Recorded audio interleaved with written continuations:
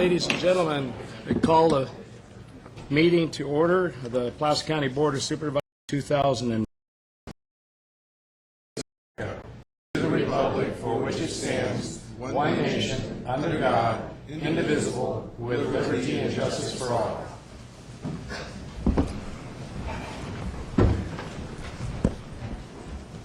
And would you please read the meeting procedures? Welcome to the Placer County Board of Supervisors meeting of Tuesday, August 18th, 2009. Agendas are available on the limit per action on items. There's time for the podium.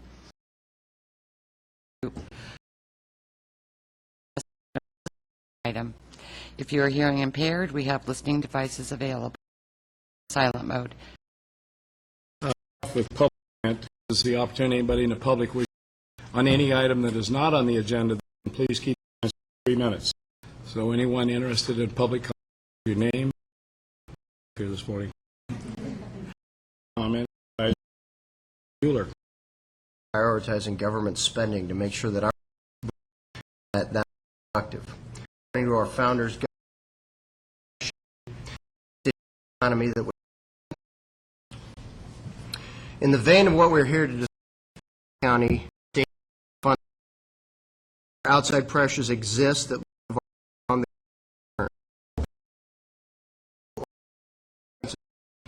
the should.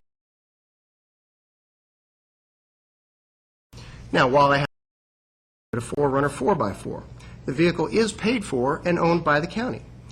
Previous fuel and maintenance costs worked out to about 17 cents per mile, based on mileage dollars in mileage reimbursement. Different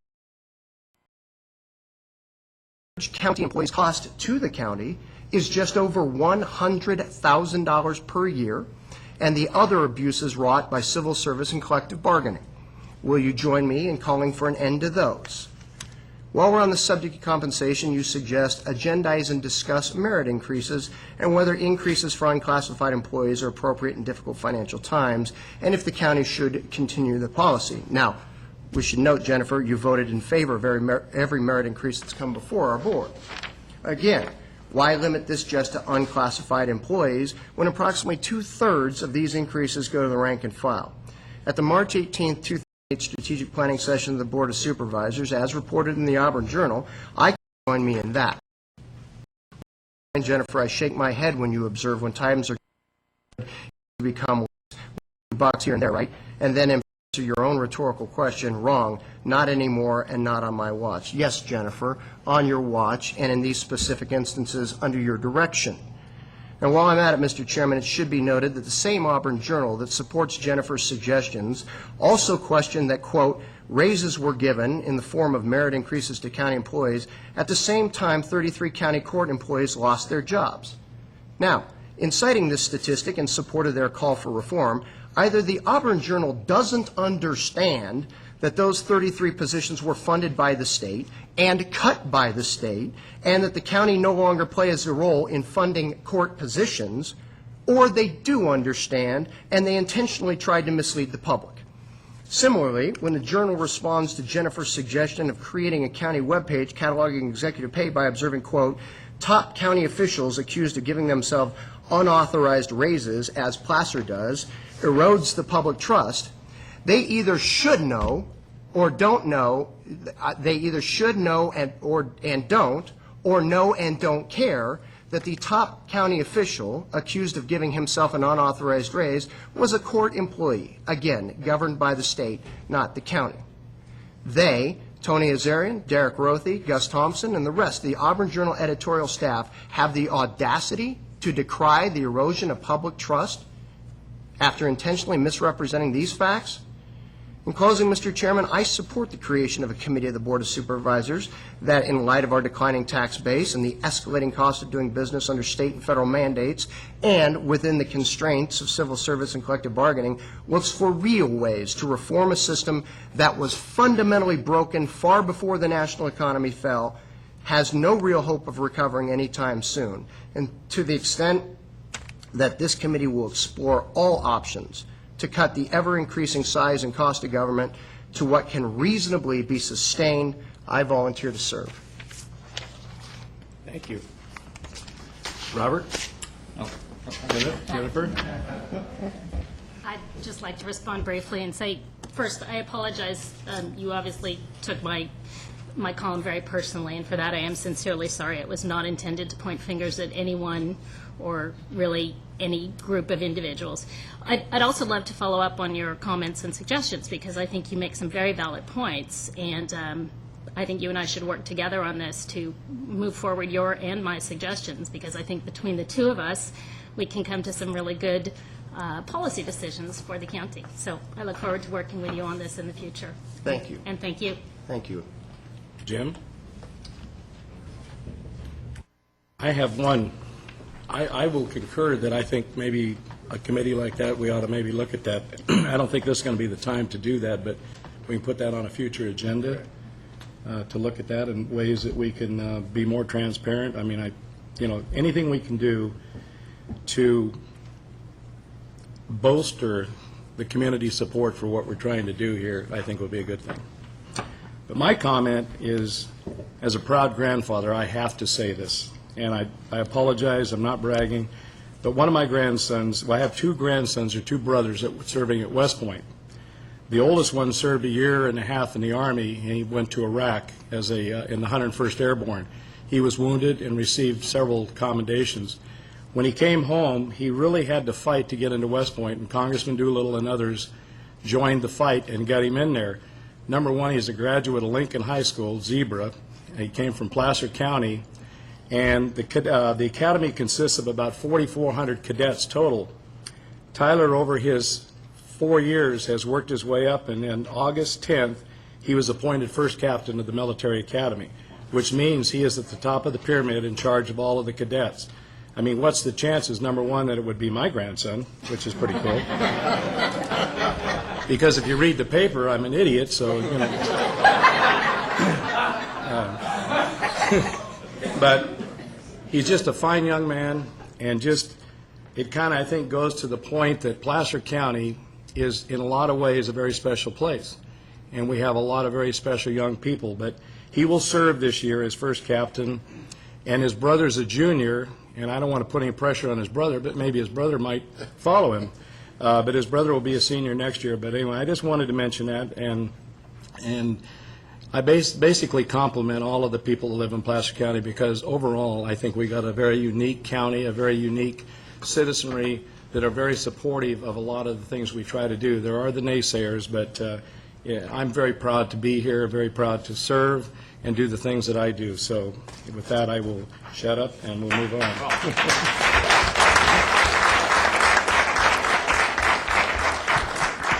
Mr. Chairman, since you brought up grandchildren,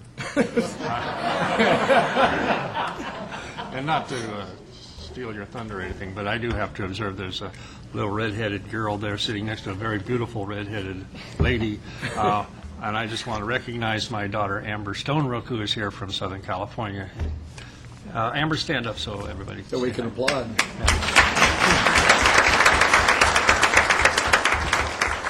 And she's the future of this country, right there.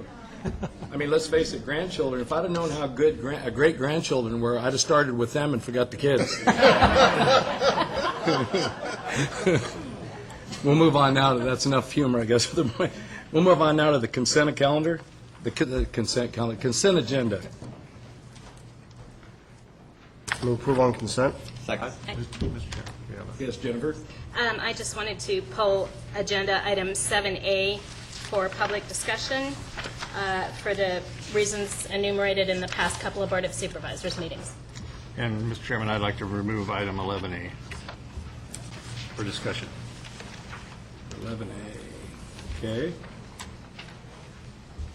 Any others? Motion and a second then to approve the remaining, the remaining items? As modified, yes. Second. All in favor? Aye. Aye? We need a roll call. A roll call. Euler, Aye. Wygant, Yes. Holmes, Yes. Montgomery, Yes. Rackham. Yes, I always miss that little detail, don't I? Let's take up 7A then. And just for the reasons enumerated in the last couple of board sessions, I just wanted this pulled for public discussion in case there's anyone in the audience who would like to ask any questions, or if there's any discussion that my fellow supervisors would like to have. I have nothing new to add to what I've said the last couple of board meetings. I have a motion then. Anybody in the audience wish to address this item? Move approval. Second. All in favor? Or roll call? No? All in favor? Aye. Aye. Opposed? Thank you. I am abstaining from this vote because I don't feel I have enough information to vote. Next item is 11A. 11A, thank you, Mr. Chairman. I'm bringing forward a request for a $500 revenue sharing for the Auburn Area Recreation and Park District for their annual Auburn Community Festival. This is an example why I support the revenue sharing program. This program is a community event in the Auburn Recreation Park. It brings together the agricultural community, the arts community with the Spherical contest. It brings our schools in. It brings all of our public service organizations. It brings in kids from the schools. So I think it's a very important program to foster and improve the fabric of our community. It's interesting to note that the request came from Derek Rothy, the editor of the Auburn Journal, and I want to thank Mr. Rothy for bringing this program to Auburn and Placer County. It is very successful. Any of you been out with the giant pumpkin contest? A lot of people come from around the community to see that, and also with the tremendous Scarecrow contest that they have, and one of our former employees, Kirk Barton, generally takes first place in that. So anyhow, with that, I just wanted to point out my support of the revenue sharing program, and with that, I will move approval of item 11A. Thank you, sir. All in favor? Aye. Opposed? Thank you. All right, now we'll move on to the 9:05 timed item, Public Works.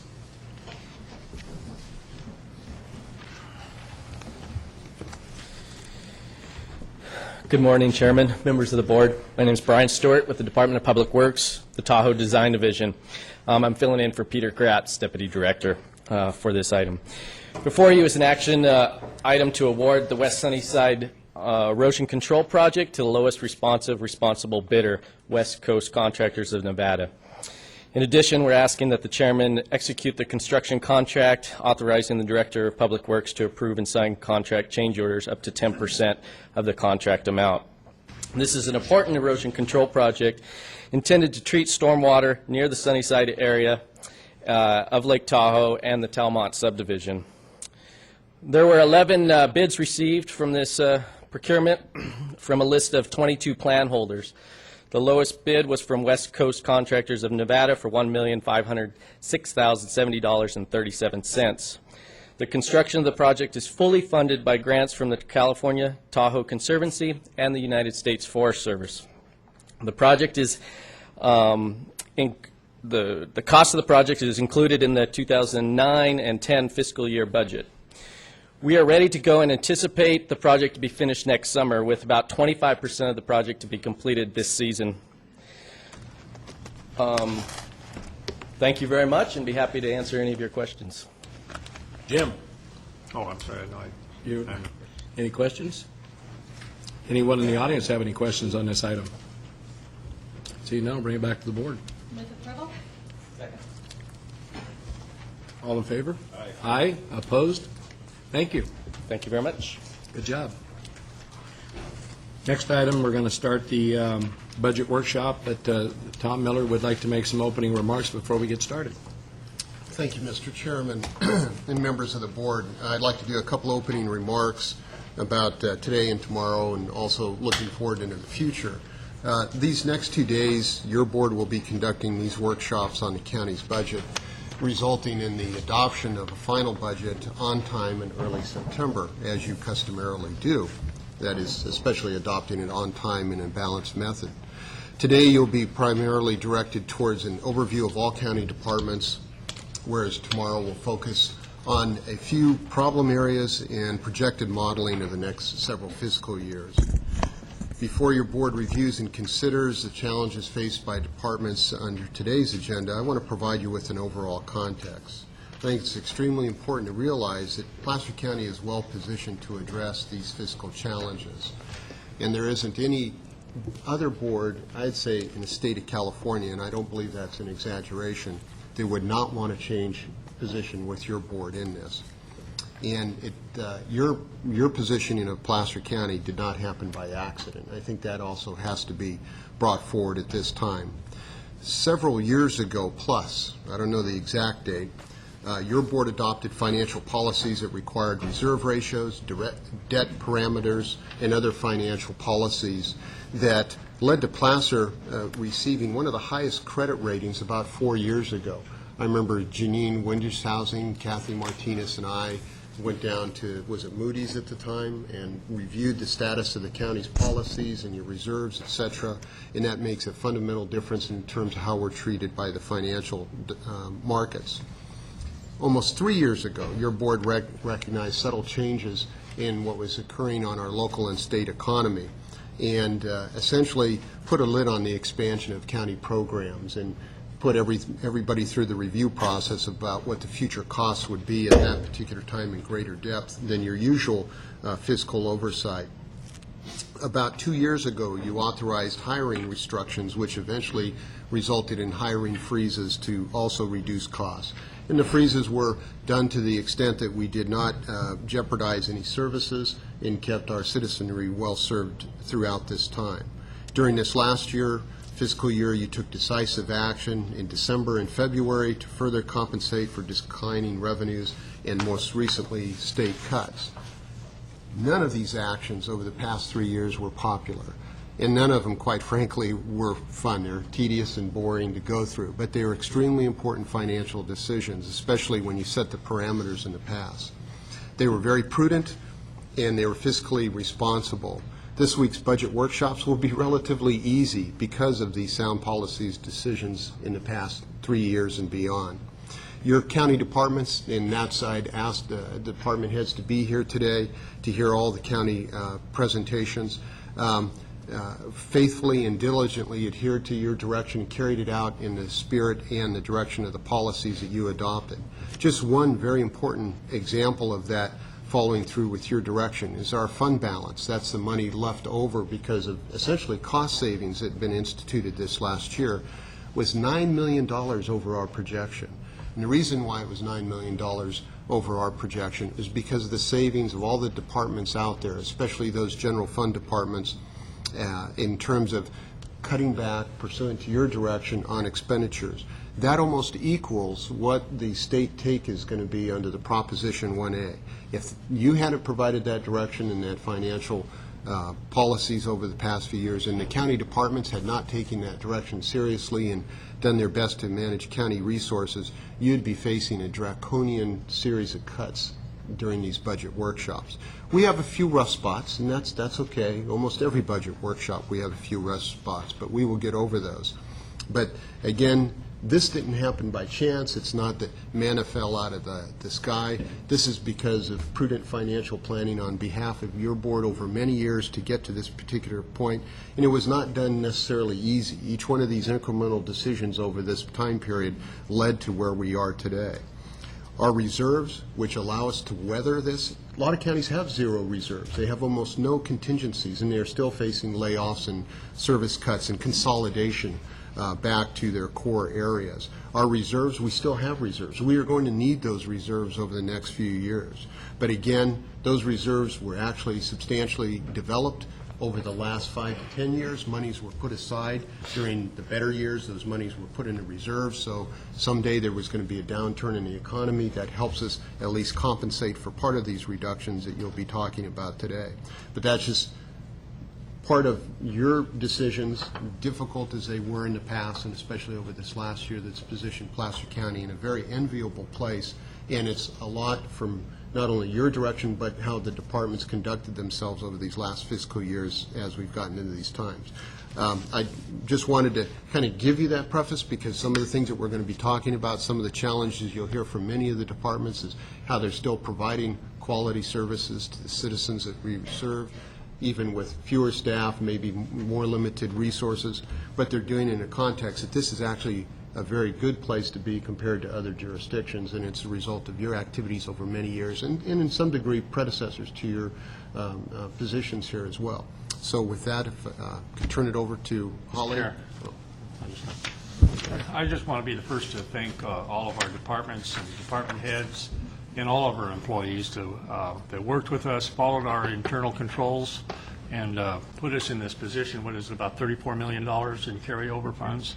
It's been, it's put us in a very good position, and I just think that you all need to be publicly acknowledged for what you've done to put us in this position. So on behalf of me, thank you very much. Anybody else? I would second that, and we need to be quiet so the state don't hear we got extra money because they'll come after it. All right, I'll turn it over to Holly. Thank you very much. Good morning, Mr. Chairman and members of the board. I wanted to just lay out a little bit of a platform upon which this budget is predicated. As you know, every year when we come forward, we're using revenue estimates and expenditure estimates based on history.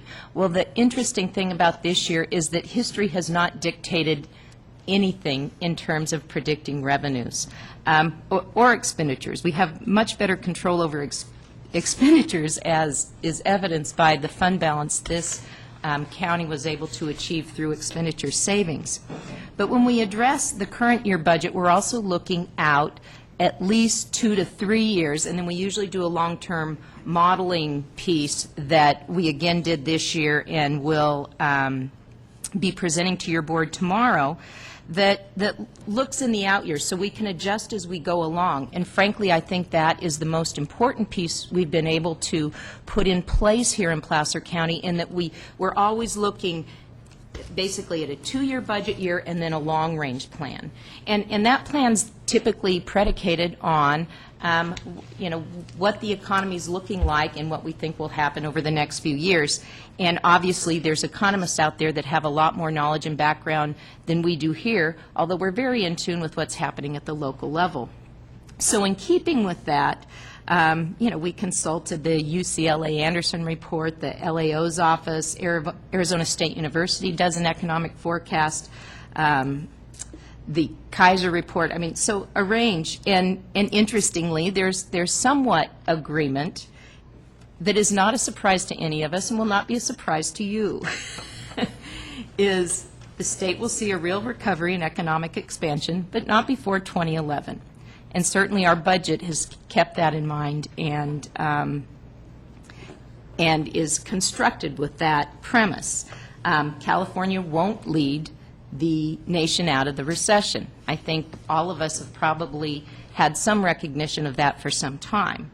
And certainly with us having such a reliance on the state and state revenues, that's important to us. Employment won't grow in 2010, but in 2011. So in all these reports we look at, I think there's a fair amount of consistency there. Interestingly, while California won't lead us out of the recession and that there is some glimmer of optimism there, I think the caution here is that it has to be tempered by the specter of the state of California poised to contract at probably the worst possible time. So with that in mind, that's a basic framework of how we looked at that budget. And of course, we always spend quite a bit of time looking at what's happening in Placer County. And as an update to that, in Placer County, housing starts are down about 24% from July 2008 to June 2009. Our sales tax receipts for the last quarter down about 16%. In the past 3 years, $7.4 billion has been, I'm going to say temporarily, removed off the rolls, which reflects about 63,000 properties that were noticed. That's about 40%. And so you really see how material these economic impacts are to Placer County. And as you all know, your greatest source of discretionary revenue is property tax. Now, when you're looking at the trends, and we look at the State Board of Realtors information and other information sources to track this information, we're very much tracking with about the year 2002 in terms of values. So when you talk about right-sizing, you know, we can start looking at baselines where we can identify specifically, okay, this is about the level of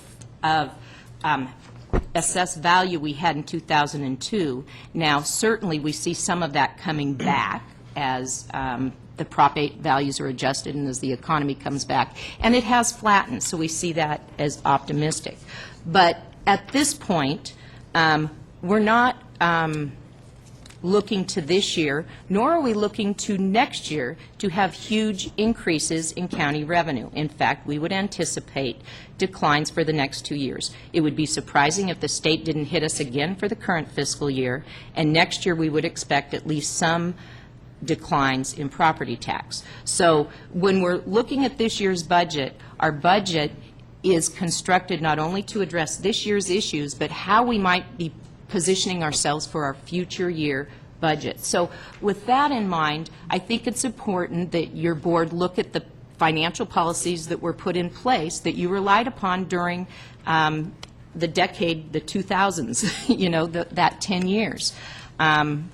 You know, and it was to the extent possible funding ongoing services with ongoing revenues, limiting backfill of state programs. Can you do it all the time? No. Are there other pressing needs and priorities? Yes, and I think those are the challenges ahead of your board determining where that needs to occur.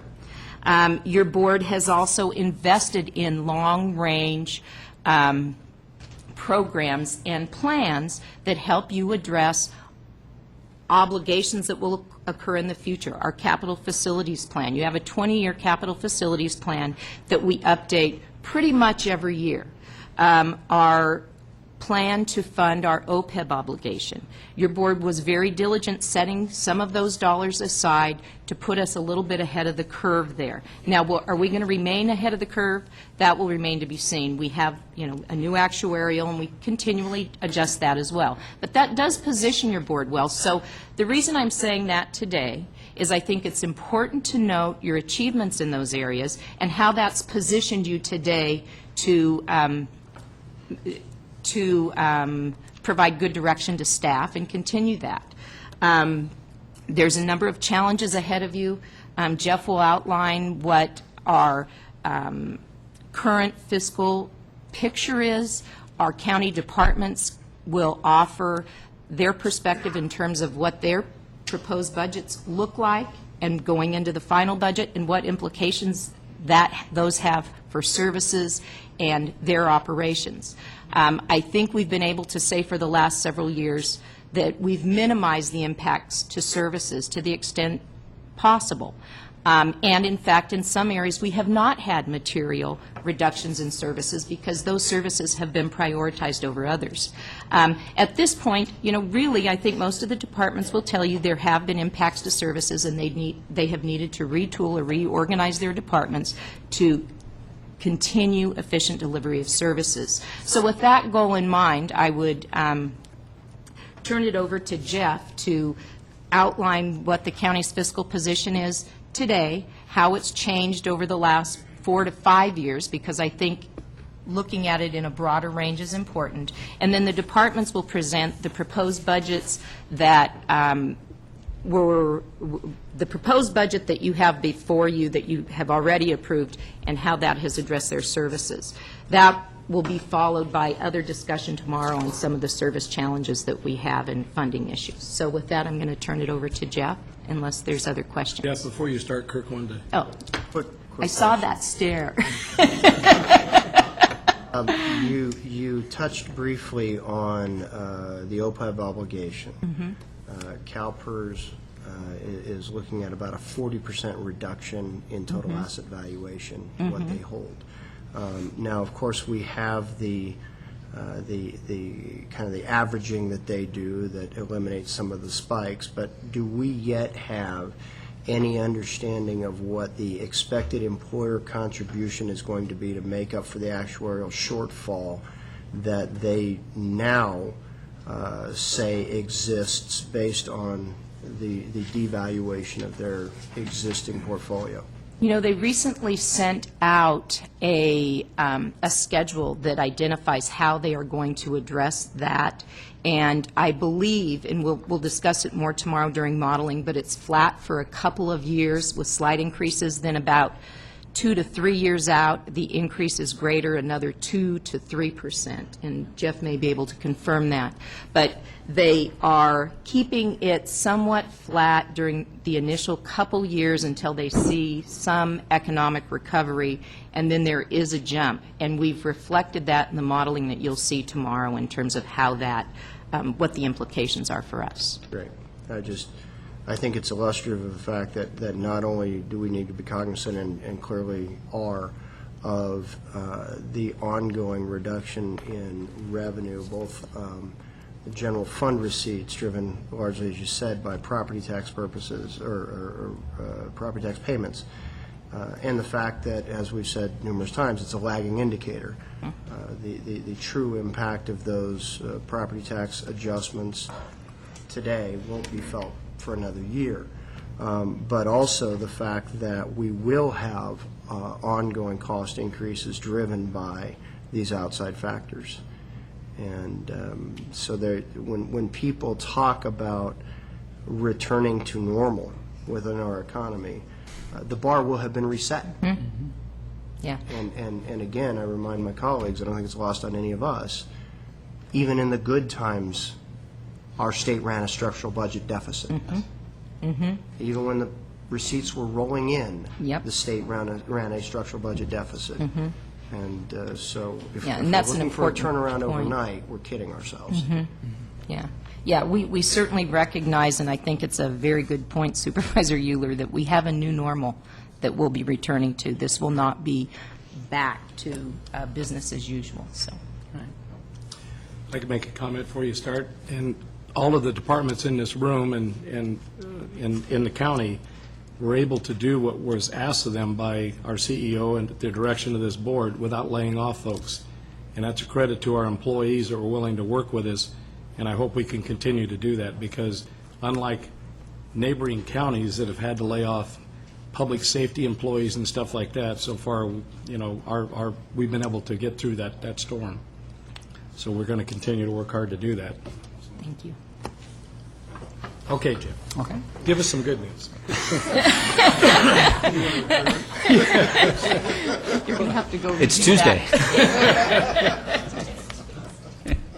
Oh, good morning, Mr. Chair and members. I'm Jeff Bell with the County Executive Office, and I'm joined this morning by Linda Oakman here at this table, and over at the table to my left, Becky Riggin and Allison Carlos. And we're going to talk to you this morning about the county budget and go with a little bit of more of the presentation here to walk through some of the agenda, if the clicker will work for us here.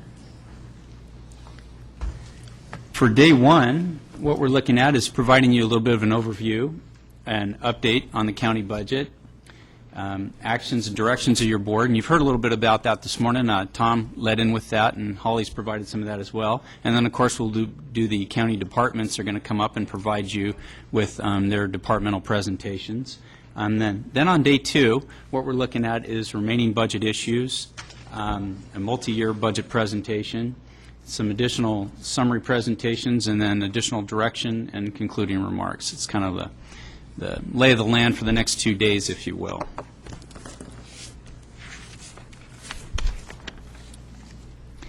Now, as Tom had alluded to, your board has, over the past several years, taken action early and has met frequently on the economic decline that has hit our state and our nation. And I won't belabor the points that have been made, so I won't continue to repeat a lot of the points that have already been made this morning, other than to say that these actions have made a significant impact on our county. For example, in December of 08, the $9.5 million action that needed to be addressed, the 4 days of MTO that were authorized at that time, the need to hit $1.7 million of our reserves, the 38 vacant and funded positions that were the funding for those positions that needed to be swept at that time. Those were meaningful actions that were needed at that time. They were difficult actions, and your board authorized those actions, and as a result, we were able to be in a better place and address the difficult challenges that we faced.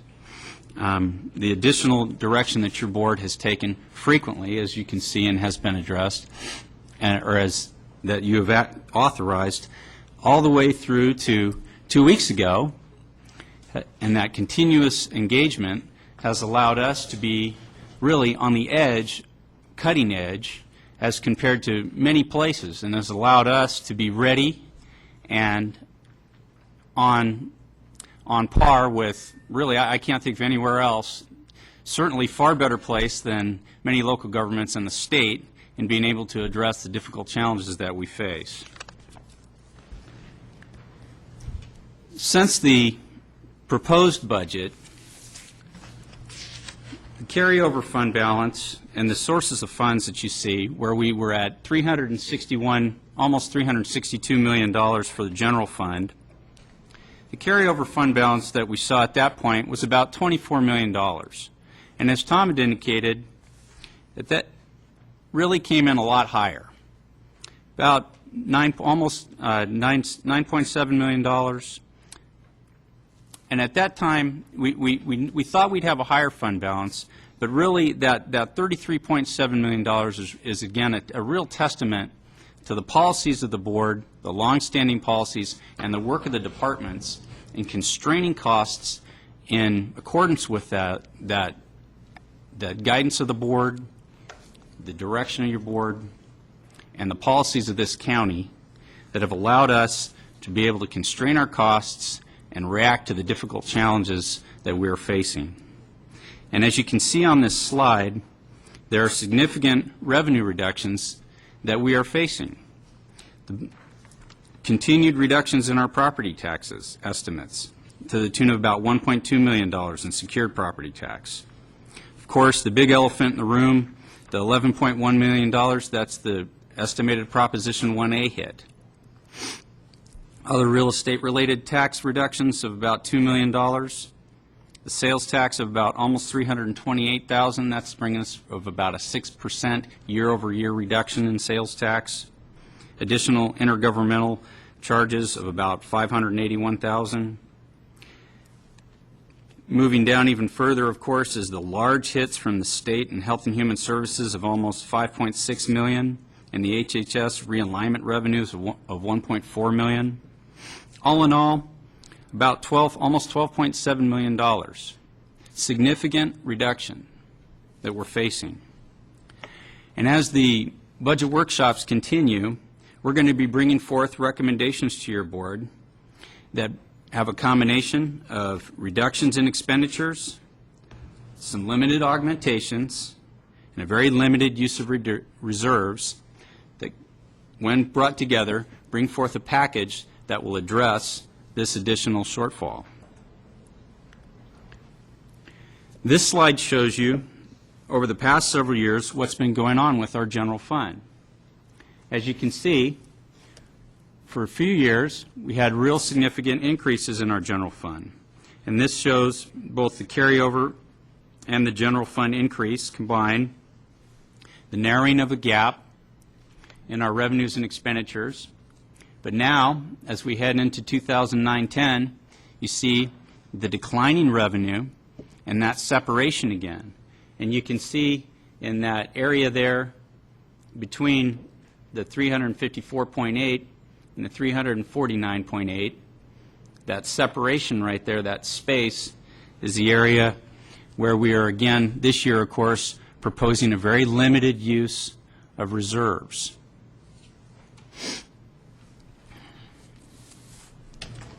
Now, the general fund contributes to a number of other funds. And again, we talked about this when we came and visited with you 2 weeks ago.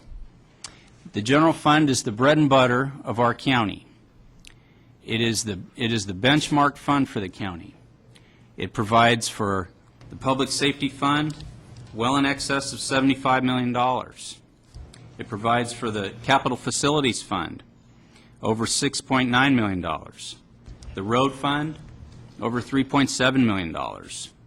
Provides funding for debt service, the fire fund, library fund, open space. It provides funding for a number of funds in our county, as you can see in this slide. It is the bread and butter for our county. And so, to the extent that it remains healthy, the ability to fund other funds, the ability to fund other funds is essential. The general fund reserve, and this is the general fund general reserve, if you will, has been maintained over the years and has been built up to the tune of about $18 million. We have again this year recommended a limited use of that fund, that general fund reserve. We came to your board mid-year, and at that time your board allowed a use of about $1.7 million of it. That's the December board action that you see at the mid bar there. And then at the proposed budget, which is again at now the final budget, we recommended the use of $4 million, retaining $12.2 million in the general fund general reserve. And at this time, we're not recommending any additional use of the general fund general reserve. We believe that it is essential to retain that level of funding in that general reserve. Why do we believe that? Well, as has been mentioned earlier, there's additional possibilities, in fact, high likelihood, that the state isn't done this year. In fact, as you read, when they passed the budget that they just passed, there's up to a $15 billion deficit awaiting them for the next fiscal year.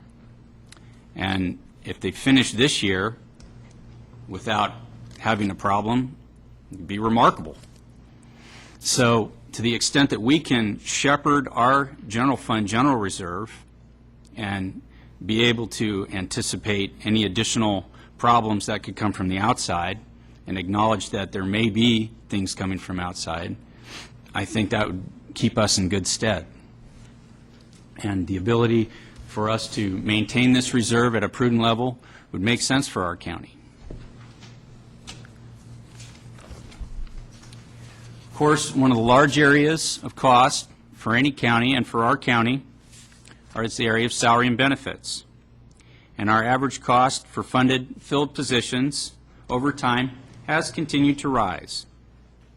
In 2005-06, the average cost for funded position was about $90,000. This is full cost, salaries and benefits. That's continued to rise over time to where now it's about $104,000. We have estimated how much that would be for 2009-10. That's our estimate based upon 2008-9 going forward to about almost $105,000. And this is, again, all funds based on our 5-year trend.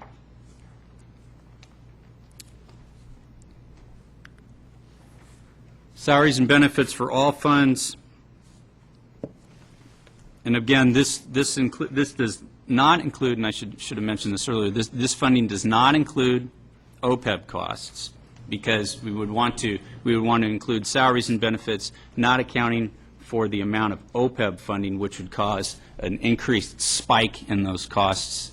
All things being equal, that is a cost that is recognized for the county, but we wouldn't want to spike the costs in a given year. And if I could, Rocky, just clarify. Yes. Jeff, so you're, with regards to OPEB, there's the current funding requirement that, as it relates to, for example, if you hire a new employee, you're only referring to the past built-up debt for which we now have to fund, or are you talking about what would be necessary for current payroll? What I'm saying is that does not compensate for the debt buildup. We didn't. In the county, we have included OPEB funding per employee, but for the purposes of this measurement, we took that cost away from the per employee measurement so that you could see how much the rest of the salary and benefits costs are. So we've taken it out of the per employee cost, so you could see, all things being equal, regardless of the OPEB costs, this is how much they're rising year over year. If I could, let me explain the reason why we did that. In the early years, the board set aside lump sums towards OPEB without necessarily having the actuarial saying, put this money aside. So not through benefits and salaries, we funded OPEB differently. So it would not show up on this chart at all.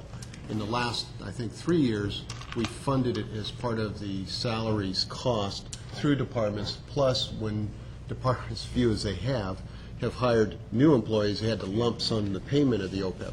So it did not, it would not fit this chart because it doesn't reconcile the early lump sums into a reserve essentially that had now been transferred to a trust. It would have only shown up in the last 3 years that it would have shown up as a benefit cost, kind of. So we thought it distorted the chart. So, if I may, maybe muddy the water more. What we're talking about, or I think trying to make sure that we establish a common baseline, is absent, was it GASB 45 that required the acknowledgement of the unfunded liabilities? I believe it was 45. I can check which GASB it was. At which point, we began making a contribution in addition to our normal contributions to pay down our unfunded liability, which, if I recall correctly, was a pension liability, a retirement liability in the neighborhood of $70 million, and the OPEB was another 240-ish or something, putting us north of $300 million. That was our unfunded obligation. Does that sound about right? Yeah, about 300. I'm sorry? Thank you. That's what I thought. So for the purpose of creating this chart, what you're saying is that you've pulled out that additional contribution that we made in order to fund down or pay down our unfunded liability. Right. Okay. Yes. All right. Thank you. Yes. Any other questions? And so on this slide, what you're seeing is not on a per-funded filled position, but rather on salary and benefits, all funds, a trend line for the past 5 years, salary and benefits, and then adjusted, the red line, what you see is adjusted for inflation, the lower line, the lower red line, how that line is trending. If it was adjusted for inflation, how it has moved over time. And then the top purple line, what you can see are the filled positions over the past 5 years. So you can see the relationship of filled positions and how it's been moving over the same period of time, as opposed to how the adjusted for inflation red line has moved along that same period of time.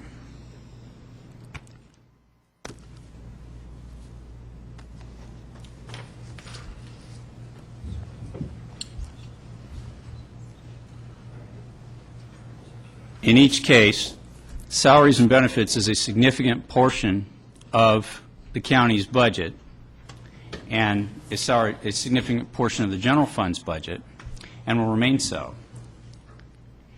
And as a summary to our general fund conversation, it's important to note that, as had been mentioned in Tom's opening remarks and in Holly's, and in the information that we provided you as we looked at the fund comparisons, it's going to be very difficult as we look at the challenges that could be coming from the state and as we look at the economic climate that we're facing, for the general fund to continue to provide the same level of support as it has to a number of the other funds over time, over the next couple of years.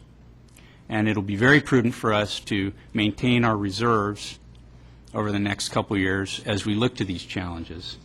And the expenditure savings that your board has provided, the policies that your board has provided and the expenditure savings that has resulted from those policies and from the work of the departments have served this county very well. And labor costs will continue to be a pressure for our county now and into the future.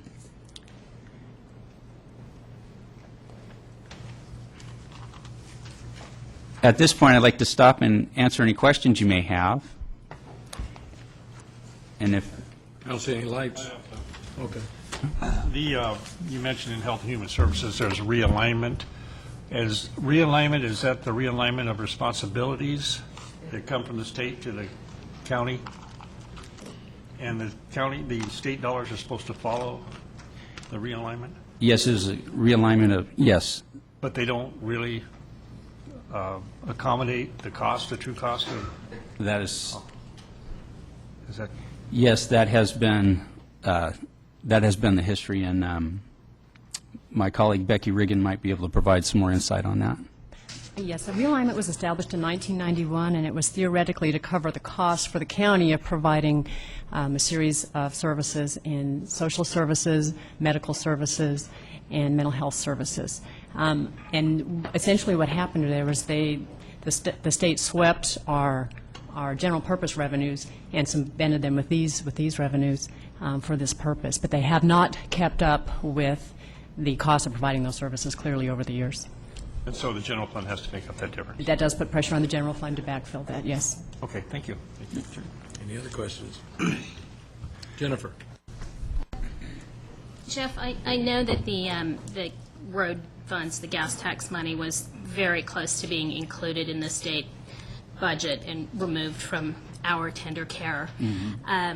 Are we strategizing for the ultimate removal of those funds from our county coffers? I mean, my gut feeling is when they come back with this ongoing structural imbalance in a couple months, that's the first thing they're going to be looking at taking. I'm asking you to crystal ball here, I'm sorry. Well, I think as you'll get through the budget information, you'll see that the wherewithal to completely backfill is simply not there. Right. Yeah, and I think we are looking at different options on different revenue sources to potentially augment road services costs, maintenance costs. But if they go back to what they had proposed with what was $7 million a year take, it's almost inconsequential to what we could do to that kind of loss in revenue. So at this point, we do not have a true plan B on how to backfill all those dollars. Great, thank you.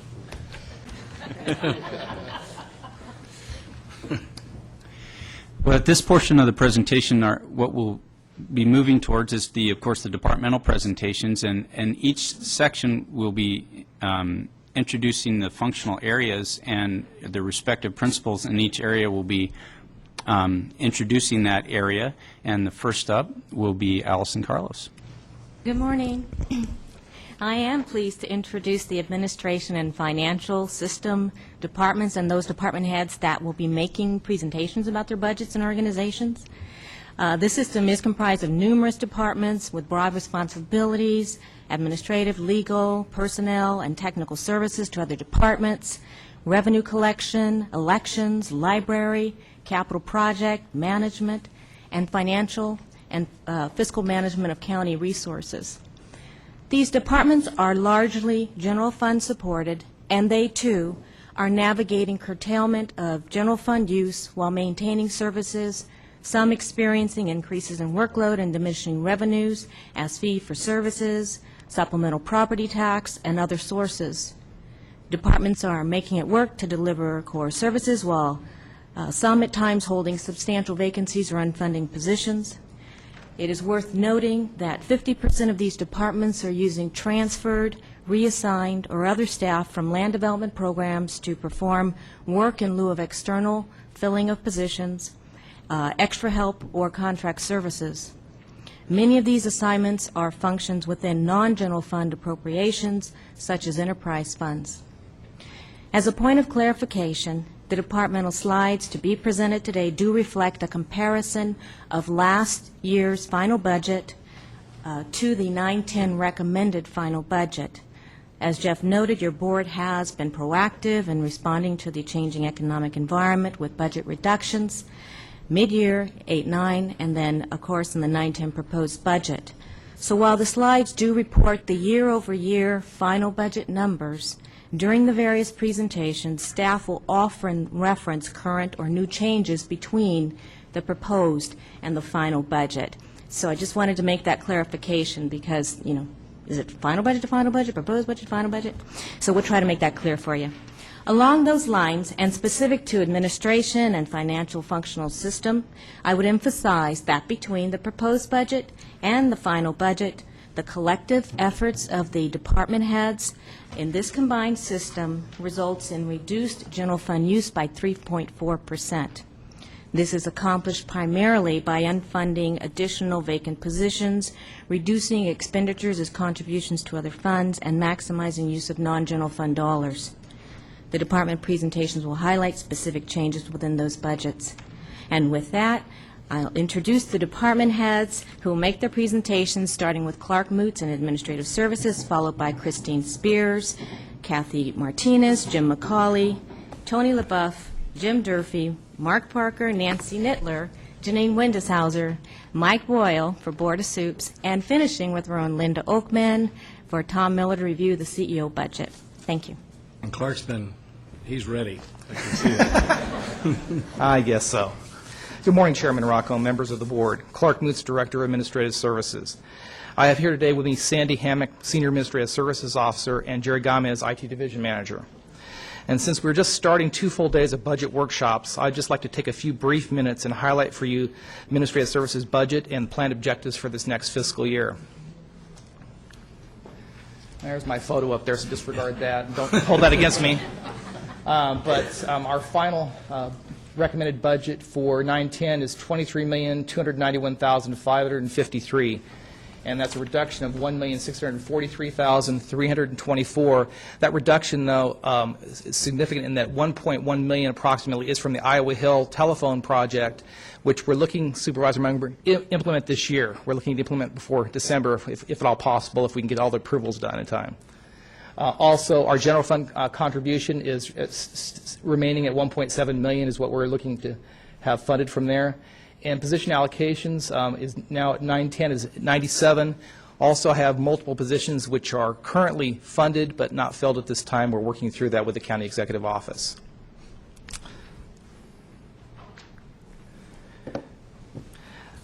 The Administrative Services Department remains committed to provide outstanding, cost-effective customer service to every department in the public as we look to the future. It is even more important in these tough economic times to look for new and innovative ways to lower costs and still provide quality customer service. We've been working with our customer departments to evaluate how they can potentially reduce their operating expenses by contract renegotiations for one-time and annual costs. It's just amazing how many vendors these days are now willing to renegotiate costs and reduce those annual costs, and so we want to continue to focus on that this next year. We continued our focus on county collection efforts. It's quite a significant accomplishment during these economic times to still end the year with over $20 million in total collections. That's down about $200,000 from the previous year, but it's still a heck of an accomplishment with the economy that we're still able to collect that much revenue in for the county. We are providing revenues of county department IT practices and procedures to evaluate any potential cost savings, increased efficiencies, and customer service improvements. We're currently working with the County Executive Office and the Auditor Controller on providing just this type of review for the Community Development Resource Agency, and then we'll be working with the County Executive Office on taking that same program out to other departments this next year. We've also been assisting our customer departments in providing increased public access to information via the county website, as well as by new innovative technology implementations. The Assessor's Department, we just implemented with them an automatic call director for increased customer service of taking phone calls, as well as the building department with their interactive voice response system for building inspection scheduling. Information technology will continue to focus on ensuring that the county's IT networks are maintained in both a secure and fiscally responsible manner. This is best illustrated by the outstanding network uptime availability. In this past fiscal year, IT also blocked over 12 million spam messages that you're not receiving in your inboxes, and over 7,500 viruses from entering the county network. As we go into the countywide interoperable radio network project, even in these tough economic times, we're still continuing to lead the efforts on this project. We successfully completed Step A this past year, and we're currently implementing Step B, which your board approved in May of this year, and we're continuing to work closely with the County Executive Office on grant funding strategies for this very critical public safety project. And it's still targeting more grants, assistance to firefighter grants, and other funding. Anything we can obtain, we are looking to obtain for this project. Also, information technology just received the National Digital County Award from the National Association of Counties and the Center for Digital Government for the 4th year in a row. Placer County is ranked number 6 in the nation by our population for the digital services that we provide to our departments and our constituents.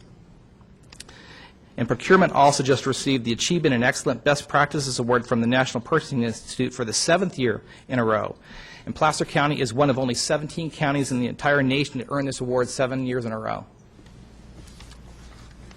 In my closing comments, my organization is customer service focused, and even with the reductions in funding, we're still continuing to focus on those customer service and quality enhancements to our departments.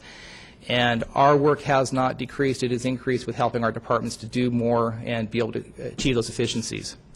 And as I close, I'd like to thank the County Executive Office for their continued support of my organization. Would also like to thank your board for your leadership and support during these challenging economic times. I'd also let you know I'm in full support of the CEO recommended budget and do not have any additional requests. I'm asking for your consideration and approval of this budget of mine today. I'm available for any questions that you may have. Don't see any questions. Good report. Thank you.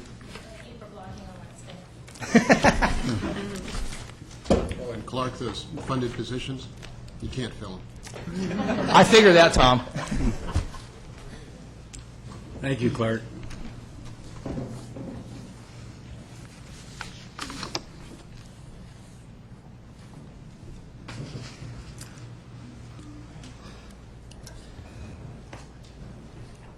Say the same. Good morning, Kristen. Okay.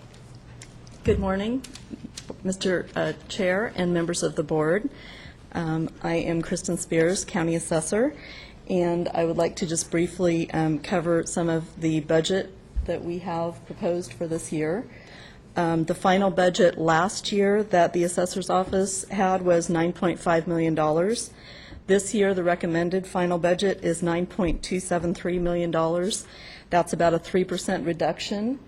As far as our general fund costs, for 08-09, we had general fund cost of about $5.795 million, and this year our recommended final is $6.6 million. That did increase slightly due to some decreases in our supplemental revenue projections.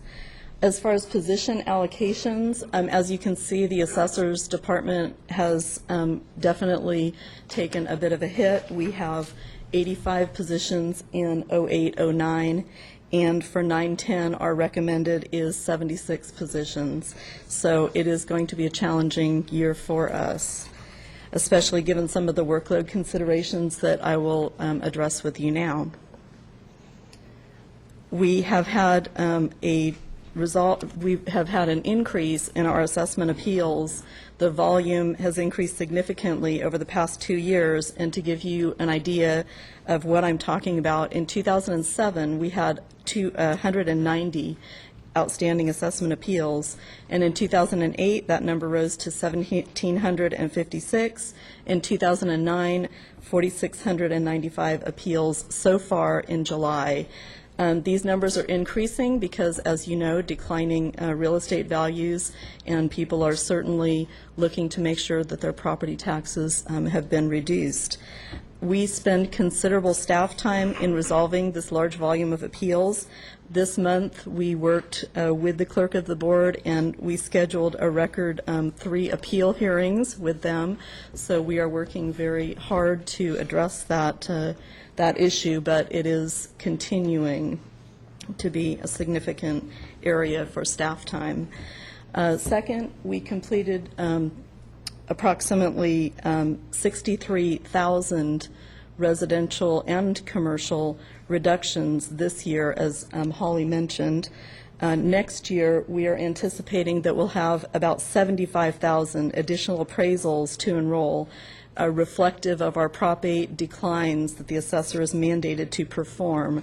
So that will be another very significant work item. We do perform a proactive approach within the assessor's office, and at the current time, about 40% of our properties, secured assessments, are on a Prop 8 decline and receive notice of a reduction in their property tax values. So this is a huge undertaking for this last year. It will be an even larger undertaking for next year. We will have not only the same residential property issues, because once the 63,000 are in for a Prop 8, that requires annual review.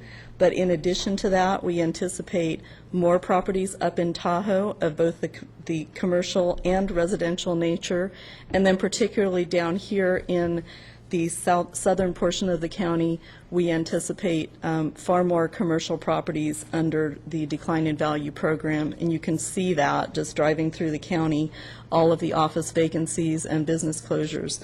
So those are some very difficult undertakings. Skilled appraisal staff is necessary, need to be familiar with their areas of appraisal, and in particular, a significant amount of computer support.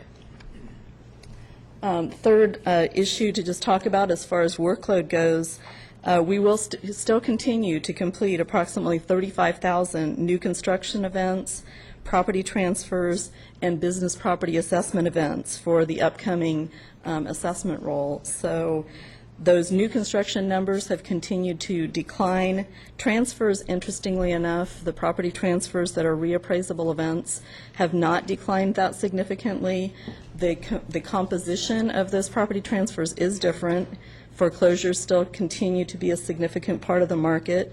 Short sales are up, and it's far more difficult to complete those appraisal events given the type of transfers that are occurring.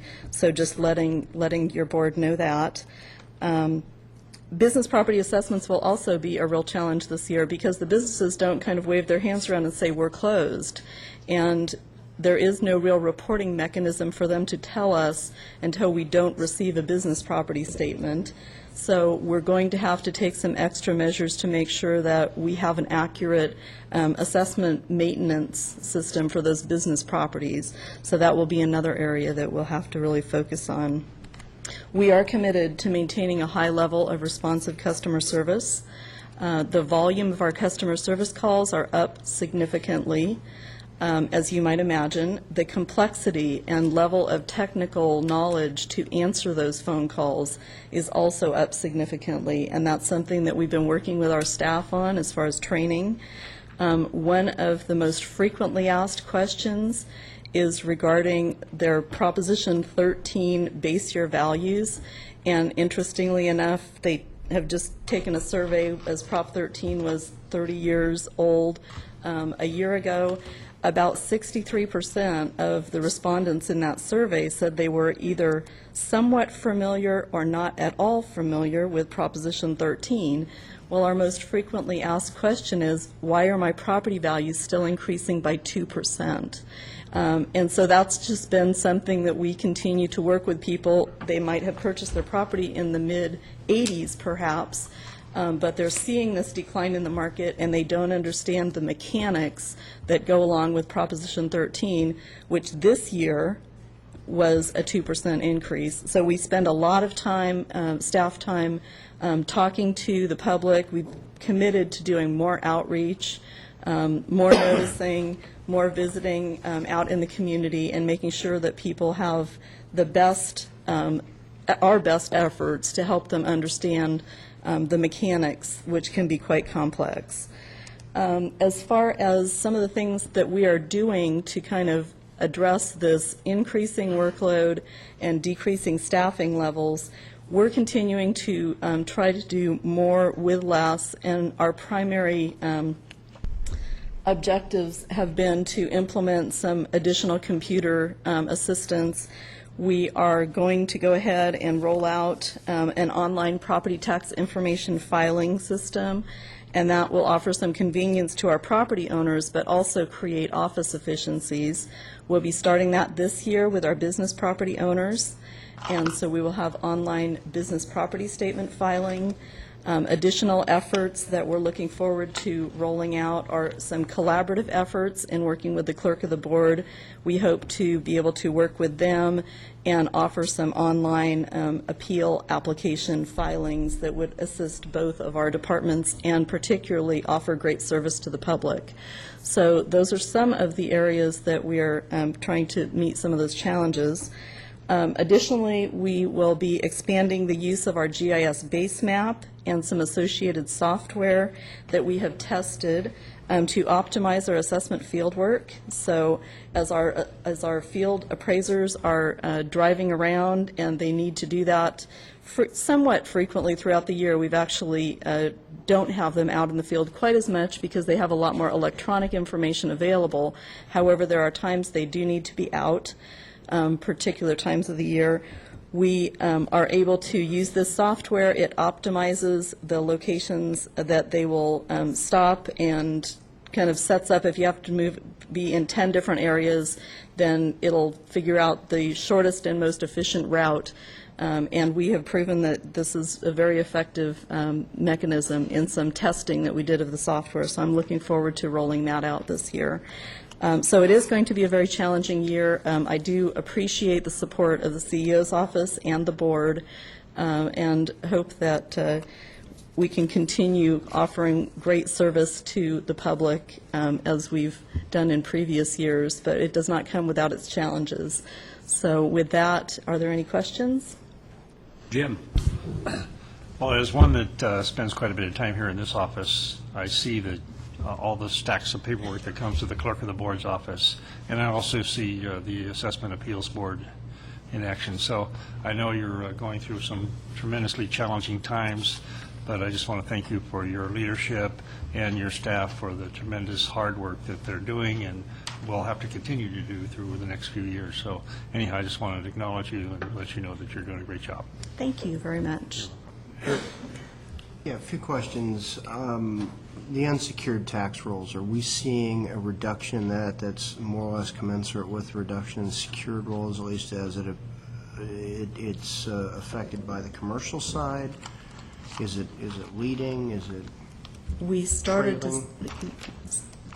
to see some, the unsecured roll traditionally values for each business will decline because it's primarily personal property and fixtures, and they do depreciate over time. However, we did see some additional reduction in the unsecured roll due to business closures, and I was very curious about that also. I think that it was minimized this year. We're always looking for value and existence as of January 1st, and many businesses held out this year. They hit the Christmas holidays. They were still open. I think that we'll see more of that impact next year.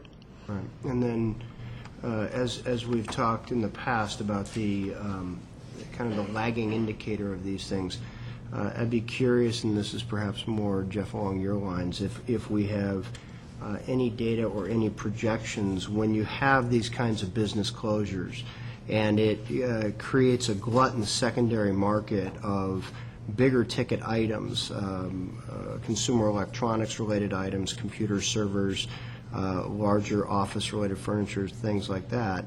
You have that kind of glut in the secondary market. What the impact is to sales tax receipts in those areas, and what that has traditionally been by way of a percentage of our sales tax receipts here in Placer County, because obviously you can expect that with that much secondary equipment available on the market, you will have significant absorption of that before people go out and start paying retail for some of those bigger ticket items. And so as we look at our sales taxes by sector, might be interesting to see what consumer electronics and office-related items, desks, cubicles, all big ticket items, what percentages those comprise. A couple questions, and I don't know which CEO, staff person is the right person to ask these questions of, or maybe, Kristen, you're the right person. Just looking at the numbers as we reconcile your budget year to year, we're looking at a recommended final that is about $250,000 less than the 08-09 final. yet we see an increase in general fund contributions, almost 900,000, which tells me that somewhere we had a rather significant reduction in your other revenues. Where was that reduction in your other revenues primarily felt? I believe that can be attributed primarily to the supplemental revenue that's related to new construction. Okay. Yes, it was. Thank you. And then I will say I am surprised to see that a reduction in what amounts to 9 funded positions only resulted in a overall year-over-year reduction of $250,000. So that tells me that there were cost increases in other areas that made up for some of the cost savings associated with the elimination of 9 funded positions. What were those areas where we're seeing increases in expenditures? I think part of that was, in fact, some of the revenue reduction. I believe in addition to the supplemental property tax, there was a couple of other areas, but I don't know that there were significant increases in your budget at all. So we can get you detail on that, but I'm going through all the adjustments that have happened across the year, and I can't see any increases to that extent. I guess if what we're looking at, and my question is really driven, that we're looking at year over year, a total department cost only being reduced by about $250,000, yet we're eliminating 9 positions. And so just intuitively, I think that there must have been cost drivers in other areas that would otherwise offset what I would expect to see as closer to $1 million for the elimination of 9 positions. Certainly cost drivers, I think, are a part of that, but I can't think of any other increases in the expenditures, but we will look into that for you. Perhaps I could help with that. Of the positions that are unfunded, there are 85. There are 9 positions that are unfunded. 7 of those were actually unfunded in 0809. So it's only 2 additional positions that were unfunded for 910. That would answer the question. Okay. Thank you very much. There is also, maybe for clarification, an anomaly in how we deal with these departments, the Assessor's Department and the Treasurer, Tax Collector, and maybe the Auditor Controller. They get credited revenues that are sometimes described in other counties as general revenues, like I think in the Treasurer, Tax Collector, the interest earned off of the investments is credited as a revenue to her department, and like the supplemental tax is credited. Right. And so supplemental taxes go down, and in a good time, it looks good because supplemental taxes go up, so it looks like you have more and more revenue. When it goes down, your general fund revenue goes down, and other jurisdictions do not credit those directly to those departments, and it makes a more stable picture, I think. Thank you.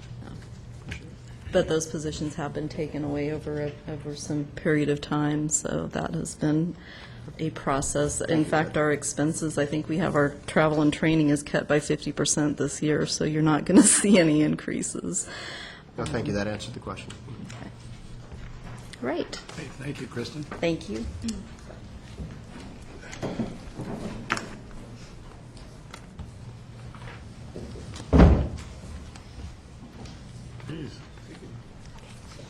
The control over there. Good morning. Kathy Martinez, Auditor Controller for the county. And I got to get to our slide. There it is. Actually, you'll see up there that my budget, just like everybody else's, is getting hit this year. We've lost $100,000 out of the budget. I am fortunate in that there were no more position sweeps from my budget this year. We're showing 42 funded positions. 2 of those are unfilled, and we currently are hoping to keep them unfilled to help the bottom line for the county as we go forward. Okay, so there's my write-up on what we intend to do, but I thought maybe today I would give you a little more information to give you a sense of what the economy and the budget situation, the impacts it's had on my department. So just general information, in 0809, we produced 78,652 paychecks, okay? And that happens every 2 weeks, whether we want it or not. Every 2 weeks, we put out those paychecks. We put out 74,823 vendor warrants. I did not get the count on the number of journal lines, but it's in the hundreds of thousands of journal lines that come through. My staff scrutinizes each and every one of those. All the payroll is scrutinized, every vendor payment is scrutinized. You guys probably know this. Each of the journals is scrutinized. We scrutinize everything. We also are seeing increases in workload in the property tax division in that just the direct charges that go on the roll. In 2006-07, there were 304 different direct charges that went on the tax rolls for 425,000 individual parcels. In 08-09, it had gone to 338 direct charges that go on the rolls for 474,000 parcels. So different entities throughout the county are adding direct charges to the tax roll, which impacts our work. Now, the ironic thing is, as the economy is tanking and as our budget is tanking, unfortunately, our workload is increasing. Kristen is doing an excellent job of reassessing properties. Really good job. However, that's increasing our workload. Anytime there is a change in the value on a piece of property, there is a roll change that comes through on the tax roll. Now, in the past, we've had a lot of those roll changes, supplementals, and bills have gone out and money has come into the county. That's a good thing. Now we're seeing refunds going out. Total volume of those roll changes is pretty much the same as it has been for the last several years. However, processing a refund takes us 4 to 5 times longer than it does to process a bill. That's why we hate to do the refunds, right? So we have processed 13,000 refunds in the last fiscal year, and if what Kristen is saying is true, it's going to get even worse next year, which is bad for the county's budget, bad for my staff's workload. Other things that impact the budget, when the state my workload, and when the state in its infinite wisdom decided to borrow our property tax, that means that we have to implement that Prop 1A. We're not sure how to implement it yet because they didn't say how, they just said give us some money. So my state association is working on the guidelines for that, but that will be an increased workload to my property tax division to figure out how to do that. Same with them borrowing the RDA money. There's going to be an increased workload for my staff to figure out how to make that process work. Other areas where there are impacts on my staff's workload, in the payroll division, anytime anything new happens, it impacts my payroll division. So when the first 4 days of MTO were implemented, impacts payroll because they have to figure out how to make it work in the system. The new MTOs that have come through impacts payroll. They have to figure out how to make it work. Any kind of negotiated benefit or wage changes or limits, caps that are put on, anything that your board does really regarding payroll is going to impact my staff, because whether it's benefit to payroll to employees and makes it better for them or makes it worse for them, doesn't matter. It's going to make it worse for the payroll staff. So there's an impact there. We are getting a huge amount of requests for increase in requests for assistance. One of the biggest came from CEO, and Clerk mentioned it earlier. We have been participating in a review of the CEDRA agency, and it has been a combination of CEO, my staff, and admin services. I think it's been a really great process, and it's coming close to the end of that process. Very valuable, increased workload. Let's see, what other things do I have here? We are getting requests for assistance from special districts, especially with the Prop 1A. They're kind of panicking, calling us a lot, which that's what we're there for, is to help, but it does increase the volume of our work. We are scrutinizing everything, and I know you folks are aware of that because we scrutinize you.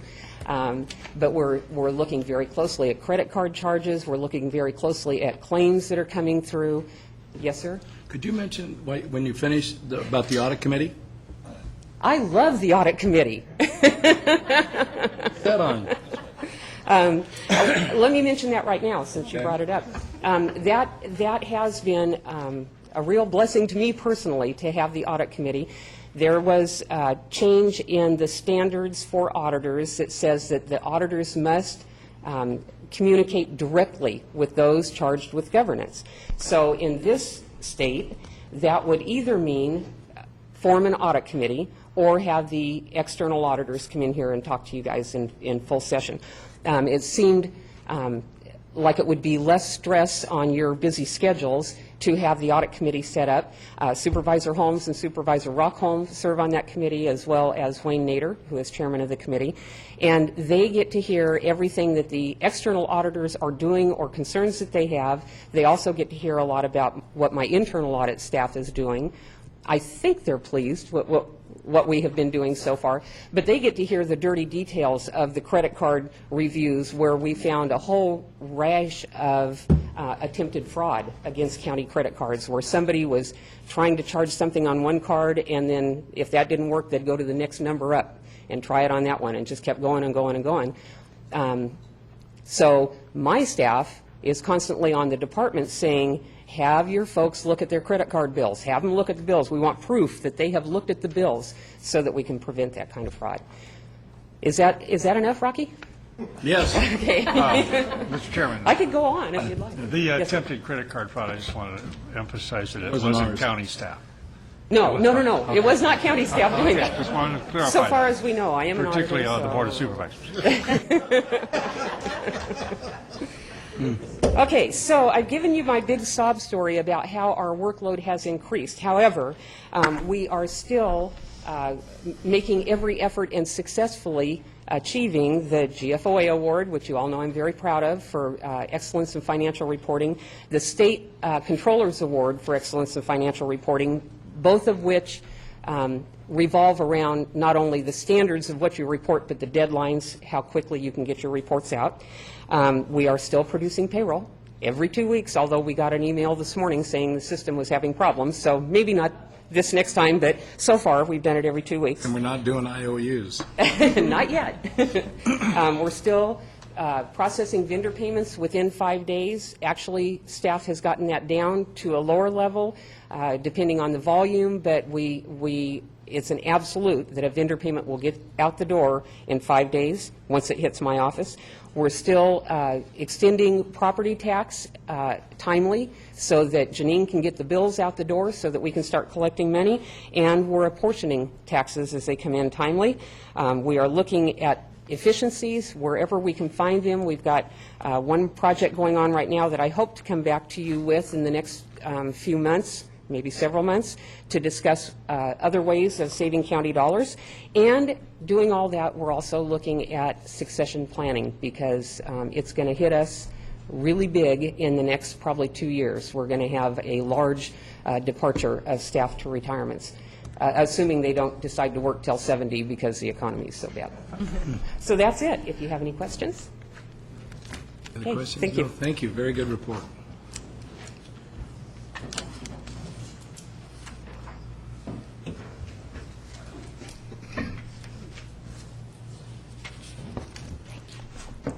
Thank you. Obviously, I'm not Jim McCauley. He unfortunately, or fortunately, had to finish the preparations for the Rockland special mail ballot election, and also a vendor presentation, which was scheduled at this same time. So he asked if I could present briefly his comments on his budget. Our budget on the recommended final compared to last year's final, the total expenditures down approximately $500,000, and most of that in reductions in one-time system and equipment purchases, but also in the defunding of 4 more positions. As you'll note, the general fund cost net has gone up, and that is because, like the other departments that work with land-related fees, the transfer tax, which is effectively like a sales tax on the transfer of property based on the value of that property, that has declined dramatically over the last several years. And the budget has been adjusted to reflect that, and we anticipate that decreasing by approximately $1.1 million over last year's budget. In addition, every other November, we have revenue collections in the November elections in the even years from special districts, school districts, and cities when they hold their November elections that we conduct on their behalf.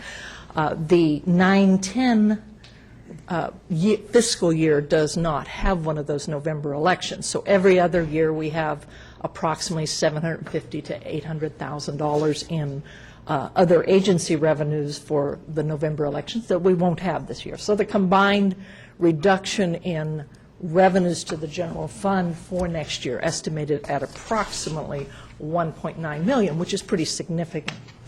What we have been able to do, and we're able to do in the year just completed, we were able to conduct the May special election that was held statewide for the state measures without having to come back to the board through economies that we had affected in both the November and May election. So we were able to just wiggle that into our budget. We are hopeful that at some future point the state might actually reimburse us for that election, as they have indicated they will at some future date. So we, in our upcoming fiscal year, we will have, in addition to the Rockland mail ballot election, which will be our largest mail ballot election to date, we will also be conducting next year's gubernatorial primary election. Unless they change it, it will be in June. And we will hope to continue our cost-saving measures as much as we are able and consistent with providing services to the public that they will expect. Part of our cost savings is we've been using clerk recorder staff. Our May election that we just completed, for example, we used virtually no outside help to help us process the absentee ballots.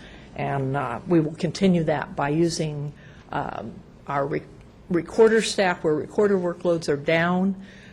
We are using them for voter registration, processing the registration cards, and for the processing of the vote by mail or absentee ballots, which are, with each election, are becoming an increasingly greater percentage of the total, and it is a fairly significant difference in the processing time. It's a much more manual process because of the signature verifications and other verifications that are required. The other big item, we'll be continuing with our implementation to get us a new recording system that will include electronic recording, automated indexing, and redaction of Social Security numbers, which right now we have to do manually if we are going to give out a document that might have a Social Security number on it. New systems allow the first pass through to identify potential documents. And I should note, too, that redaction will be both retrospective, eventually, going back through our hundreds of thousands, millions of images, as well as prospective. So that's a big effort. And electronic recording, which would allow title companies and potentially the national lenders to record electronically through a secure network. In the indexing, we do anticipate that the overall number of documents that will be recorded and indexed in the upcoming year will be slightly higher for the first time in several years than last year. We're estimating up possibly as much as 7.5%.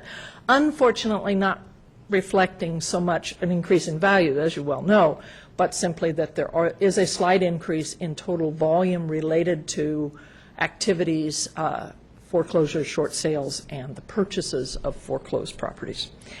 And in addition to indexing and recording our current documents, we are also starting a conversion process for our pre-2000 documents that are currently stored on microfilm and roll film to digital images. And we don't have digital images available except after starting with 2000, so we'll be working backwards to pick up older document images. And in addition, to start the conversion of our existing pre-computerized indexes that go back to the 70s, but starting the earlier ones, converting those to computer indexes is also to match up with the new computerized images. And finally, we're also, in our spare time, we work on back scanning of older vital records, getting those so that those are more available and quicker for staff to make copies when people need them.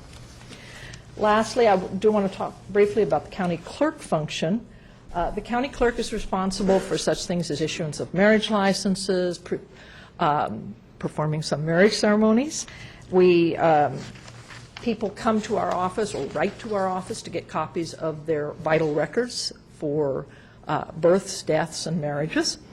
And we also handle the filing for fictitious business names and the issuance of, we accept passport applications and then send them on to the federal government. We continue, regardless of we're only mildly affected in the county clerk by the overall economic recession, perhaps somewhat fewer passports being requested, but people still need their copies of vital records or their property records and so forth.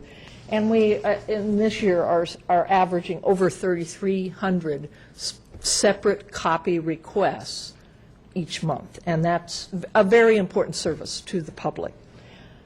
For the upcoming year, as you note on the previous slide, all vacant positions have been defunded, and we think this helps keep our staffing, frankly, in line with the reduction in workloads, particularly in the recording function, but it still allows us, through moving the folks over, to meet our obligations, particularly on the election side, and also to keep our staffing to meet the public's need on the county clerk side.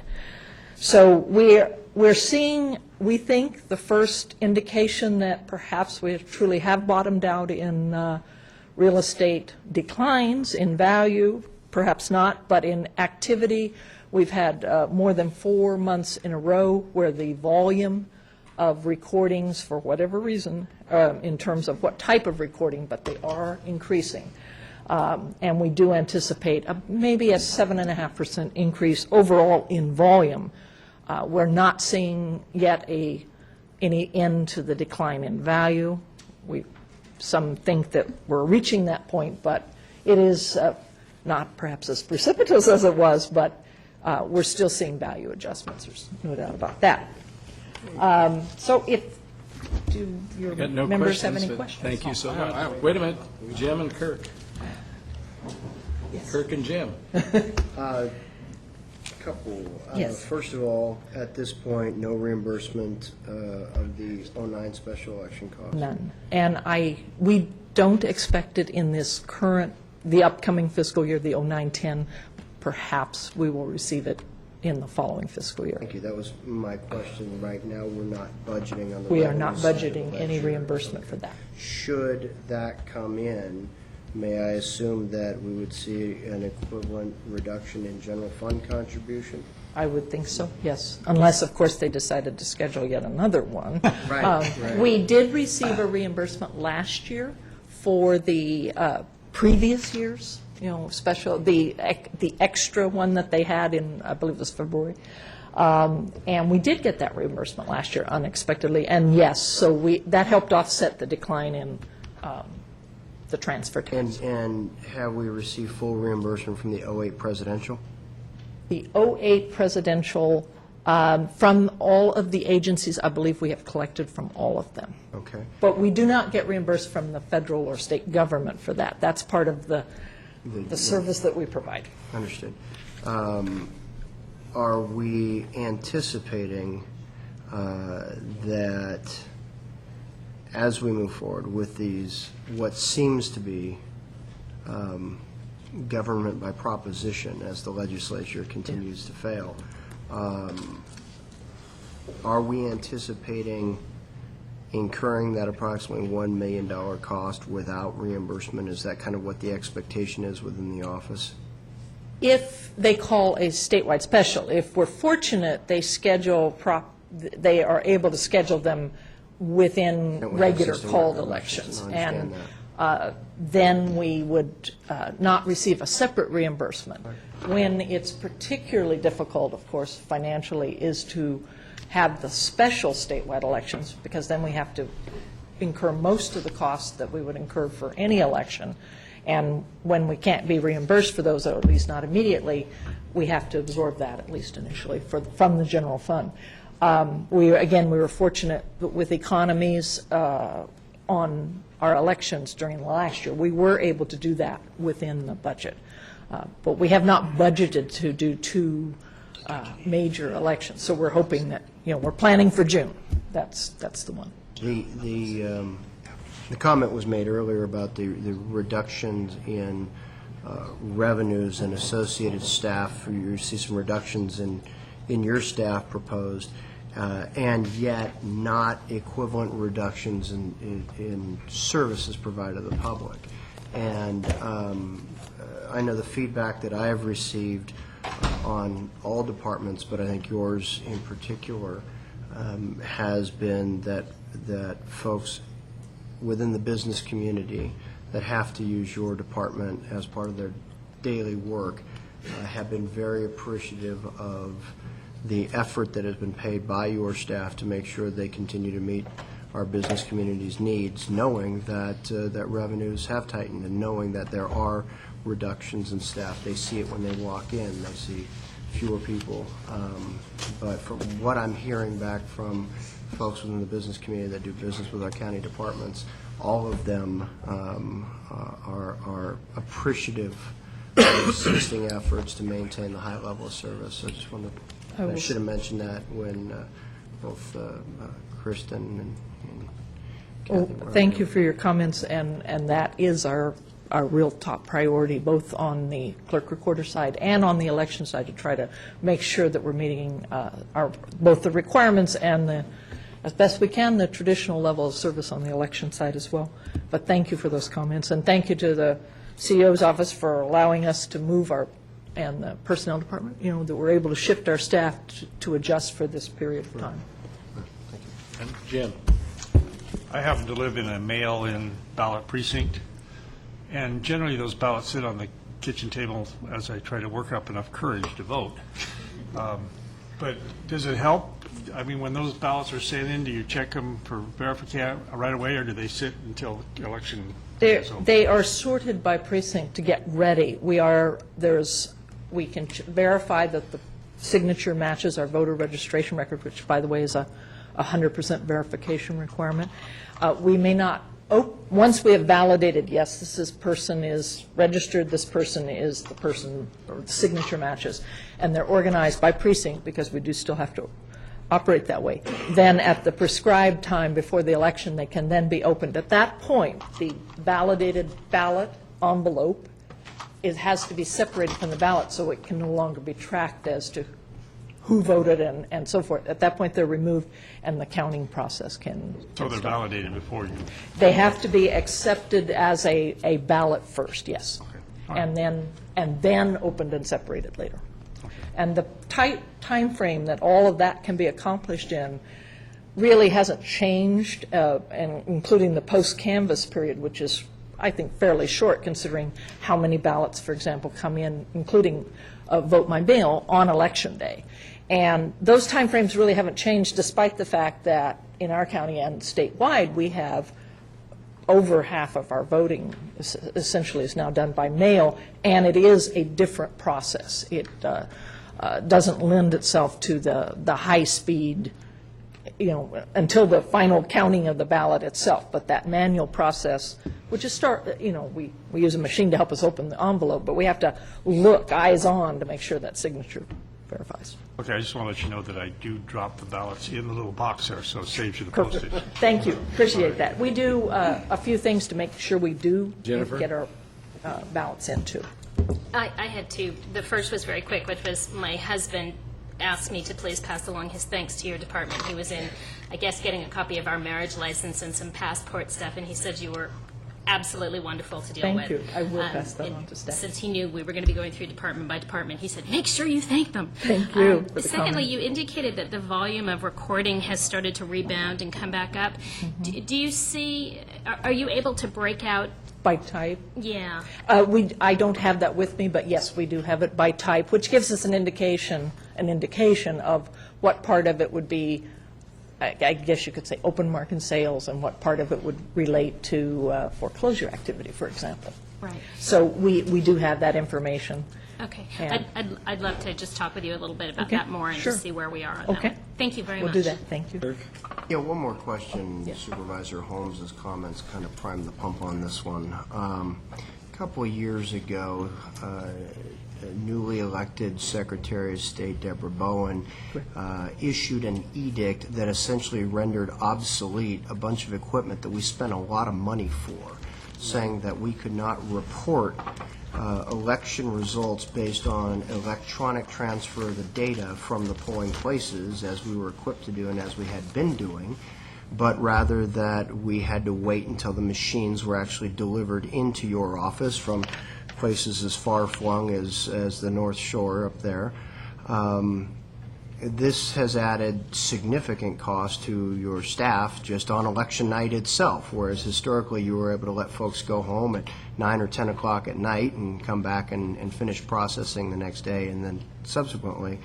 I'm wondering if Mr. McCauley, his association, has done anything recently at all to appeal to the Secretary of State this unilateral edict that rendered our rather expensive equipment obsolete in this area? Well, I'll address the first part. We, of course, still have, when the equipment comes back to us, which it still does election night, we remove the memory card. So the votes have been counted in the ballot. We still have that time savings. What we lack is the ability to modem them in. Right. So until they get back to us, they can't be added into the count, which is significant difference in time depending where it is. That has not changed by the Secretary of State, with just a few exceptions in one, in singular events, like if a natural disaster is going on or something like that. They have allowed a very few exceptions to for transmitting the information.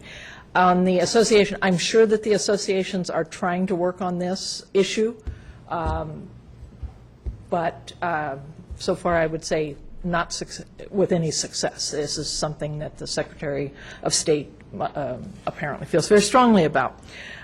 Fortunately, I should say, because we did not go 100% electronic voting equipment at what would have been an extraordinary cost, we did not suffer like some of our counties when the electronic voting was essentially prohibited, other than the mandated one per polling location for the handicapped. So we did not lose that investment. In fact, we were able to borrow equipment from some counties that were just out of luck. They no longer could use the equipment they had purchased.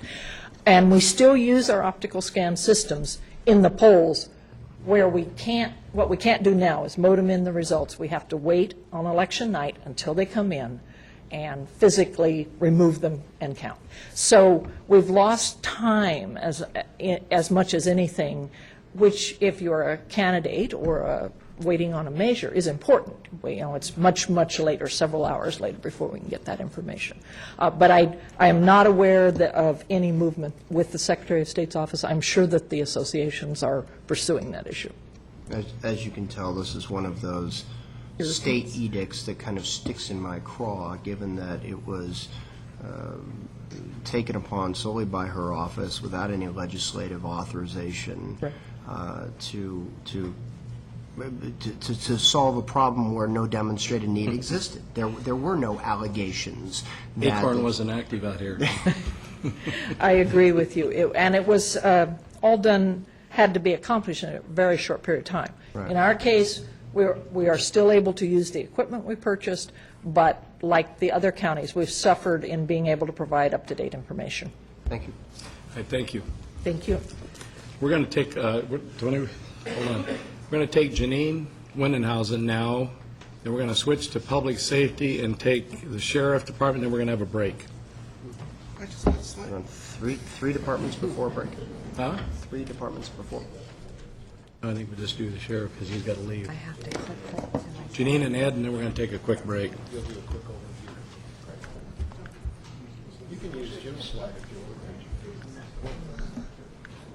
I'm after now. What you're saying is it'll be the sheriff that's standing in the way of our break. Is that what He has to go to get some money in Sacramento or something. Good morning, Mr. Chairman, members of the board. By and large, the slides are self-explanatory, and you all have a copy of that presentation. So I'd like to take this opportunity first to very sincerely commend my staff for their professionalism and effort that they've put forth this past year, which has been a very, very challenging year. The office has operated for about 3/4 of a year with a staffing vacancy of 20%. During this time, as you're aware, the delinquency rates and the delinquency collection activities have risen, along with the number of properties and the amount of property taxes subject to bankruptcy, which require diligent and timely interaction and response to the bankruptcy courts in order to recover the delinquent taxes, including penalties. The delinquency rate has risen from 12,350 parcels to 15,726 parcels, or an increase of about 3,375 parcels. Both Kristen and Kathy, the auditor and the assessor, have talked about the increase in their workload. We call it the pipeline, or as we say in the tax collector's office, it rolls downhill. And so we have all of the adjacent workload increases associated with the adjustments in the roll. So I won't belabor that. Of disconcerting import is the number of bankruptcies that have risen in the county and the number of properties during particularly the last 2 years. We were following bankruptcies and interacting with the bankruptcy court for the collection of taxes on about 621 properties 2 years ago. Now, that number has risen to 2,250 properties, approximately, with well over $11.5 million in property taxes subject to collection through the bankruptcy court. During this time, as you can well imagine, there's heightened sensitivity among taxpayers with regard to payment of their taxes. We're finding many more taxpayers under distressing circumstances, and so we are having a lot more in terms of direct contact with the tax-paying public, and we're working diligently to assist those taxpayers in meeting their obligations. I know that your office has heard an increasing number of complaints since the beginning of the year. I think you've had 3 complaints, which, normally you don't have any complaints at all. But we're definitely dealing with more taxpayers' circumstances having to do with their distressed situation in the current economy. With regard to the investment portfolio and the earnings rate, the last year our earnings rate was 3.37%. During the year, the amount budgeted for general funds for general fund interest earnings was actually adjusted downward by $1 million, from $5 million to $4 million. However, we ended up actually achieving the original estimate of $5 million. There are, as I'm sure you're aware, 2 main factors in the amount earned, and that's the balance that's being earned on and the rate. And so 2 years ago, the rate was over 4.5%, and as I mentioned, we ended the last fiscal year at an average earning rate of 3.37%. So it's down by about 25%. Additionally, the general fund average balance is down as well by about 20%. And so we are seeing a decrease. We're starting the new fiscal year with a much lower earnings rate, almost 2.7%, which we still think is pretty good given the current interest rate environment. And so you'll see on the graph the change in the general fund cost, and unlike most departments, it's in brackets because there are more revenues attributed to the department. As Tom mentioned earlier, those are earnings on the general fund as a whole, not just for the department, that are attributed to the department, and so that's why there is a dramatic adjustment in that figure. We are also experiencing a greater number of requests for assistance from school districts and special districts with regard to cash flow and cash flow financing, and so that is another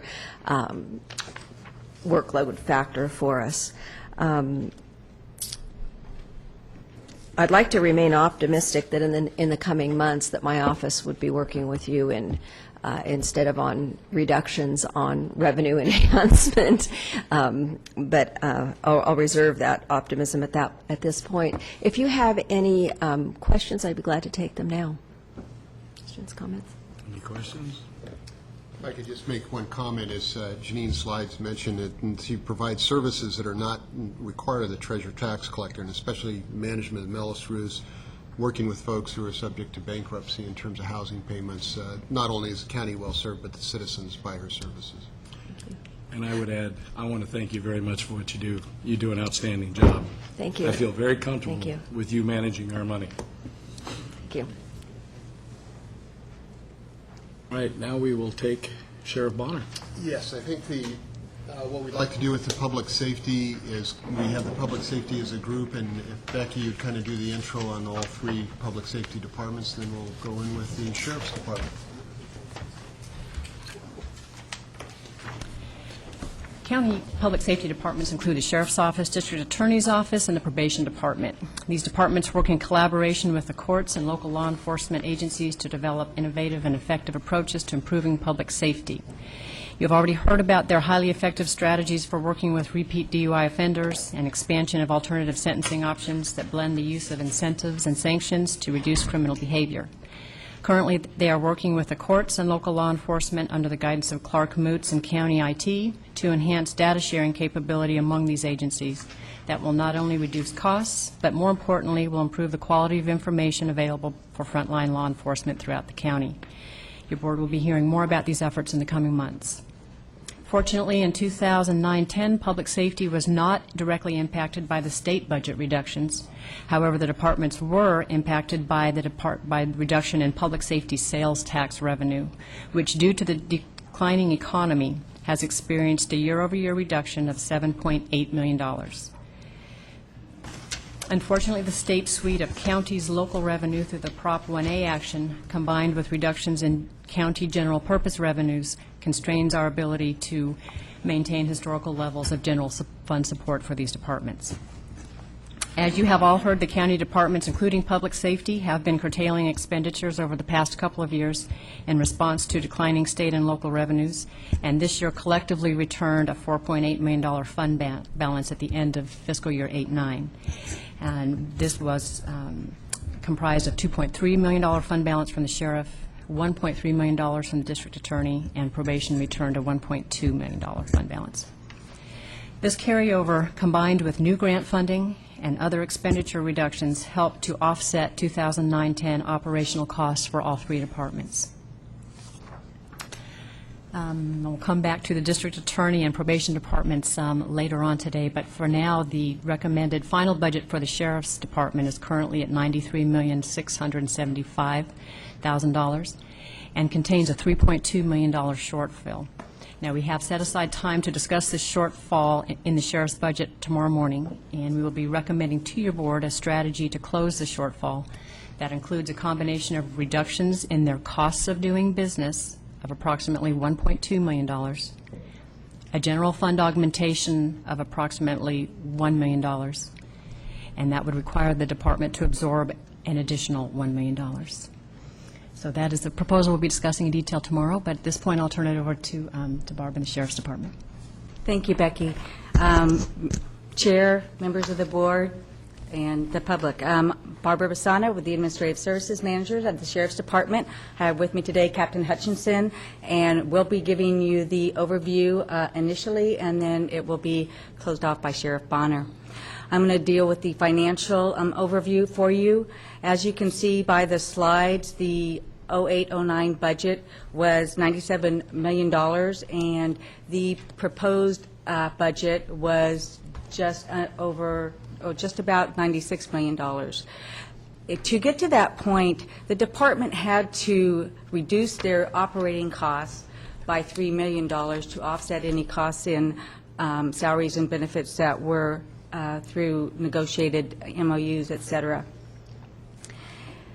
So that also included an additional 15 positions over last year, in addition to the 12 that were swept at mid-year. So the difference from 0809 in positions to the current went from 450 to 423.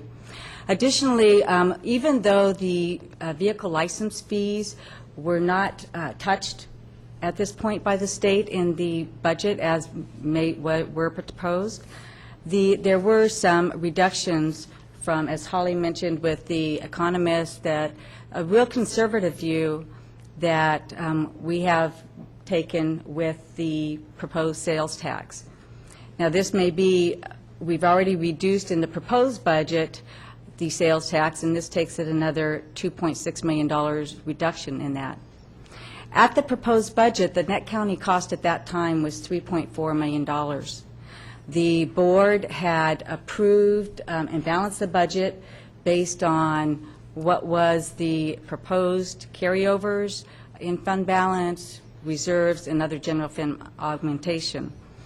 So our challenge when we came to the final budget was to try to offset those costs for the decrease in public safety sales tax.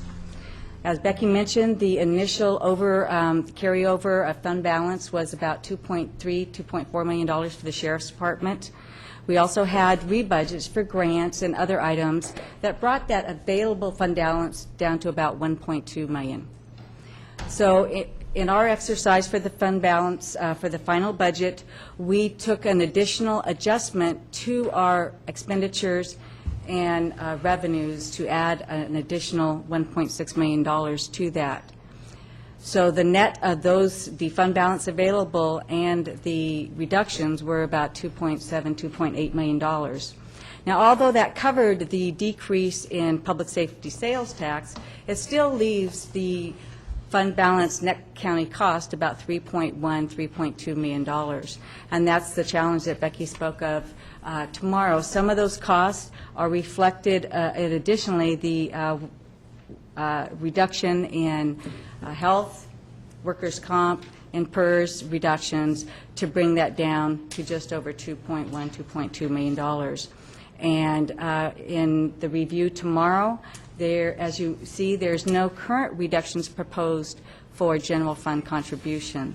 Part of the discussion tomorrow will be how is the net county cost. Now, if you look at the net county cost from proposed budget to now, it's actually $300,000 better than it was at that time. The board's policy and prudent policy is to have a net county cost of zero. And with the reductions that have been made, the increase to the general fund, that would bring the net county cost to just over $1 million.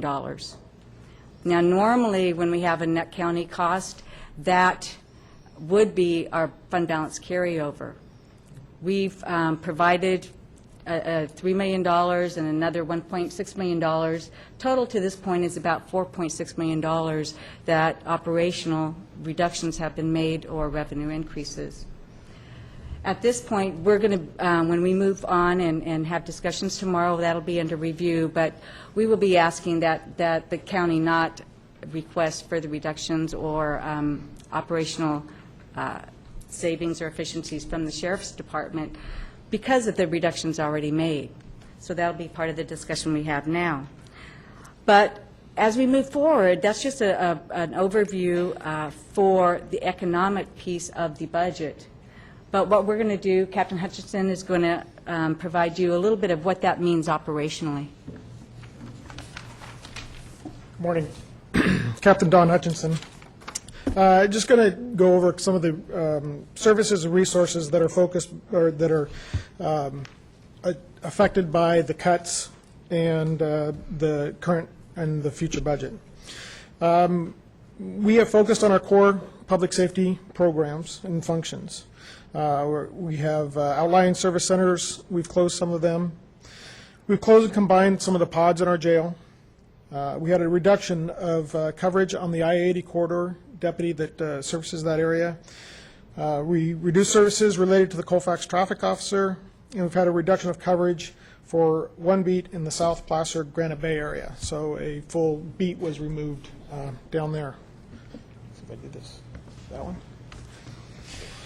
We also had a reduction in our flight hours of air operations, reduced coverage at the public for the public at the jail, at the Auburn Justice Center, and at our Tahoe substation. We reduced coverage and services to the court security. We had a reduction in fleet and mileage realizing efficiencies, as well as reducing patrol capacity. And reduced levels of service to our school programs. Recent and future cuts will affect the number of deputies on the street. Couple that with the rising trend in violent crimes over the last few years, and a specific rise of 12% in violent crimes over the last 6 months of this, or the first 6 months of this year. As you may know, violent crimes require more deputies, not less. It requires a response of 2 or more deputies to each call. We have also seen other significant areas of increase in the public need, one being our coroner's unit. Has had a significant increase in the number of calls. We do have coroner deputies that help service our coroner function, and they also help us augment our patrol function. The coroner deputies basically keep patrol deputies on the street, and they help us in that way. And as you can see with the recent and future cuts, coupled with an increase in the public safety needs that I've described, will affect our ability to respond to the public's needs.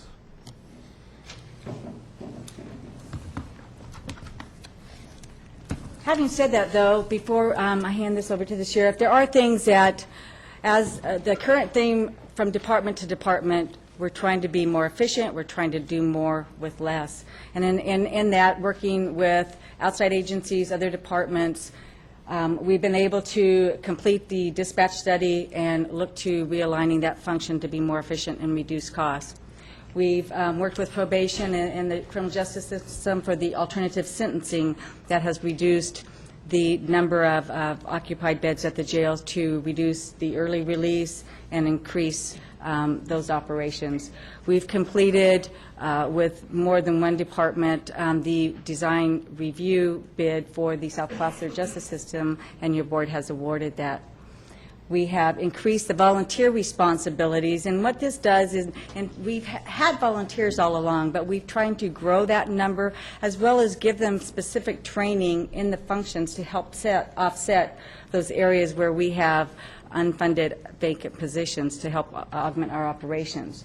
We've been able to implement the wireless 911 and try to really focus, as Dawn mentioned, on the core public safety functions so that we can maintain critical public safety services amidst the declining resources. And we do commend the board and appreciate the work with the CEO in trying to meet those goals, and we will continue to do that. And I hand this off to Sheriff Bonner. Thank you, Barbara. Did you bring your pictures from I just want to adjust my soapbox. There. Did you bring your pictures from Glacier? They're in the car. Okay.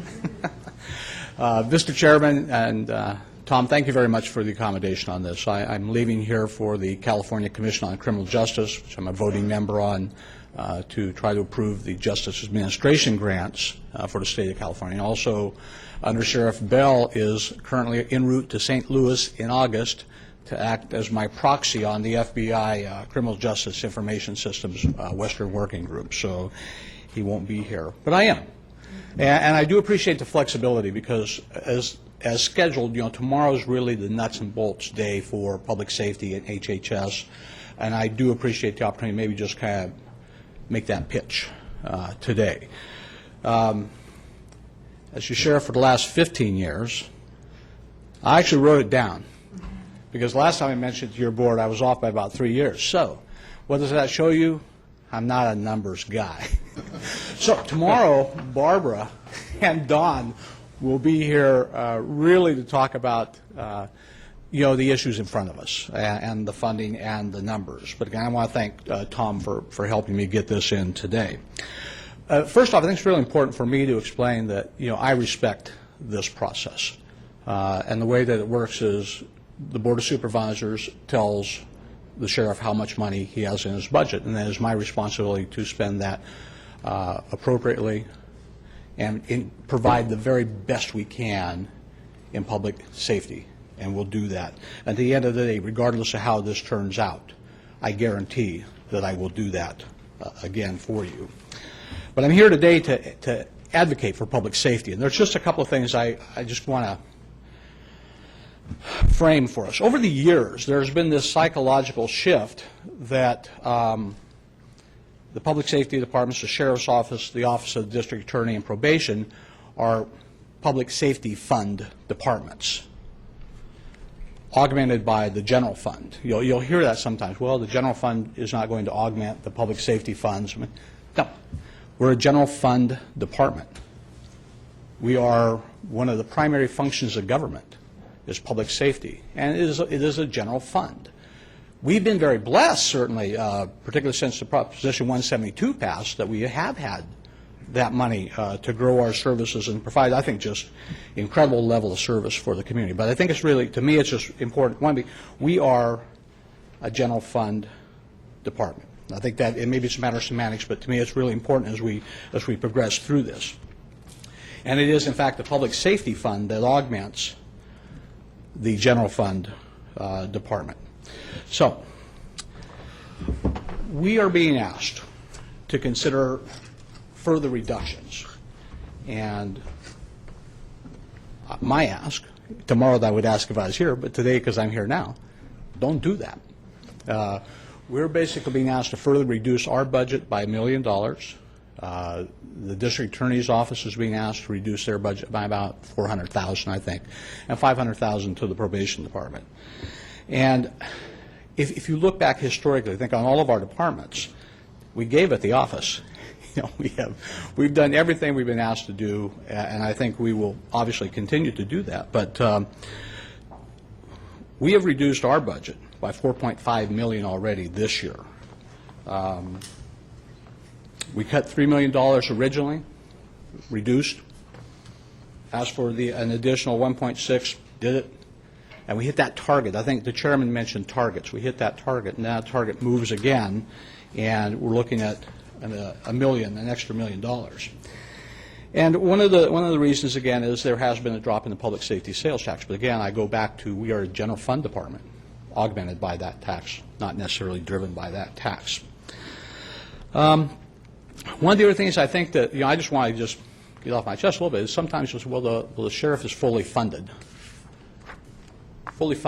minus the positions that we've cut. The budget will reflect that there's 42 positions down, but we actually add to that there are 30 positions that were our overhire positions, which your board approved over the years. And what that was, we've known historically that there will be deputies will be injured, correctional officers will be injured, dispatchers will be off, whatever. And the ramp-up time to train those individuals is incredibly long. So we had these positions overhired, and when someone got hurt, someone stepped in. Certainly it was done during good times. But we're down those extra 30 positions, and some of those positions are interesting because they were our deputy sheriff trainee classes. We had 10 authorized to put the sons and daughters of our constituents into the academy and help them get a start in public safety in this sheriff's department. And I think also we generally historically we've had those people stay with us a long time. One of the other challenges I think that I want to address is that a lot of people have some ideas about how to cut the budget. You may have seen some of those. Unfortunately, to me, some of those cuts are kind of made in a vacuum, in a way. They're made by departments that run 8 to 5, Monday through Friday. They're not 24/7. They're not responsible when the homicide occurs, people are rolling out. When a fixed post at the jail, somebody calls in sick, that has to be filled with overtime. Generally, most departments have the luxury that if an analyst or a clerk calls in sick, they're sick. That work just doesn't get done. We don't have that. Again, when homicide comes in, when a child walks away from their campsite into the woods, we have to go find that person. There's a lot of things that drive our overtime. So, when we do that in a vacuum, when we present, gosh, just cut here, cut there, reduce this. Easy. Wish I had brought my little easy button. It's not easy. $1 million cut, $500,000 to probation, $400,000 to DA is not easy. There's no easy button on it. we have reduced. We will reduce, if that's your desire. We'll do that, and again, respectful of that relationship. You're in a tough spot. We're all in a tough spot, but you're in a tough spot because you have so many competing entities, so many worthwhile county programs, and again, we'll do whatever we can. I want to take just a brief moment, if I can, just talk a little bit about the Deputy Sheriff's Association and their contract, lack thereof. They're voting on it. And my hope has always been this. I've told each of you and the CEO's office, I'd like them to have a contract. I love my deputies. I love my deputy sheriffs. I think they do a great job for all of us, all of our employees. And as that, hopefully that contract evolves or whatever, we have some great staff. A lot of our staff have already taken concessions through MTOs. The appropriate thing to do, and they've done it, heroically. They're still doing the people's work. They're not diminished by it. I mean, they're working hard, and I appreciate them so much. Should the deputies make concessions in a contract? Absolutely. I think they know that. It's fair. In the interest of fairness, I guess that my only ask, think about, is that when the MTOs end, and I am an optimist, but you know that. I am an optimist, and I think things are going to get better. When the MTOs end, people go back to work. I would just like to see concessions that are made by the deputy sheriffs. When the economy improves, that goes back to where it is. Again, I think that's fair. Over the last 32 and a half years and the last 15 as your sheriff, it has been my privilege and honor to fill that role for the people of this county and your boards and the boards previous to you. During this time of incredible uncertainty and economic crisis, I tell you this, it is my honor and my privilege to continue to serve in that role with you. I would like to close with something just to encourage your heart. As I was looking for something else, I found this poem, and I thought of us. And when I say us, I talk about elected officials. Because as you know, and I'll talk about some of the department heads too, because the higher you go on the ladder, the easier it is to shoot you in the butt. So, and we've all taken some slings here recently. These are tough times. But I tell you this, I read this poem to you to encourage your heart, but also in a way of a promise from me to you about how I will respond to however we work out tomorrow, next week, next month. If you do good, people will accuse you of ulterior motives. Do good anyway. If you are successful, you will win false friends and true enemies. Succeed anyway. Honesty will make you vulnerable. Be honest anyway. The biggest men and women with the biggest ideas can be shot down by the smallest men with the smallest minds. Think big anyway. What you spend years building may be destroyed overnight. Build anyway. People really need help, but may attack you when you help them. Help them anyway. Give the world the best you've got, knowing you may get kicked in the teeth. Give the world the best you've got anyway.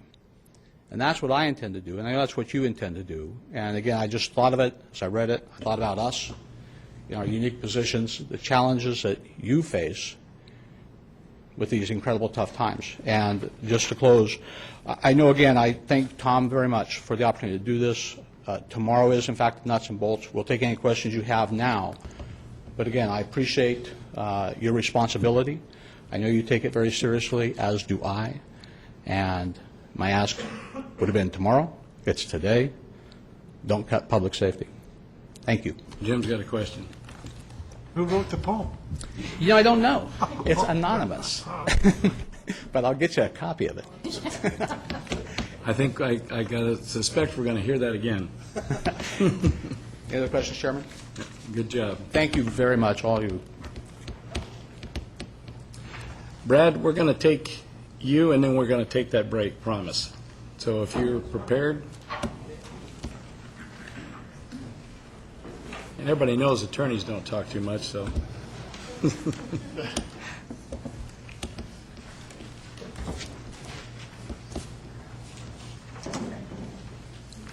I guess this will be your last one of these, huh? There may be one more. Okay.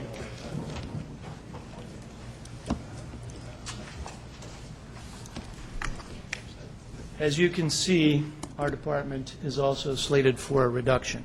That reduction will be in the amount of $272,000. I brought with me today Scott Owens from our office, who's our Assistant District Attorney, and Nancy Applenaup, who is our Administrative Services Officer. We are going to go through many of the accomplishments in the office, but as you can see from the chart as well, we are going to be reducing allocations by about 6 people.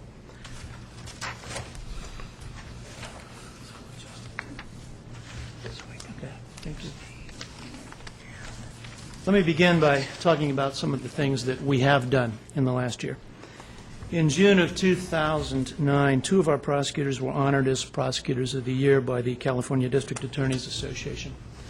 Now, that circumstance becomes more unique in that last year Garen Horst from our office was honored as Prosecutor of the Year by that same association, and 5 years ago Thomas Beatty from our office was honored by that association with the very same recognition. That's unprecedented in the state of California for a county of this size to be recognized at that level in that period of time. One of our prosecutors is soon going to receive the Joseph P. McClure Award as Investigator of the Year. That will occur in September 2009.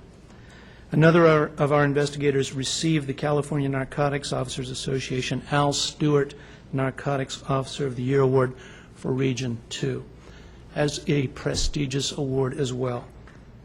Why am I saying that? Because the quality of the people that you have working for you is the quality of people who are recognized statewide and region-wide, and I'm very proud to work with them. We are going to continue to work to maintain statewide leadership in drunk driving prosecution. California DMV reported that Placer County, our office, had the highest conviction rate, 99.2% for drunk drivers in the state of California. The state average, 79.4%. The office received a $500,000 grant from the Department of Justice, the Office of Justice Programs. Only 2 other counties were chosen to receive that grant. It's entitled Solving Cold Cases with DNA. We intend to try and do that because there are, I believe, 50 or so cases that are cold cases within the confines of this region. We intend to continue to work to reduce forensic testing costs. Our goal is to reduce those costs by about 30%. We intend to continue community outreach programs and efforts with law enforcement agencies and with private individuals and with businesses to assist us in deterring, investigating, and in prosecuting crimes. Last year, as you can see, there were 78,180 court appearances made by our deputies. Compare that to what was made in the year 2003-2004, when there were 60,927 appearances made. Point is that there are more cases coming in all the time. We're going to continue to implement a Placer County District Attorney volunteer program for qualified individuals willing to assist us in our mission to preserve public safety and to enhance the quality of life in Placer County. We are going to continue to maintain consistent service at the Multidisciplinary Interview Center to reduce case-related child trauma. That is where we take children who've been molested, where we interview them, where we assist them, and where we try to put together the guts and core of a case that's going to hold the person who committed the crime accountable. We're going to continue certification as an MCLE provider, and let me tell you what that means. It means minimum continuing legal education. We're required by the State Bar of California to maintain a certain amount of legal education each year. What our staff has done is to go ahead and become certified so that we can train our own people In doing so, we save the costs of travel, and we can even provide training to other agencies in the region, and we've done so. We intend to establish a real estate fraud prosecution trust pursuant to Government Code Section 27388, and I believe that that may be coming forward on one of the board's agendas. It will allow for the clerk recorder to charge an extra $3 for some documents that will be filed in association with real estate transactions so that we can acquire a fund to be able to prosecute those real estate frauds that we know occur out there. This year, the DA's office moved its entire operation, with the exception of the Juvenile Division and the Tahoe Division, to the Bill Santucci Justice Center. It took 2 weekends. We did so without a break in service. Last year, when I stood before you, I indicated that we understood the economic conditions that led to the budget reductions and that we would do our best to make things work. We have done our best, and we did make things work. I indicated that we'd have to review how we do business after we move to the Bill Santucci Justice Center, and that we may need to augment our budget depending upon how our operation has changed or would have changed after the move. We did not come back to your board for an augmentation. Instead, we worked through the changes. Once again, we're going to be working within the confines of a budget even further reduced. We're also working within the limitations of reduced hours due to mandatory time off, during which we have fewer staff. We're also working within a system where the courts must shut down 1 day a month. We will continue to do our best to make things work. We know that crime victims, their families, citizens, cities, communities, and law enforcement do not have a reduced expectation when it comes to what it is we do. We'll do our best to honor their expectations, and we'll do it with fewer dollars, we'll do it with fewer people, we'll do it with fewer hours, and we'll do it with fewer days in court. But I must say that there is a strain on those who try to do the same with less. And there's even more of a strain on those who try to do more with less. In the office I walk into, and I see in the eyes of the people who work there some fatigue, and I see that they're working under a strain. Yet they're working and they are trying to do their best every day. This year, I have to say, I believe we're going to see more cases referred to our office, and those reasons are many and varied.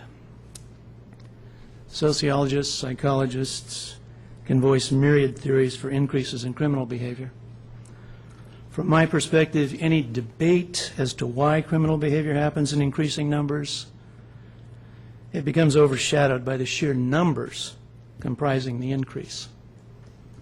The voices we hear as prosecutors, the ones we hear most loudly and poignantly, belong to crime victims, not to the analysts who remain untouched by it or those who find the discussion of crime to be an academically interesting theoretical concept in the abstract. We deal with it in reality. A drunk driver's crash, a bullet's wound, a broken arm, a beaten child, a stolen purse, a burgled home, these all produce victims, all of whom suffer, all of whom scream against the criminal who victimized them. I once worked for a man here in Placer County who some say was from a different era, and in a way it was a different time. I know we were paid a lot less at that point in time. Anyway, he used to say something to the handful of prosecutors who worked with him. Here's what he said. He said, "We stand for the little guys. We bring their cases to court for justice. We're the voice of those who are damaged, injured, or killed." I believe that then, and I believe that now. Regardless of the economics, regardless of the increases in cases, or regardless of the time and pay reductions, somebody has to speak up for the little guy, speak for the victim, to hold the criminal accountable, to seek justice on behalf of the people of the state of California. In these challenging economic times, we will continue to do our best to be that voice. But it is difficult to try and do justice on a budget. I'm available for any questions you may have. Any questions? You're still a good speaker. You know, my mother used to say, there's a saying, good, better, best, never let it rest. Your good is better and your better is best. And that's kind of what we're hearing here today, that what you folks are doing. And we appreciate that. Well, when you believe in what you say, it's very easy. Thank you. Jennifer. I do actually have one question before you go. You're not quite off the hook. Fine. One of the things you stated is that you're working to reduce the forensic testing costs. Yes. How are you achieving that? Yes. For that, I'm going to ask Scott Owens, because he's been working directly to do that. Thank you. Is Scott doing the testing now?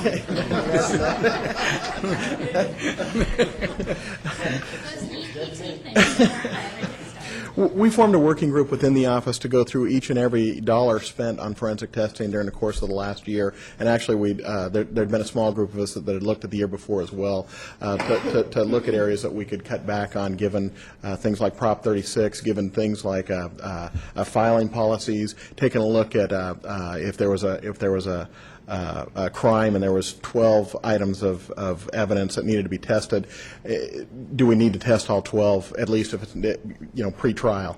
And so we brainstormed ideas. We met with the vendor, our current vendor, which is Valley Toxicology. We brainstormed with the vendor ideas, and we're in the process of implementing some of those, and it's going to be trial and error.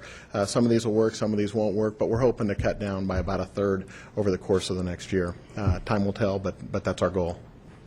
And I guess my overall concern is I know that there are some states and some counties that are moving towards models of actually charging crime victims for some of this work. Are we looking at doing any of that? I don't think in California you're going to see crime victims paying for any of that work. The other area we're looking at is increasing collections. There's a code section that allows us to collect cost from the defendant, the criminal defendant, and we're making sure that all of our people are up to speed and trying to collect those costs as well.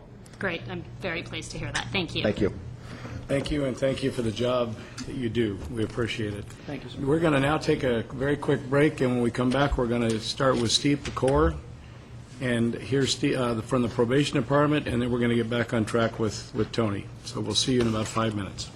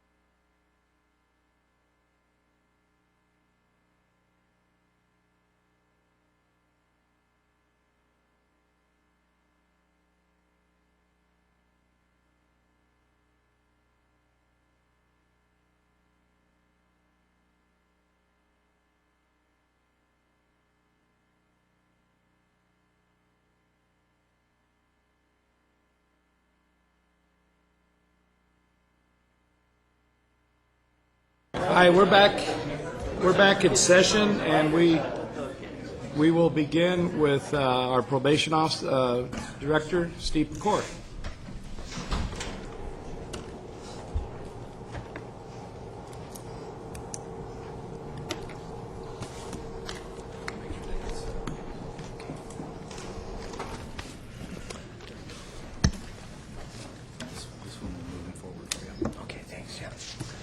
Good morning, Honorable Chairman. Thank you for this opportunity to review our budget. I'll get through this as quickly as I can this morning.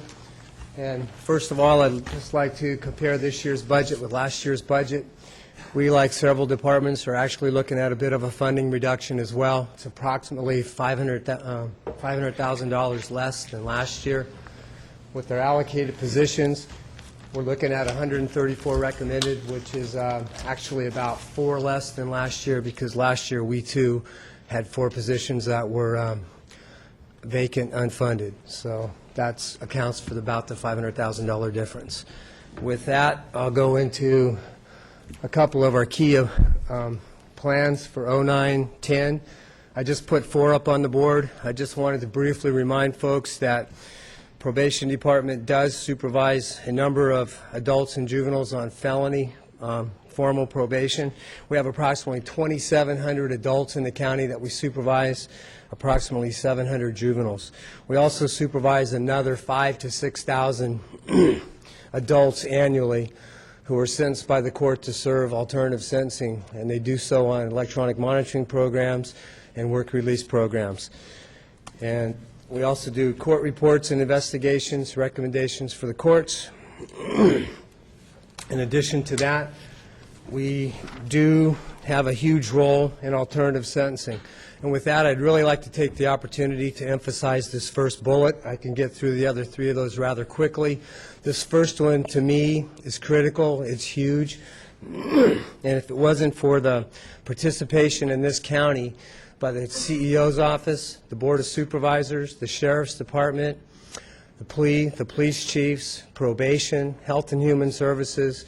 For a number of years, we've looked at everything coming down the road, including high-risk DUI, which we've addressed in bullet number 3 here. But with this first bullet, what we've had is 15 to 18 years where our jail, like 32 other jails in the state of California, are under a federal cap release. That means every day they are releasing prisoners, and they're just releasing them based sometimes on no formula. They go off into the wind, oftentimes serving just a few days on a 80, 90, 100-day sentence, and they tend to scoff at the system. Here in this county, we all took a look at some legislation. We seized it. We put together an alternative sentencing program where in this county it's pretty much no longer the case. People do a crime, they're sentenced, they're held accountable, and we supervise them. We seldom release folks nowadays into the wind. Once in a while we do, but we tend to track them down and deal with them after the fact. This would not have happened without that leadership that I spoke of. To me, I just don't understand how Placer County is the only county in the state of California that has this program. All of the other counties had the opportunity. We've reviewed it at state levels to look at the legislation that we utilized. The other counties have not implemented it. I've talked to many of them about why they haven't. In many cases, it's because their probation department doesn't talk to their district attorney. Their probation department is at odds with the CEO's office, or they're at odds with the courts, or the sheriff's departments and police departments and probation departments don't get along and don't work through these things. That's not the case here in Placer County. And to the extent that we get things done, we do so collaboratively, efficiently, effectively. There are now jail beds at our jail, and the prisoners that need to be housed there, that need to be kept there, are there. The ones that can get out, that deserve to get out, that are eligible to get out, we let them out. We supervise them strenuously, very closely. Many of them often ask if they can move to another county. Tell them we'll work that out with them.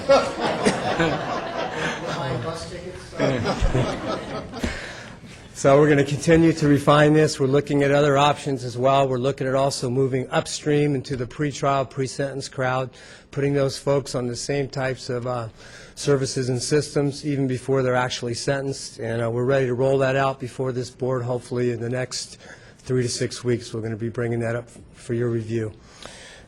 Looking at bullet number 2, the successes that we're finding in the adult world are primarily built upon this bullet number 2. Number 2 is based upon 9 years ago, we got a huge amount of money, as did every county from the state. It's the Juvenile Justice Crime Prevention Grant. With that, we developed all these alternative strategies. We looked at sentencing, we looked at effectiveness of sentencing, we looked at timeliness of sentencing, and we figured out how to, I think Supervisor Euler mentioned it this morning, you need to right size every intervention. What do you need to do now? Do it the most efficiently. We've done some of this in juvenile. Consistent with improving our actual detention policies and utilizing more alternative sentencing policies, we've also realized some huge successes with our turnaround in the juveniles that are successfully completing probation. Just 5 years ago, the successful completion rate was 71%. We got that up to about 85% just last year. We expect to find similar parallels in the adult world, and we are tracking those closely. With regard to the DUI, bullet number 3, the DUI programs, a number of years ago we had DUI symposiums and reviews, and what are we going to do about this DUI crisis? People were dying in Placer County, innocent citizens were being victimized and by drunk drivers. And so we took a look at this issue. We've turned it around. We have a stellar district attorney's office who has an extremely high prosecution rate. We decided we better try to match up to that, and that's been a huge chore. But we were just recognized this year by the Office of Traffic Safety, as well as Mothers Against Drunk Driving. 2 of our officers were recognized for their role in supervising 182 of the county's highest risk DUI offenders. In the 2+ years that we've had this program, we've only had 2 commit a new DUI, and that is fairly stunning. And our last bullet there is in regards to the planning for the South Placer Jail, and our role with probation is the kitchen. We run the kitchen operations 24/7. Also in probation, we're a 24/7 operation with their juvenile hall, and to the extent that we do field supervision and field activities. My staff work pretty much 6 a.m. until 2 a.m. They work weekends, they work evenings, and they flex their time, and they do so out of a sense of living here in Placer County and wanting to do it better.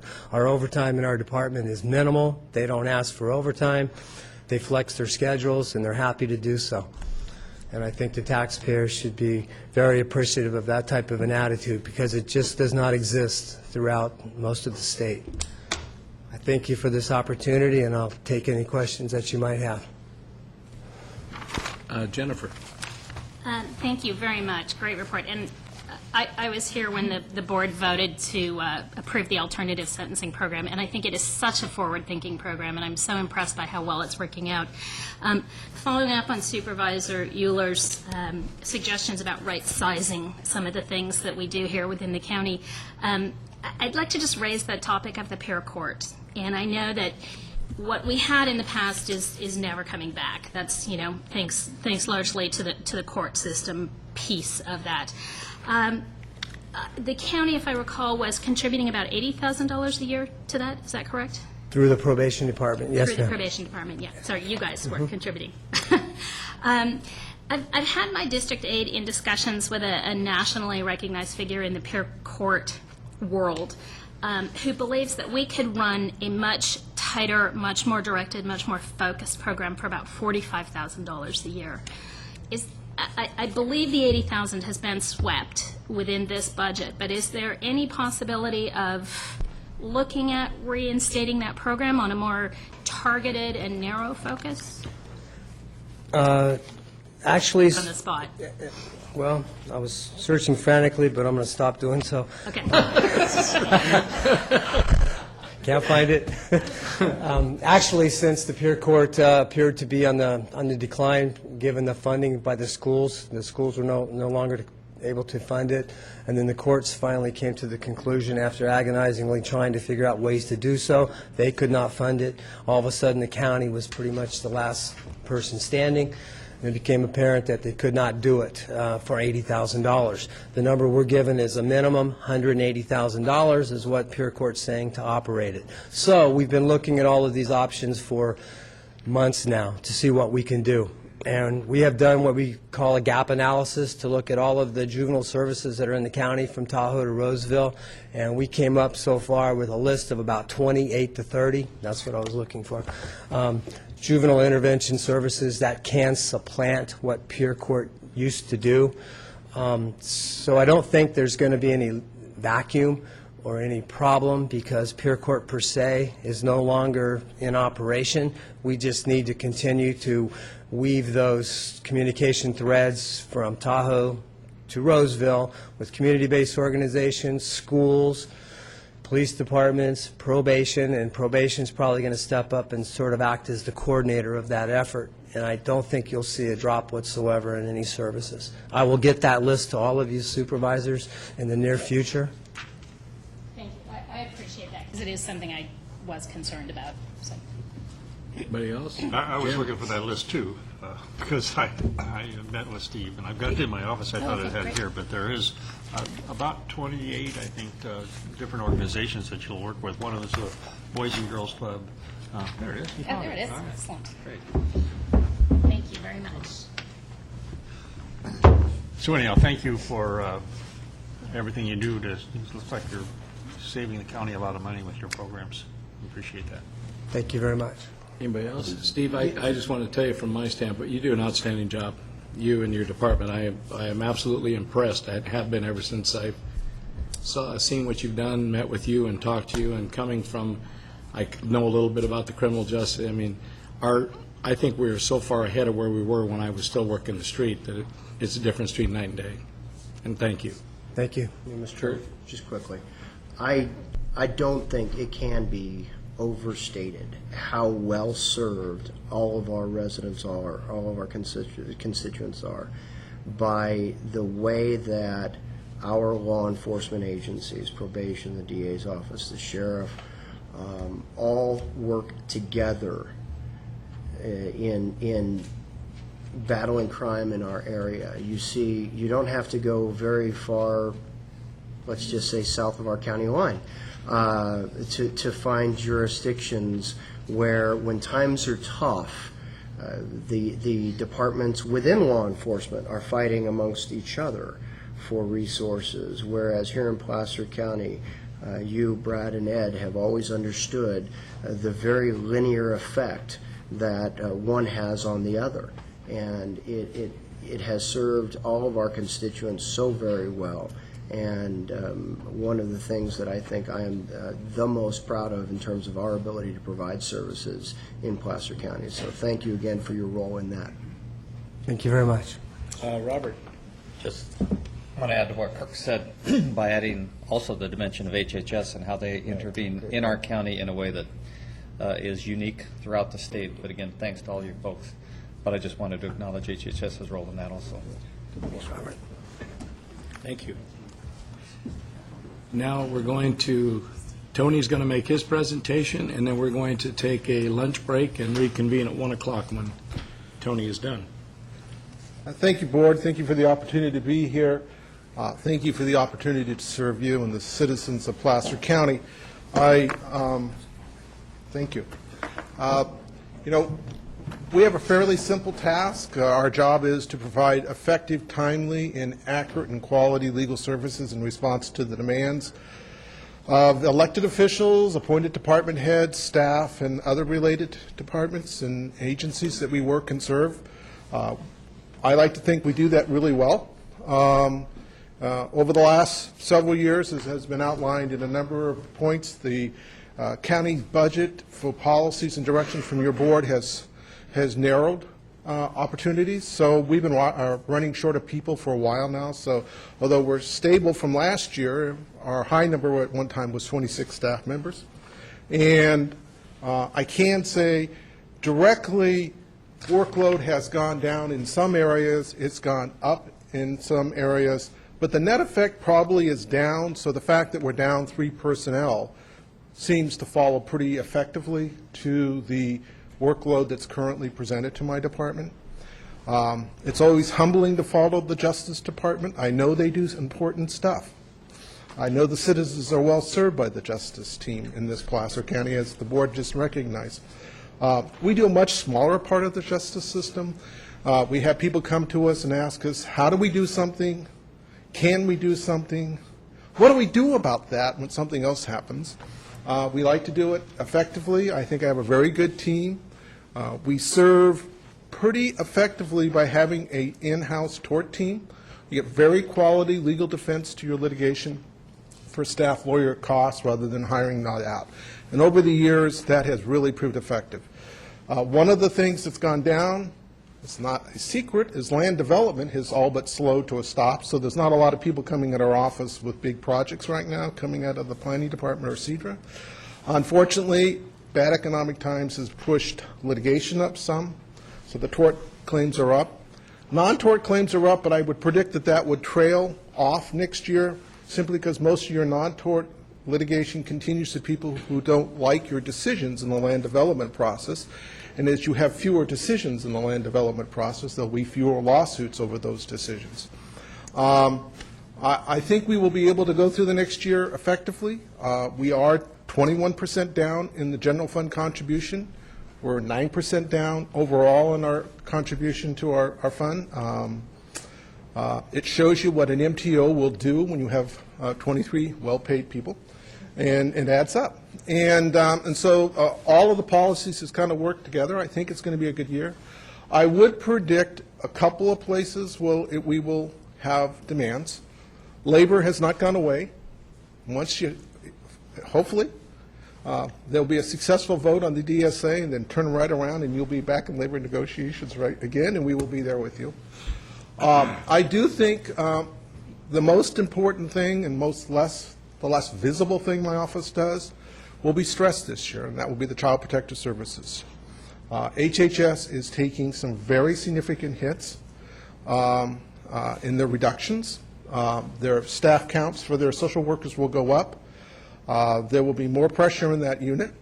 My deputies work day by day, every day, except MTOs, and supporting that. And I expect that that will be a very stressed unit this year, and we'll have to keep our eye on where that goes and how that all works out.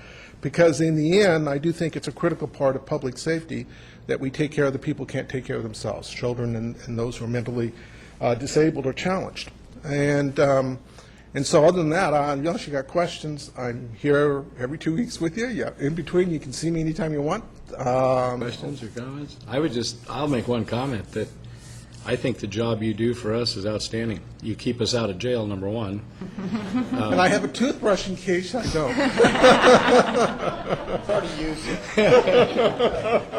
But no, I think you do an outstanding job, and I appreciate, sometimes you don't tell me what I want to hear, but I'm smart enough to realize that I'm going to listen to you. So I appreciate, and I appreciate the fact that you're willing to step up and tell us if you think we're going down a wrong path. I got no problem with that at all. I learned a long time ago people pay me for my judgment. If you don't want to listen to my judgment, then you need another lawyer. That you've lost confidence in me. But I think I need to tell you what you're paying me to do. And you do that, and I appreciate it. Thank you. Thank you. All right, we will take a break. We'll be back, reconvene at 1 o'clock. Thank you, everybody.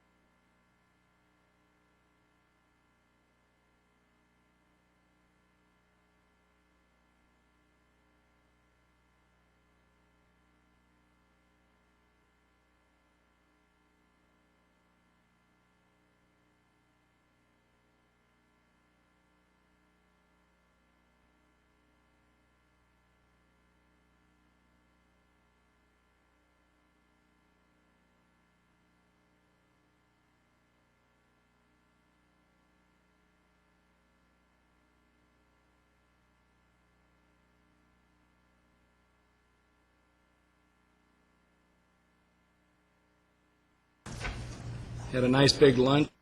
We'll try to move along so we don't all go to sleep at the same time. And we'll start with Mr. Durfee. Thank you, Mr. Chairman. Jim Durfee with Facility Services. Thank you, Jeff.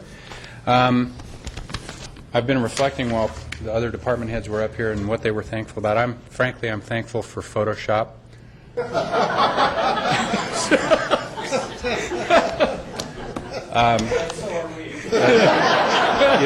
Being your straight man has always been a lot of fun, Robert. I've appreciated that over the years. It is a pleasure to be here today to talk about facility services budgets. The department's large and complex, as you're aware, and I'll try to go through this as briefly as possible since you just ate a large lunch and I don't want to bore you all to sleep. First of all, I did want to thank the Board of Supervisors for the opportunity today and for all of the support that you give us. We promise our goal at Facility Services is always to do the best job we can, to provide the highest level of service we can with whatever resources your board gives us. And so that's kind of our mantra at Facilities, and we hope to live up to that this year. It always is a challenge. I also wanted to before I get started, thank my team.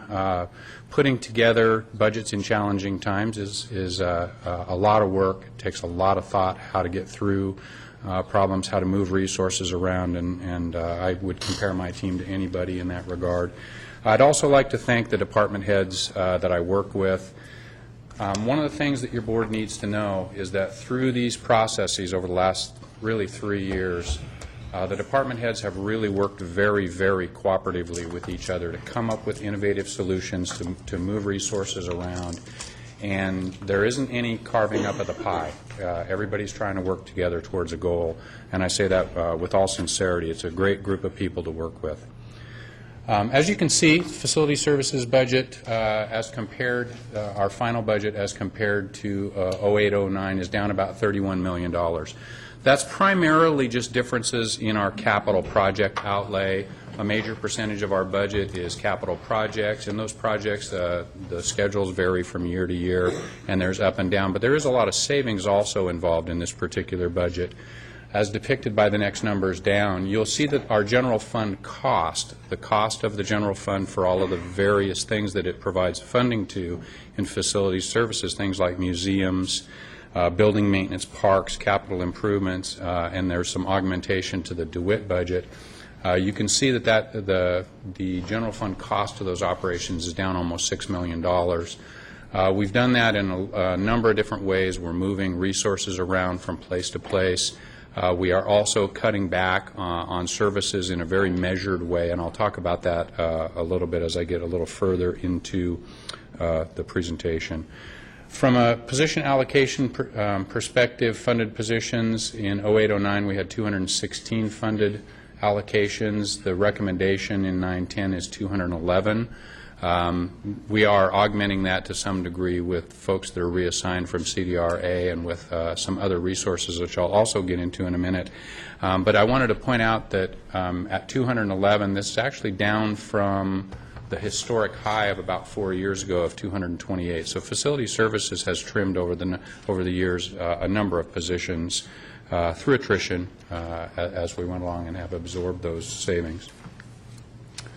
In terms of services and resources in the final budget, you'll see that under capital projects we are maintaining our emphasis on priority capital projects, primarily really following the capital facilities finance plan that your board is very familiar with. You've seen that over the years. What we are doing, though, is that lower priority projects, we're taking a look at schedules to see what the impacts of delay of lower priority projects might be, really working within a cash flow type of a perspective based on the capital facilities finance plan.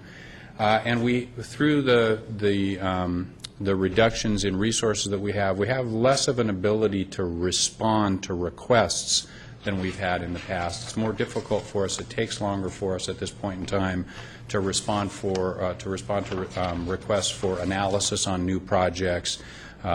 Things like, a client department will come up with a request for us to look at a project. How much would it cost? What would it take to get us done? Our ability to respond to those types of requests really has been impacted, and our response times are much longer than they used to be.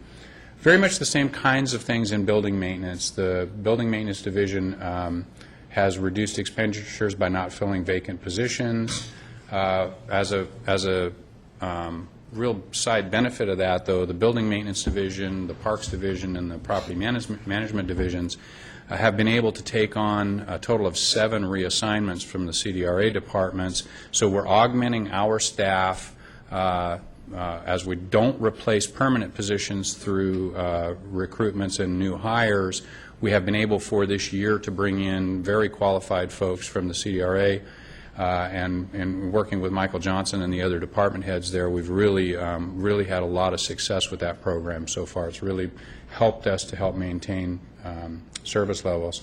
Maintenance and custodial service levels, however, will continue at reduced levels. Again, it's mostly response times.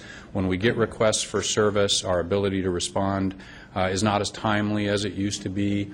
We're at a point where when people are off on vacations or sick, we have very limited ability to backfill and cover for those folks. So service levels suffer a little bit from that, but we take a prioritized view at that.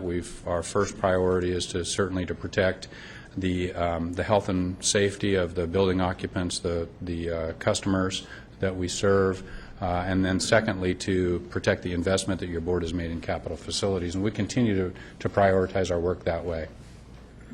We've also been very successful at reducing energy usage, even though I believe there are dartboards all over the county with my picture on them because people are either hot or cold. We've instituted a pretty strict policy towards temperatures in the buildings. And it is showing dividends. I hope to bring an updated report on energy usage to your board this autumn. We're kind of compiling some annual numbers right now. In parks, probably our most visible service level reductions that we're seeing are in our parks and grounds maintenance areas. We've prioritized the maintenance of our active parks, so we have not reduced service levels in the active parks. The playfields are still kept to a very high standard. The active parks are our priority. Our passive landscaped areas, though, you'll notice as you drive through campuses where the county is, both here at the Domes, out at the Placer County Government Center, that turf areas are looking pretty stressed, that we've actually eliminated shrubbery. We're doing things like not applying fertilizers. We're not irrigating as heavily. All of those things reduce workloads as well. So as our resources shrink a little bit, we're able to better utilize the resources that we do have, and we'll continue to take that approach as long as is necessary. On the brighter side of the Parks Division, we will be completing the environmental impact report and getting the full entitlements and securing permits for the development of the 960 acres that are slated for expansion of Hidden Falls Park. There will be actually a dedication ceremony. I believe it's on September 15th for the new overlook for the falls. We hope to see all of you there for that. And over the upcoming 18 to 24 months, we'll be working on trail construction and so forth, once the EIR is completed, of course, to be developing Hidden Falls so that remaining acreage is open to the public. We're also completing environmental review on the North Fork American River Trail, and we will be beginning environmental review on the Martis Valley Regional Trail. So we are continuing to progress with developing more assets for the public's use. One of the other real bright spots in facility services, quite frankly, is our museums division. We have a small budget in museums, roughly $1 million, 6 folks, and they crank out an amazing amount of work for the resources your board puts there. We are seeing some impact to that operation in that our archives and research center is going to be staffed fewer hours per week than it used to be. We're going to be looking on at trying to schedule appointments for folks to use that as often as possible. It will not be just open to the public as much as it was. However, our heritage education programs, Living History and the Gold Rush programs, will be maintained at current levels. We have several thousand school-aged children a year that go through those programs. They're highly successful, and we've prioritized keeping those programs open to the kids. And then with the just recently completed Heritage Trail program for 2009 was a great success, and we plan to continue to grow that. With that, I don't want to put Mark up there just yet. With that, I'd be happy to try to answer any questions your board has. And again, I did want to thank folks, including the CEDAR departments, probation department, for their assistance in getting us probationers to work at county sites and so forth. There's a number of programs that your board has supported that have really helped us to weather these times. I don't see any questions, so you got off easy.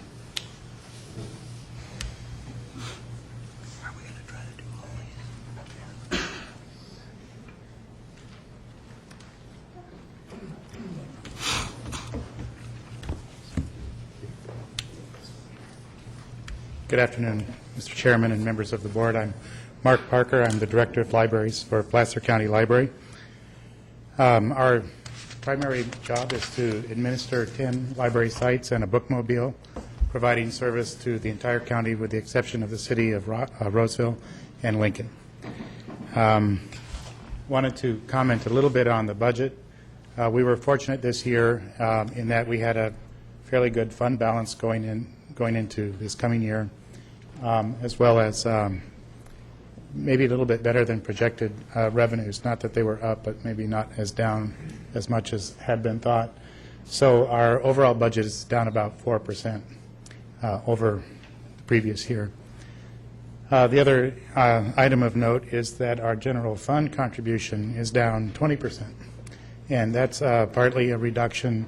Actually, I would say part of that's through efficiencies that were achieved countywide in the general fund, A87 allocation plan, and I don't know if that's been brought up yet this year, but that's a significant contribution to all of our departments. And we also pay a little bit. We don't get an entire reimbursement anymore. We get somewhat less of a reimbursement than our A87 costs. So we do contribute to the to that issue. Our staffing level is down from 48 to 44. If you actually look at current funded vacancies as well as unfunded, we're down to about 40 allocated positions, but we also have been able to offset some of those losses with reassignments from CDRA. We have 2 of those staff in full-time at this point, and that seems to be working out pretty well for us. In terms of what we accomplished last year, other than running what I consider a generally excellent program of library services, we were able to complete successfully the telecommunications upgrade that you approved about a year and a half ago, and that includes deployment of Wi-Fi access at all of our branch libraries, as well as upgraded connectivity speeds. We're all now T1 level connections in the branches and a so-called DS3 connection at Auburn, which serves as the hub of our system. We outsource the day-to-day management of our library automation system and are now in the process of outsourcing our electronic mail system. A couple of things we did to enhance revenues. One is this last year was the first year we applied for the federal E-rate discount program, which discounts telecommunications services for libraries and schools. And in our case, I believe we saved in the neighborhood of $40,000 a year in telecommunications costs. And we also did a thorough review and upgrade of our billing and collections capabilities so that we're able to bill customers that have overdue books in a more timely fashion, and we're able to get those accounts that are delinquent referred to the auditor controller for collection. And we've seen a substantial spike in the level of fines and fees coming back to the library as a result of those initiatives. We had a good summer reading program this year. Each year it seems to vary a little bit in terms of its success. I would say this year it seemed to be down a bit, and we're not quite sure why all that happens. But I think to some extent the shortening of the summer period has some influence with families having less summertime, and maybe traveling a bit more and so on. So they're less available to us. So one of the things we're going to do this year is rethink how we do summer reading programs, and maybe there's a model that'll get us more success and maybe with a little bit less staff involvement. Like all the other departments this year, we are looking at trying to live with less. We're going to do everything we can to optimize the services that we provide. We're not anticipating any reductions in schedules this year, and our materials budget is very close to what we had last year. We're only about $4,000 down. We're going to be opening a remodeled Colfax Library around the first quarter of 2010. Construction started last week with demolition on the other side of the library building. We'll operate with work going on the other side for about a month and a half, maybe 2 months, and then we'll move everything into the newly remodeled side and then do the side that we're currently in, and then put them all together around January. Probably, well, our biggest project for sure is the Rockland Library, and we're well on the way with that project. We're at almost the 90% construction drawing level, which, as I understand it, is very close to being able to come back to you to request the bidding of that project. It's been exciting, hard. We've learned a lot about ourselves along the way. One of the things we're proposing to do in this building is to kind of roll out a new service model that we think is actually the future of all of our libraries. But in this case, it'll have a much larger self-service component with people booking their own internet computers and people checking out their own books and so on, which actually leads me to the next bullet. One of our most critical IT needs now that we've completed our core infrastructure will be the deployment of PC registration and print management applications. These allow customers to book their own internet workstations and kind of manage that whole process instead of having our staff doing it. And the second thing we're looking at is a security system and a self-check system that kind of work together. And libraries that have implemented these technologies, which is, I'd say to some degree, most libraries in the state at this point, have found that after an initial period of getting to understand how the system works, pretty good success rates on people checking their own materials out, up to 80 to 90%. So the model we have at Rockland has self-check and smaller service desks rather than a large circulation desk. And that, of course, leads to some staffing efficiencies that we're hoping to make. So I do expect to be back here at some point this year with a proposal on how we're going to put that into this project. We're still working on it. Other things we want to do as kind of a process of continuous evolution is we want to look at developing programming ideas and programming concepts that are somewhat more passive in terms of what we need to do, but are maybe a little bit better fit for the public that comes into the library. You know, it's nice to have an animal show and have 250 kids show up, but those are the 250 kids that were available at that time to do that program. And what we're looking at are developing programs that are maybe more continuous so that people who come into the library, regardless of when they come in, have some opportunity to interact with us on that level. And if you go to our website and check the programming page, you'll see that we actually do have a number of active programs as well as for both children and adults. And the adult programming in particular is something that I'm particularly pleased that we've been able to do. Next year we're going to do a big read event in April that will focus on Fahrenheit 451, and we've started to roll out our proposals to the schools to interact with us on that. As always, we continue to work hard to foster development of the library in the community through the volunteers. We have many direct volunteers who come in and help us mend books and shelve and do other things, as well as the friends groups. All of our libraries have a friends group, and they contribute substantially to the overall success of our program. And finally, this is almost a side note, but as part of the requirements for maintaining our E-rate discounts, we need to develop a technology plan every 3 years. So we will be working on that this year. And down the road, in another year or two, we're going to have to look at a new strategic plan for the library. Its current plan expires, I guess this is the last year of the current plan, the last fiscal year, and we certainly will need a roadmap as we go down the road. So I appreciate you taking time to hear my comments. If you have any questions, I'd be happy to answer them. And I did want to say I support the budget that's before you here today, and I want to thank the help of the CEO's office that we had putting it together. You say you're going to have a strategic plan? Well, my big concern is, are we going to have a good strategic plan without good census data?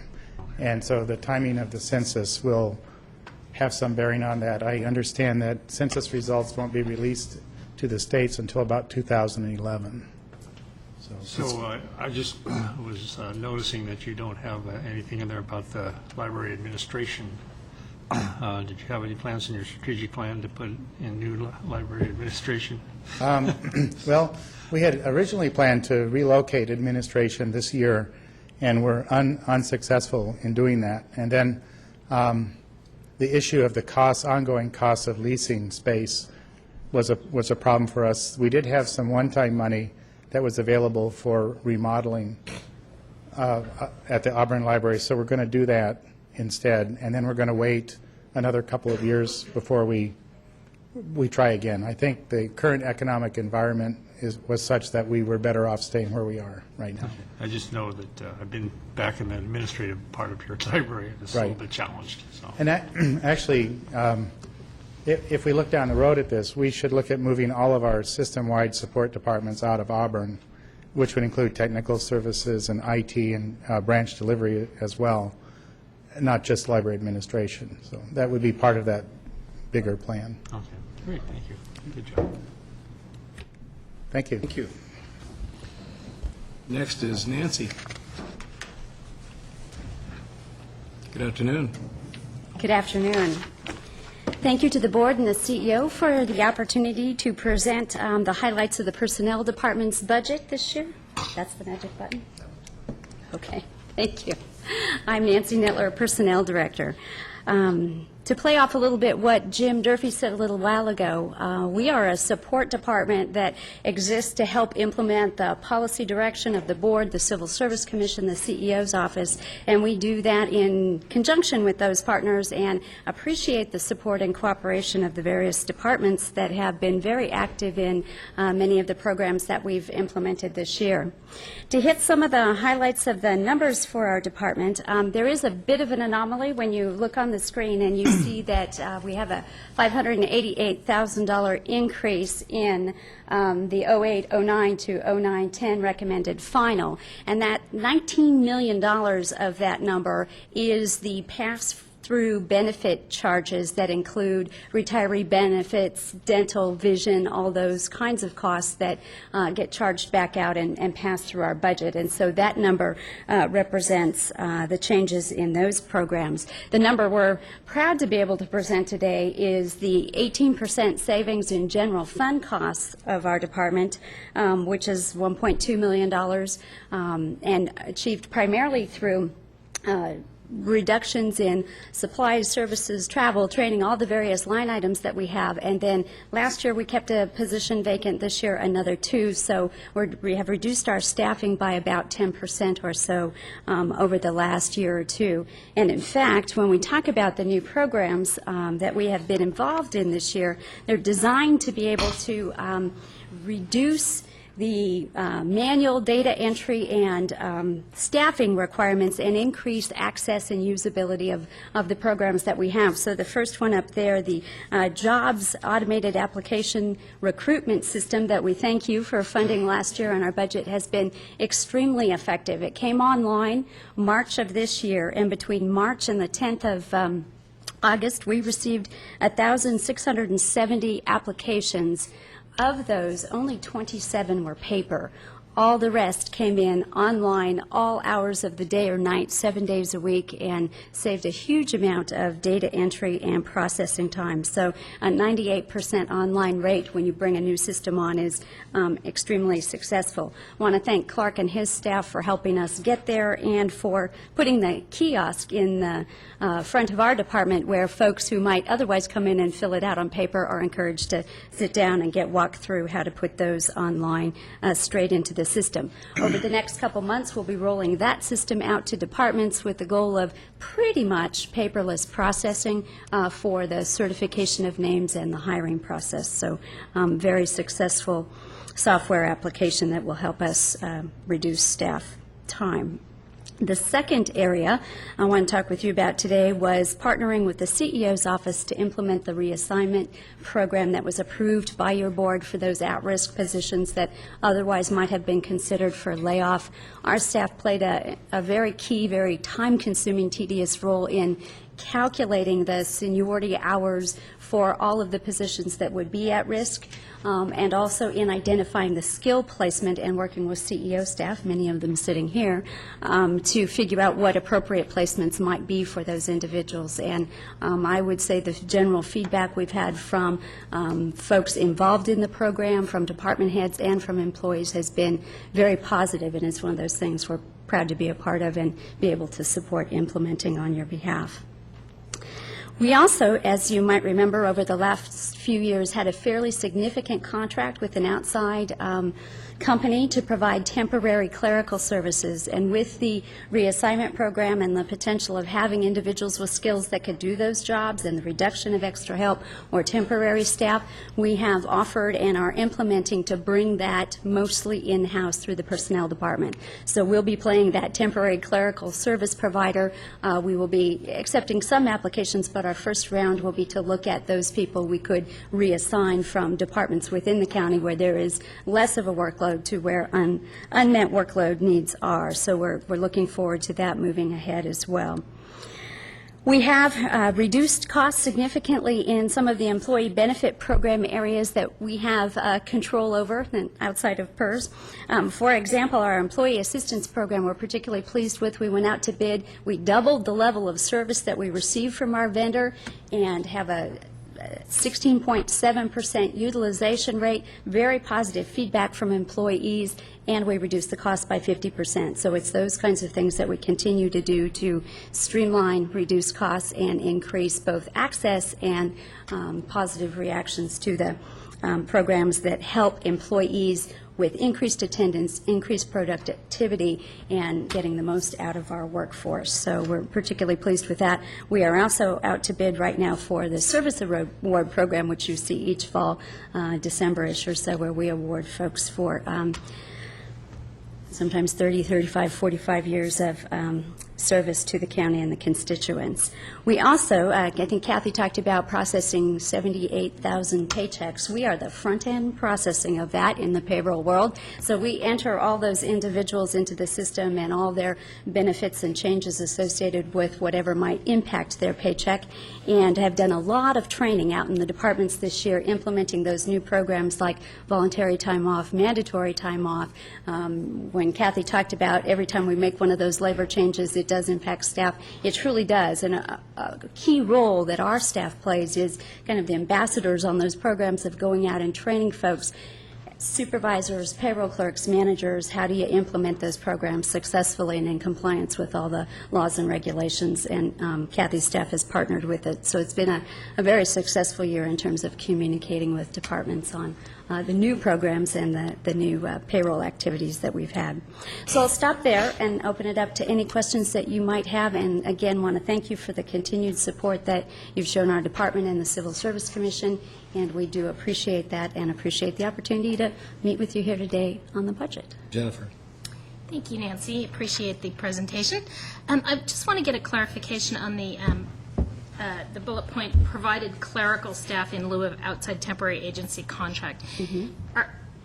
Are we proposing using existing staff as in lieu of outside hires, or are we proposing potentially hiring some new people for those positions, or both? We will have the capability to do both, but given the economic circumstances and what's occurring within the county, reassignment of existing staff will be the number one priority, and frankly, I think will probably absorb most of the need for time to come. Okay, yeah, I was just a little concerned that, we're laying off temporary staff right now, and was just concerned that it might look a little strange to lay folks off and then just bring sort of those same folks back on, even with the cost savings associated with it. So I'm glad to hear that we're looking at using existing staff. Thank you. Let me clarify. Laying off temporary staff. We are not laying off temporary staff. We may face the situation where reassigned permanent staff have a priority over those positions, but isn't that correct? I'm not aware of any layoffs of temporary. Well, layoff would not be probably the word I would use associated. When we are reducing our workload, we reduce our need for outside temporary staff, so we just don't use them or hire them. It's really the more accurate depiction of that from my perspective. Thank you for the correction, because we're not laying them off because they're temporary, but. Right. Again, I'm trying to remember in which departments do we even have temporary staff that we're currently laying off? I believe we have reduced our use of the ADECO staff all the way across the board, and will probably continue to do that over time. Due to funding constraints, but there has not been a let's call it a countywide directive to eliminate temporary help as a directive. It's really program. In many times the funding has disappeared for some of these things, but there hasn't been any wholesale change where we're letting temporary staff go in any large numbers. I don't think we have that many right now. I would agree with that. Mm-hmm. That's a temporary staffing company anyway. That's correct. Yes. Mm-hmm. Thank you. You're good to go. Thank you.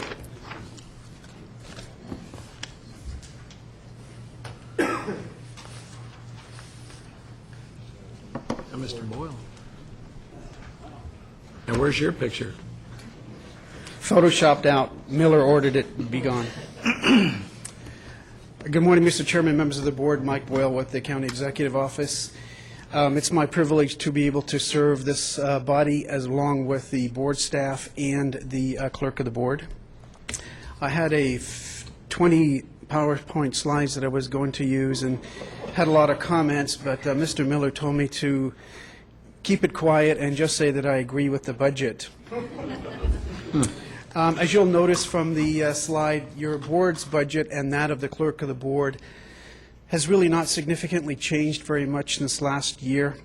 You might recall a couple of years ago we did reduce staffing in the clerk of the board by 1.5 positions as we saw the needed changes that we had to make to reduce county expenditures. I would like to also point out, if you'll allow me, Mr. Chairman, you heard Kristen Spears talk about the effect of the property tax valuation changes in the county. I also act as the administrative officer to your appointed Assessment Appeals Board. In my view, a very high consequence but low profile board. And while Mr. Miller and the rest of our staff are trying to capture all the dollars that we can to support county services, taxpayers are being very well served by your appointees on the Assessment Appeals Board and by the Assessor's Office itself. A very effective organization there on your behalf. I believe you're well familiar with the staff of the board office and clerk of the board. Be happy to take any questions. How's that, Tom? Is that quick enough? Okay. No questions. Thank you very much, Mr. Chair.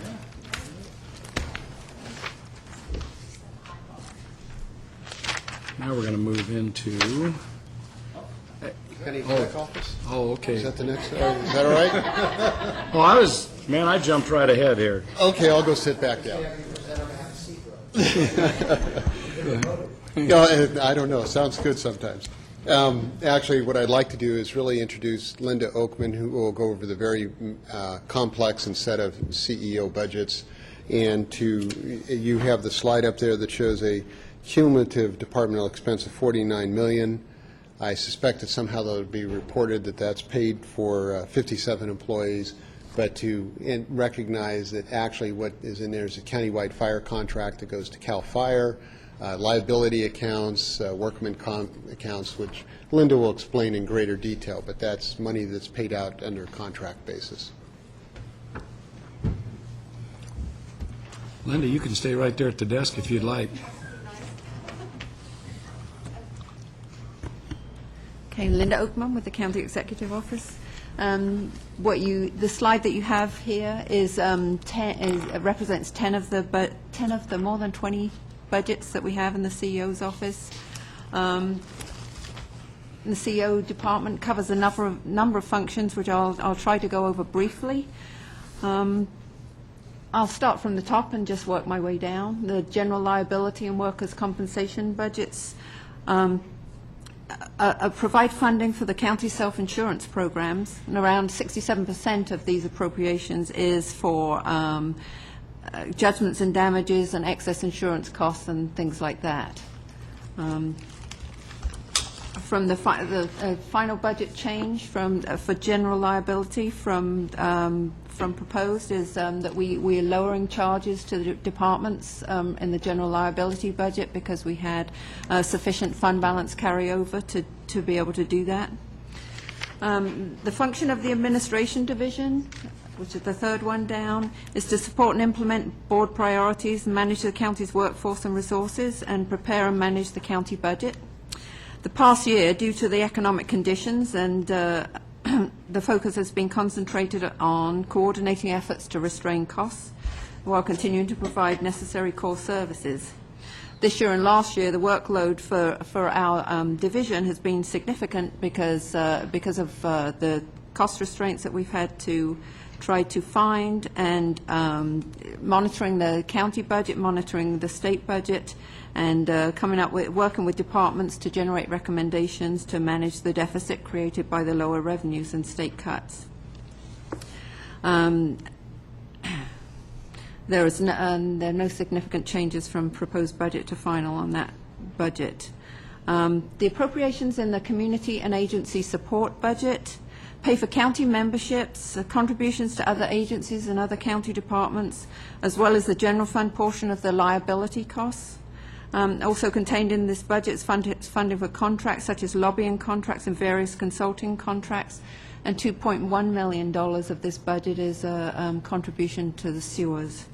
Final budget change from the proposed is there's a $1 million reduction, and that recommends the removal of the contribution to open space and the moving of some funding to CEDRA together with the associated program, which fits better under the CEDRA department.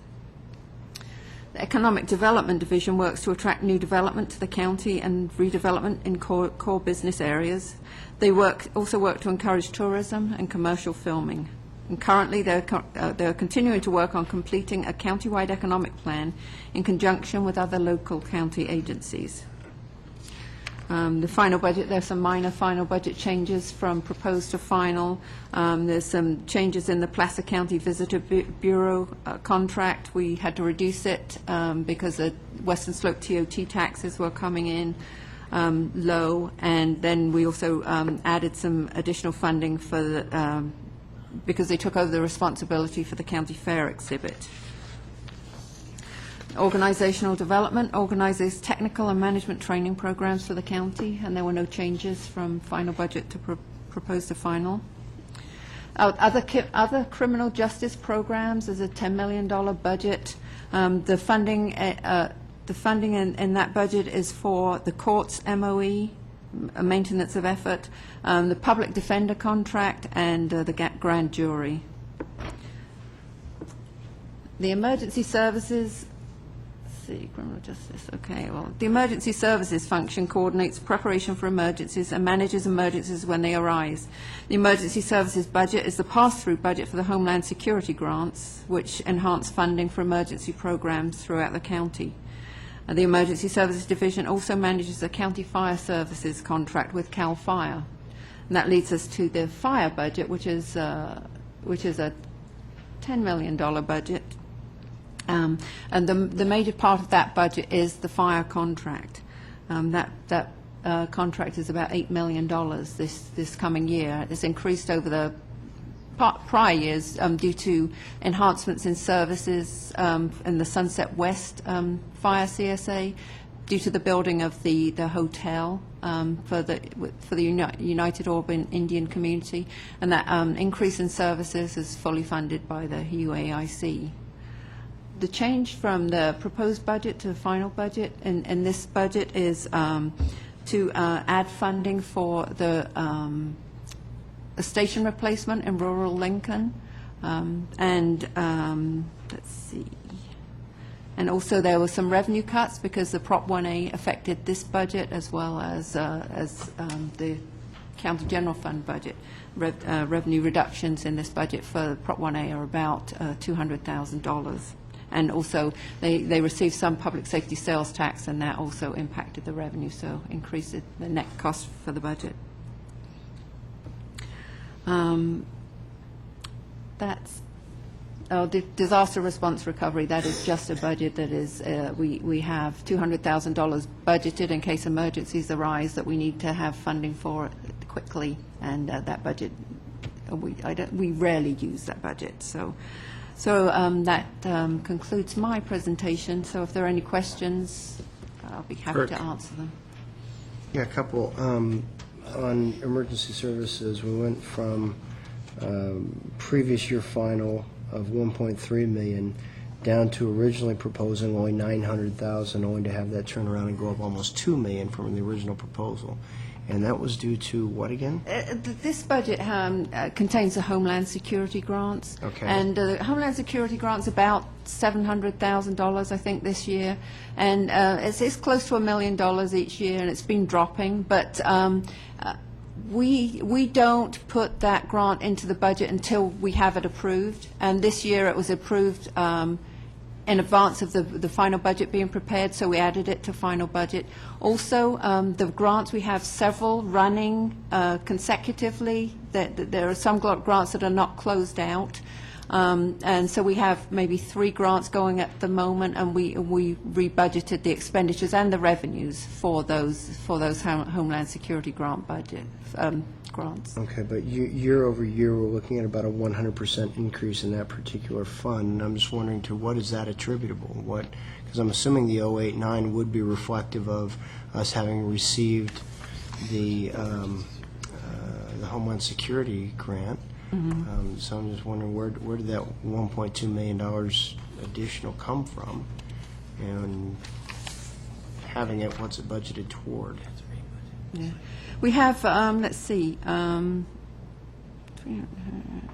$973,000 that was rebudgeted for prior Homeland Security grants. We have the 2007 grant and the 2008 and 2005 pre-disaster mitigation grant. That's only $5,000. But so that's $973,000. Then, sorry. Okay. Then we had another $957,000, which was the 09, the new Homeland Security grant, and there's also a buffer zone protection grant included in that in the new in the final budget. So we had about $957,000 increase in grants to increase it, and we had $973,000 of rebudgeted Homeland Security grant expenditures. So that 973 that's rebudgeted, presumably those are dollars that we would have anticipated for some time?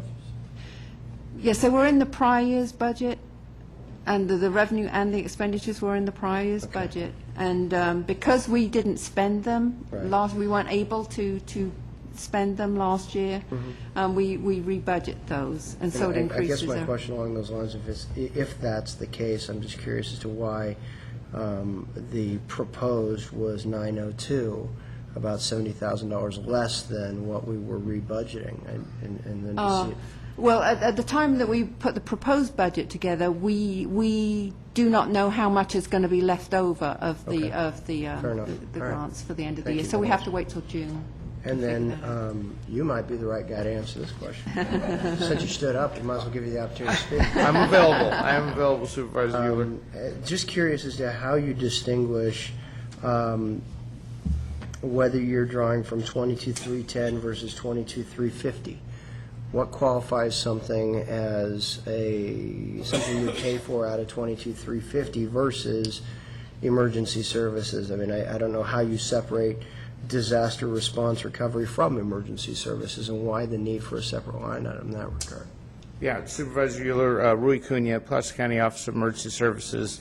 We'll use the disaster response fund only in those instances where we know that we have a disaster that we are most likely to have reimbursement for. So these are funds that are really available primarily to internal county staff and to departments that are going to incur costs at the outset of an incident. And we have this money available to offset some of those costs so that we aren't impacting too significantly those department budgets. But we only use that in those instances where we have a very good chance for reimbursement. We will have declared an emergency in that case, and your board will have declared that, and so under those circumstances, we have a reasonable chance that we'll get state reimbursement and or federal reimbursement. This is more or less a disaster response recovery reserve. That's correct. Okay. All right, that helps. Thank you. Any other questions? Jennifer? Rui, before you go away, I'm looking at the self-insurance funds that we have and looking at the judgments and damages line items specifically. And I just note, I understand what that's for. Is that you? Yeah, we're going back to Linda with those. Yes, indeed. Lucky Linda. You know, and I completely understand what that's for. I'm just wondering why our actual in 7-8, I'm looking at page 184 of the proposed budget, was just over $1 million was our actual for 2007-8, and we're budgeting $2.5 million for it this year. Are we expecting a rash of new claims, or is there some change to the law that is opening us up to greater liability? I will let Mary Ellen answer that question. She has more. Third person. I would caution Mary Ellen as she comes up not to talk about any existing cases. Right, and I'm just interested in the big picture.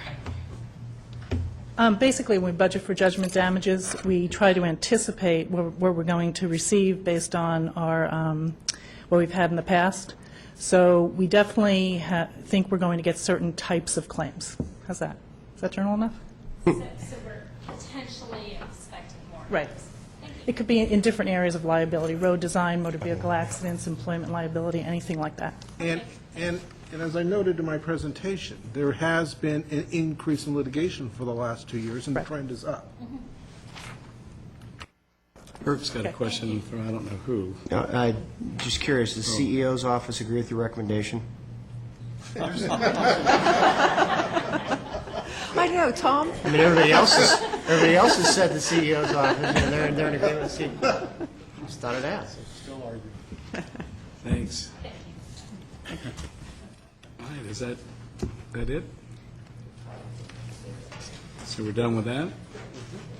Now we're going to move into Christine Turner, is that correct? I think there's a couple of just brief land Okay. use system comments, if I could. Thank you. Just real briefly, the land use system is comprised of Community Development Resource Agency, which is building, planning, administration, and engineering surveying, as well as those folks, Public Works, Agriculture Commissioner and Farm Advisor are part of this system, and they all are responding to these budgetary and programmatic conditions. Of course, the Agriculture Commissioner or Farm Advisor, they'll come and speak with you, but they continue to tighten their belts in consideration of general fund costs. On August 4th, your board did hear quite a bit of detail on Public Works for their challenge with the road fund and transit budgets. While the recommended final budget is prepared with best known information and practical revenue projections, Staff will continue to monitor the situation, as Tom did discuss with Superintendent Montgomery in response to her questions. You know, that piece of gas tax is a huge part of the operating budget for road maintenance, so I'm sure that Ken will address that with you also. For the entire land use system, between proposed and final budget, combined general fund use reductions are about 8%. This is accomplished primarily by shifting staff due to the reassignments, which I think Michael Johnson will be discussing with you, unfunding vacant positions, and providing engineering and other services to non-general fund departments in lieu of contracts, which Jim Durfee discussed with you. It is important to note that year over year, this budget is reducing $3.2 million, and that would be the gross budget. As mentioned, consistent with your board's direction, the CEDRA audit will be completed shortly with implementation plans finalized and carried through in fiscal year 9-10. And now I'll introduce the department heads, starting out with Christine Turner. Thank you. Now we'll go to Christine Turner.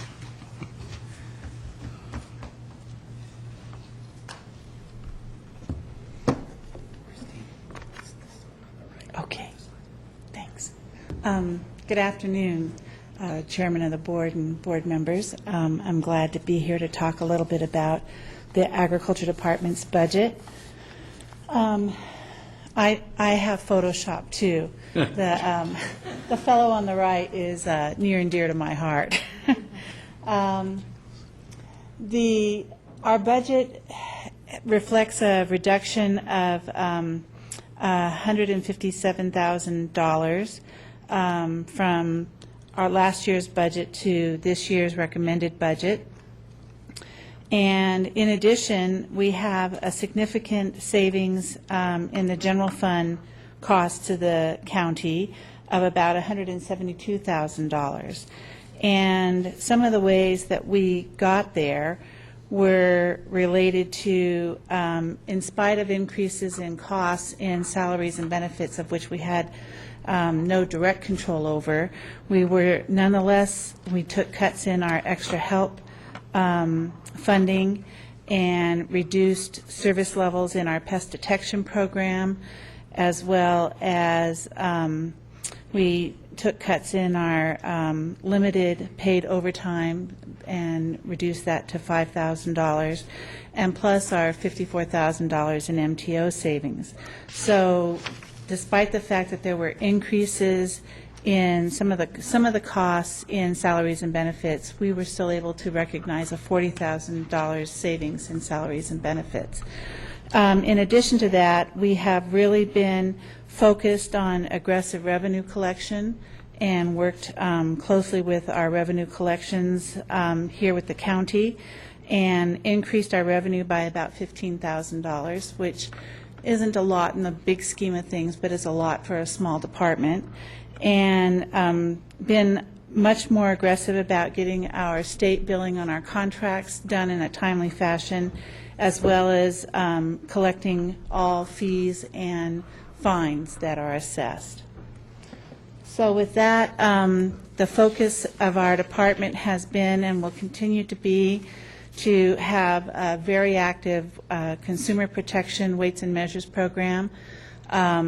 It's an area that affects all people in our county, and having them know that when they go to buy something that they're really getting the value that they were anticipating, and full measure or full count goes a long ways in these economic times. Part of that weights and measures consumer protection effort is focused at the retail market level, where we do scanner inspections, and I would encourage all consumers to be aware of when they go to purchase things, that what is on the shelf price is what they're actually being charged when they check out at the counter, because that's not always the case. If it were truly random, we would expect half of the charges to be overcharges and half the charges to be undercharges. Well, that's not the case. They are predominantly overcharges. So in another arena, our department continues with a very strong pesticide use enforcement program, in which we monitor the use of pesticides at both the landscape maintenance level, structural pest control level, as well as by farmers and ranchers. We also have a very rigorous plant and health pest prevention program, which is designed to intercept any kind of exotic insects and diseases from entering Placer County. And we do daily inspections at all of our major shipping facilities of FedEx, UPS, and have intercepted materials that were being shipped that shouldn't have been shipped, and in some cases they had insects and diseases in them. The department is working with the Fish and Game Commission to find new ways to promote and protect fish and game in the county. And I couldn't pass this. I'm not going to even go there, Kirk. In addition, so I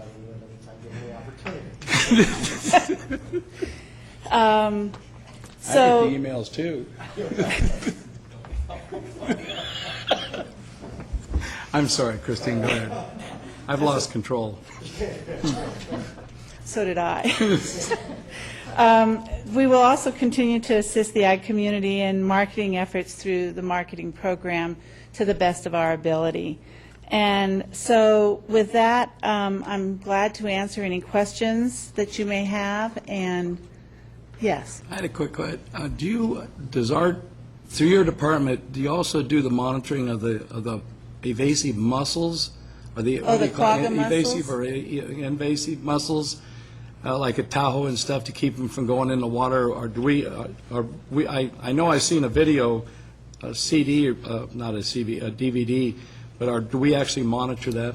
Not my department, but that is an active program, and Department of Fish and Game is very involved in that. And also the boating community in Lake Tahoe has been really involved in trying to make sure that we don't introduce those kinds of exotic species, and that's a really good example of one that's very destructive to the natural environment. And CDFA is doing, and the border stations, the border station that we have up at Truckee area also is... Actually look for those too? They're inspecting for boats transiting through there. Good. Jennifer and Jim. Just wanted to briefly say that the TRPA actually has taken the lead on the invasive species issue at Lake Tahoe, and they're doing a great job. There's, they take a lot of hits politically, but I think on the invasive species thing, they've really stepped up to the plate. Christine, I wanted to make sure I understood the last bullet point: continue to assist the agricultural community with marketing efforts through Placer County's agricultural marketing program, and then you added something like in to the whatever best of our ability. What does that mean? It means that at this moment we don't have the marketing director position filled, and that has not been filled pending budget workshops and what the final budget was going to look like for our department. In the meantime, what we have been doing is, we still have things that we're able to do to support marketing efforts by our other ag organization partners, and continue to expand in the ways that we can support them in a less direct way, but still be supportful. Okay, and I guess what I'm trying to get at is, I know that a couple months ago we actually reduced the contract amount. Is that still available and just not filled, or has that money been redirected elsewhere?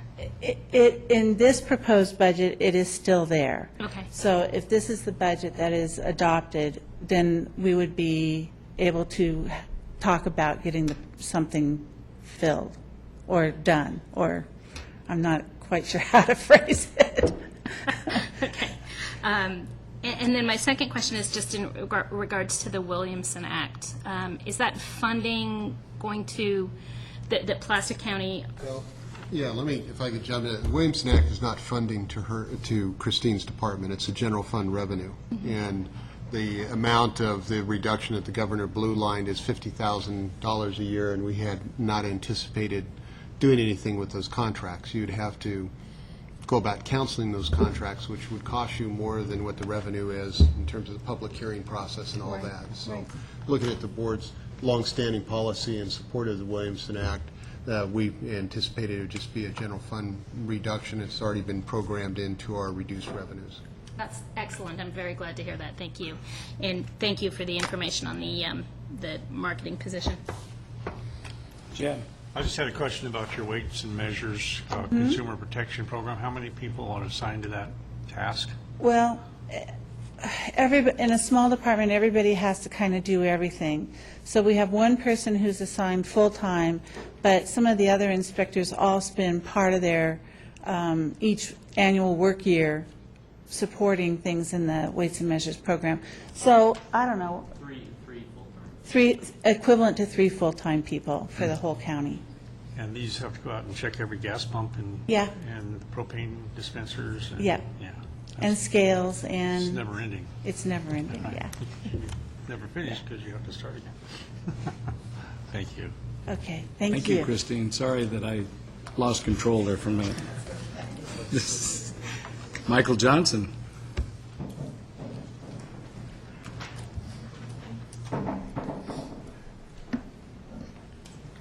Thank you, Jeff. There's going to be a tag team presentation, huh?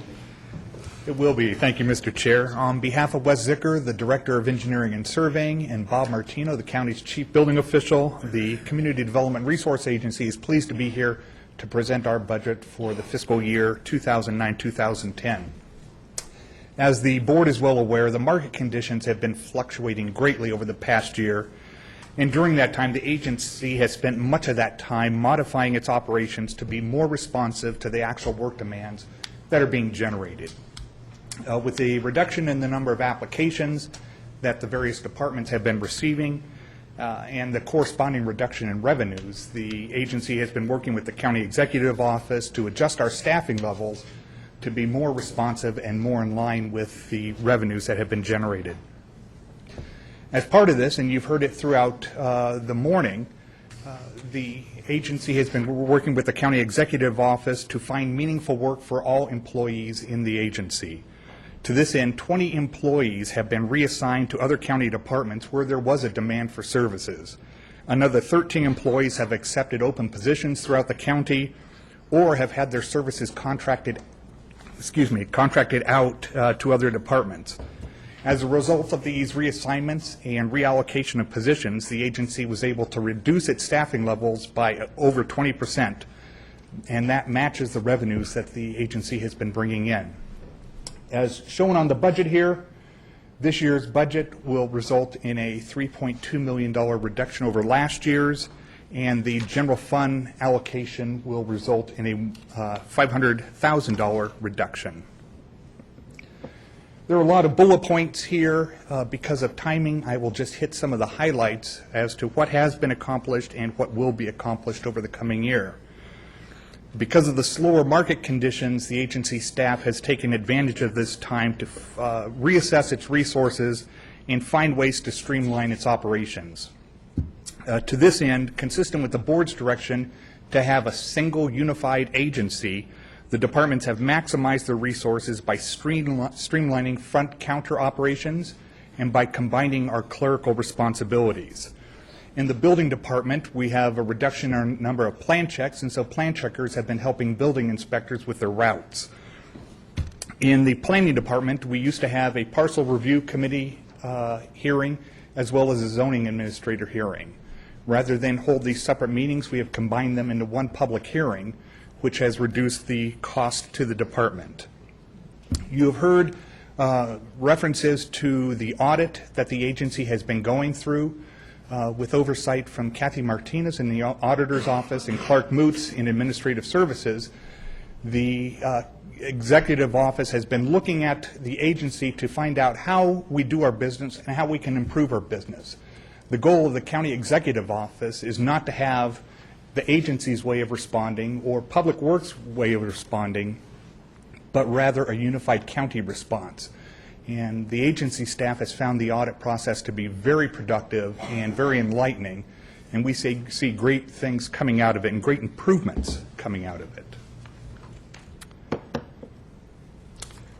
With the reduced staffing levels, the agency has been able to still accomplish some great achievements. As I noted, we have been working on the audit with the CEO's office. We've developed a fee deferral program whereby we allow property owners to pay their mandated fees at the final inspection rather than when they get their building permit. And this deferral has allowed more property owners to move forward with projects. The building department has implemented an interactive voice response system for automated inspection scheduling, which has reduced the number of staff that have to be involved in that process. We continue to make changes to our web pages to make them more user-friendly so that instead of having to come into our office, applicants can go to our web pages and get the necessary forms and documents that they need. And lastly, the building department is close to completing an administrative citation process for code enforcement, which would allow us to review projects in-house rather than having to send them to the DA's office for ultimate prosecution. The engineering and surveying staff has been working with the elections department to update its GIS database to ensure the highest standards for county elections. The planning department has completed the housing element and the Forest Hill Divide Community Plan, and both of these documents were adopted by the board over the past year. For the coming year, the planning staff as well as engineering and surveying will continue to work on the Granite Bay Community Plan as well as completion of the Placer County Conservation Plan. With the recommendations provided by the Auditor's Office and with the changes that have been identified by agency staff, the agency looks forward into moving into the new fiscal year with a more streamlined approach that matches the revenues that have been provided for the agency. We are available to respond to any questions you may have. You're good. Oh, sorry. Jennifer. Oh. I'm sorry, I'm new to this, so I'm asking That's everybody right. questions. I'm really glad I got to observe this last year, so it's not completely new territory for me. On the building department side, one of the things that concerned me reading again through the proposed budget was that we've removed funding for one supervising code enforcement officer, and then down below it says the number of code enforcement cases has increased. And I have to say, I really see that just in the 7 months I've been in this seat, is that there just seem to be more complaints all the time, and I'm sure it's not unique to District 5. I'm not suggesting we put some funding back into the budget for that position, sorry. What I am suggesting, if possible, is utilizing existing staffing, maybe trying to move some folks around to allow the code enforcement officers who should be out in the field a little bit more the opportunity to do that. So And that's exactly what has happened. Bob Martino has worked with his staff to move the responsibilities around so that we can maintain as many code enforcement officers in the field as possible. So we are doing just that. Okay, and I would just encourage, because I think we are, like crime and everything else, I think we're going to continue to see those complaints rise. So, thank you. Yes. Thank you, Michael. Thank you. Roger Ingram, next.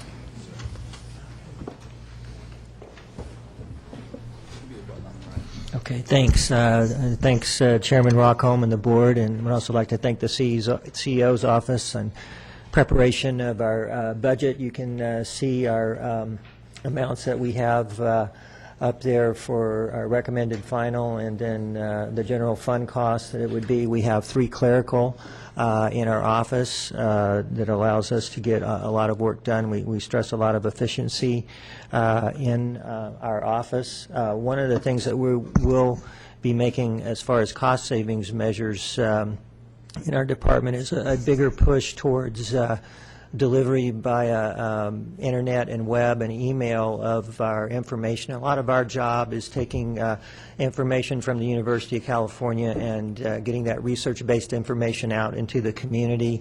We put out a tremendous amount of newsletters, and we're really stressing to our clientele this year that if they do have the ability to receive information via the internet or through email, we will be providing it that way as a way of helping us to deal with postage costs and also printing costs as well. It will also free up a little bit of our clerical time, as sometimes we have some shuffling around to do, especially during vacations and everything. We have several different things that are going on within our office. A big effort of our office is ag viability, being able to keep either existing farmers on the land farming, or trying to get a new generation in to be involved in farming and ranching. This past summer, we, through the leadership of our horticulture advisor, Cindy Fake, implemented a and also the High Sierra Resource Conservation and Development Council, a ag intern program. We will continue that program in the next year. We had farmers actually going out into the schools making presentations about opportunities in agriculture, and I think we learned some things in getting that done in this first year, and we'll be looking to do that even more to help even get more promotion out on the ag intern program. And that's kind of just one piece of a lot of overall other things going on. For the last 2 years, we've conducted business planning courses for people in farming and agriculture, just to help them with economic analysis and cash flow planning. More and more people, as the economy has begun to, with the continuing economic struggles, are looking to get something going on their land, some sort of enterprise that, even if it's not a full-time enterprise, they want that to be a part-time enterprise with some significant contribution to income. So this past year we did a 2-part beginning farming class, and we'll continue to those efforts as well. We held several workshops that dealt with kind of applied on-farm activities and practices with vegetables and fruits and tree farms, and also livestock. Our Master Gardener and Master Composter programs continue to reach many community groups and answer a lot of home gardening questions. Over this past year, our Master Gardener program here in Placer County won an Innovative Projects Award at the International Master Gardener Conference for their WaterWise calendar.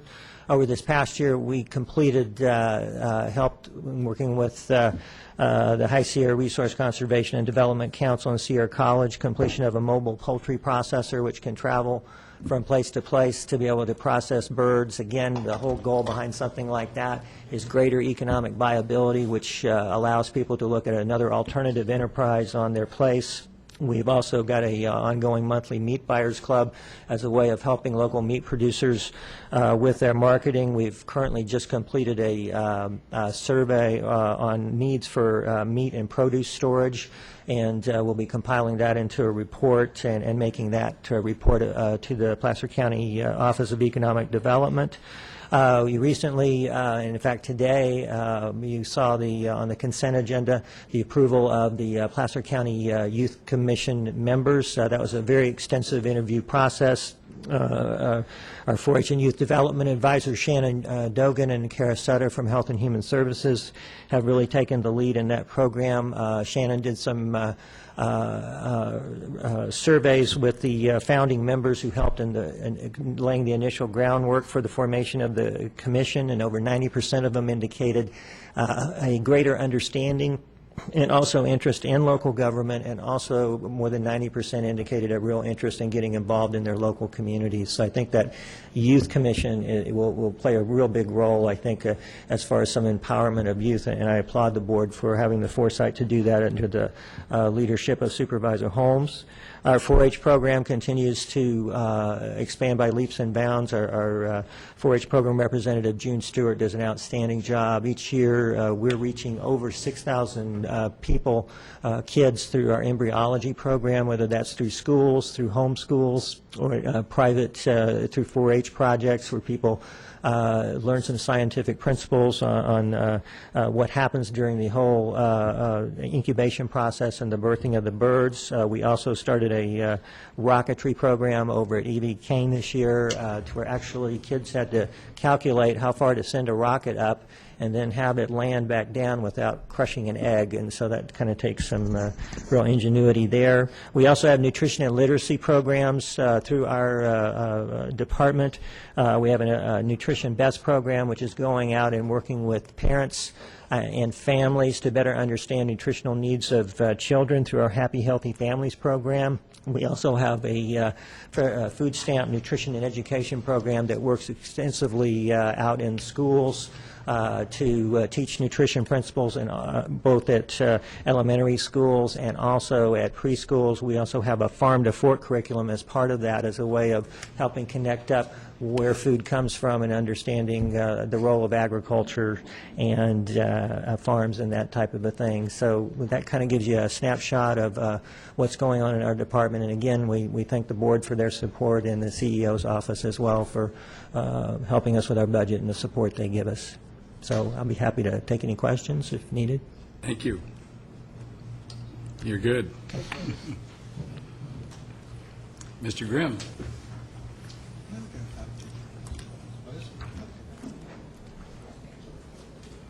Uh-oh, handouts.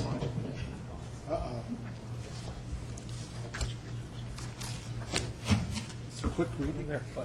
There we go. Thank you. These are flashcards. Good afternoon, Chairman, board members.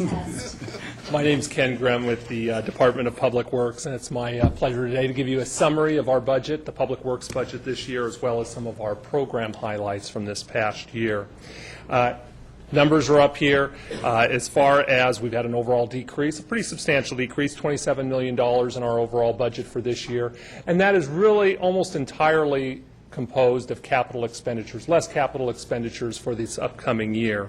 On the general fund side, we see a $1 million decrease in the general fund expenditures.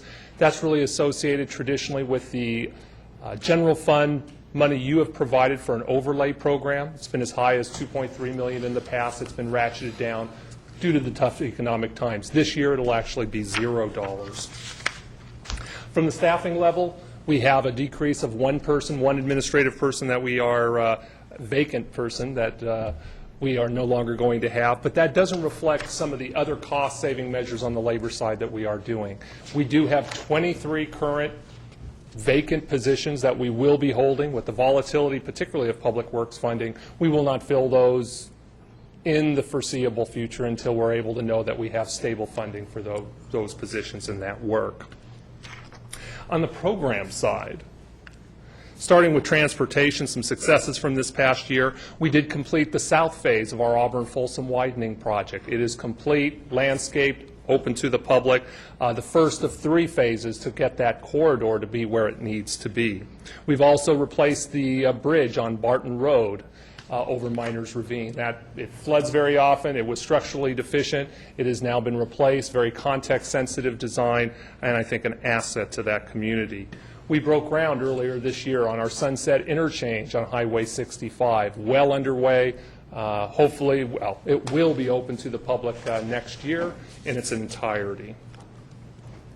Also this year, your board, actually early last fiscal year, approved the EIR for the Kings Beach Commercial Core Improvement Project, a $47 million project that will be moving forward over time, and a very large commitment of resources. For this coming year, recession's been very tough on all of us, particularly our revenue streams, but it has been a very great time to build.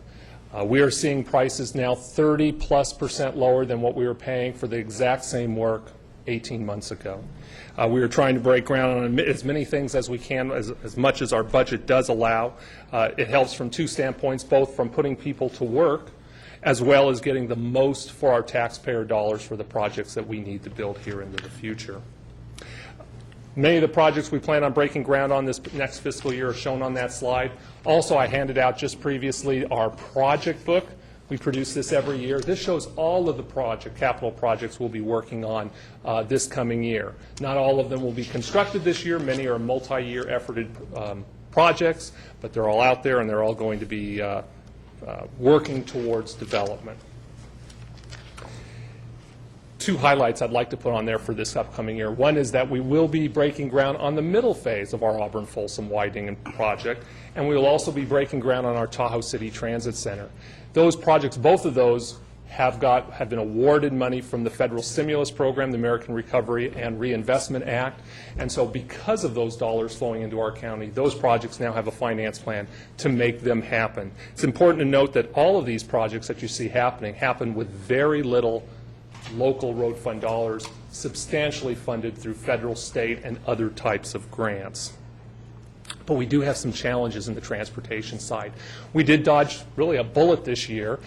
There was the proposed gasoline tax take, I would say, that almost got through. That would have taken almost half of our funding for the future. That would have been quite devastating.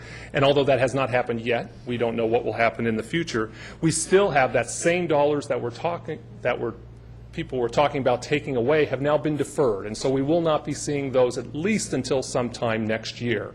So in essence, we're living off our savings account right now until those dollars come in the hope that, of course, that they do come in eventually. Some may come in as early as January. Most won't come in until towards the end of this coming fiscal year, which will be in May and June. The gasoline tax is our major source of revenue for our road maintenance and transportation functions, but we have some other ones. Another prominent one is the local transportation fund. It's a quarter cent of the sales tax on all goods, meant for transit operations. For as much as you don't use them for transit operations, they can be used for roads. Those dollars have been declining substantially, like all sales tax revenues over the last couple of years. They continue to decline.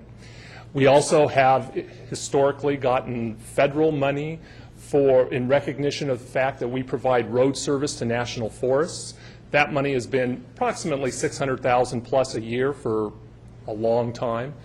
This year, it's being ratcheted down about $400,000. It's eventually going to be phased out over the next couple of years. So a substantial fund source is going to be going away, although it'll be done slowly over time. All of these make it harder to maintain our roadway operations, make it harder, more difficult to make the match funding for our capital improvement program.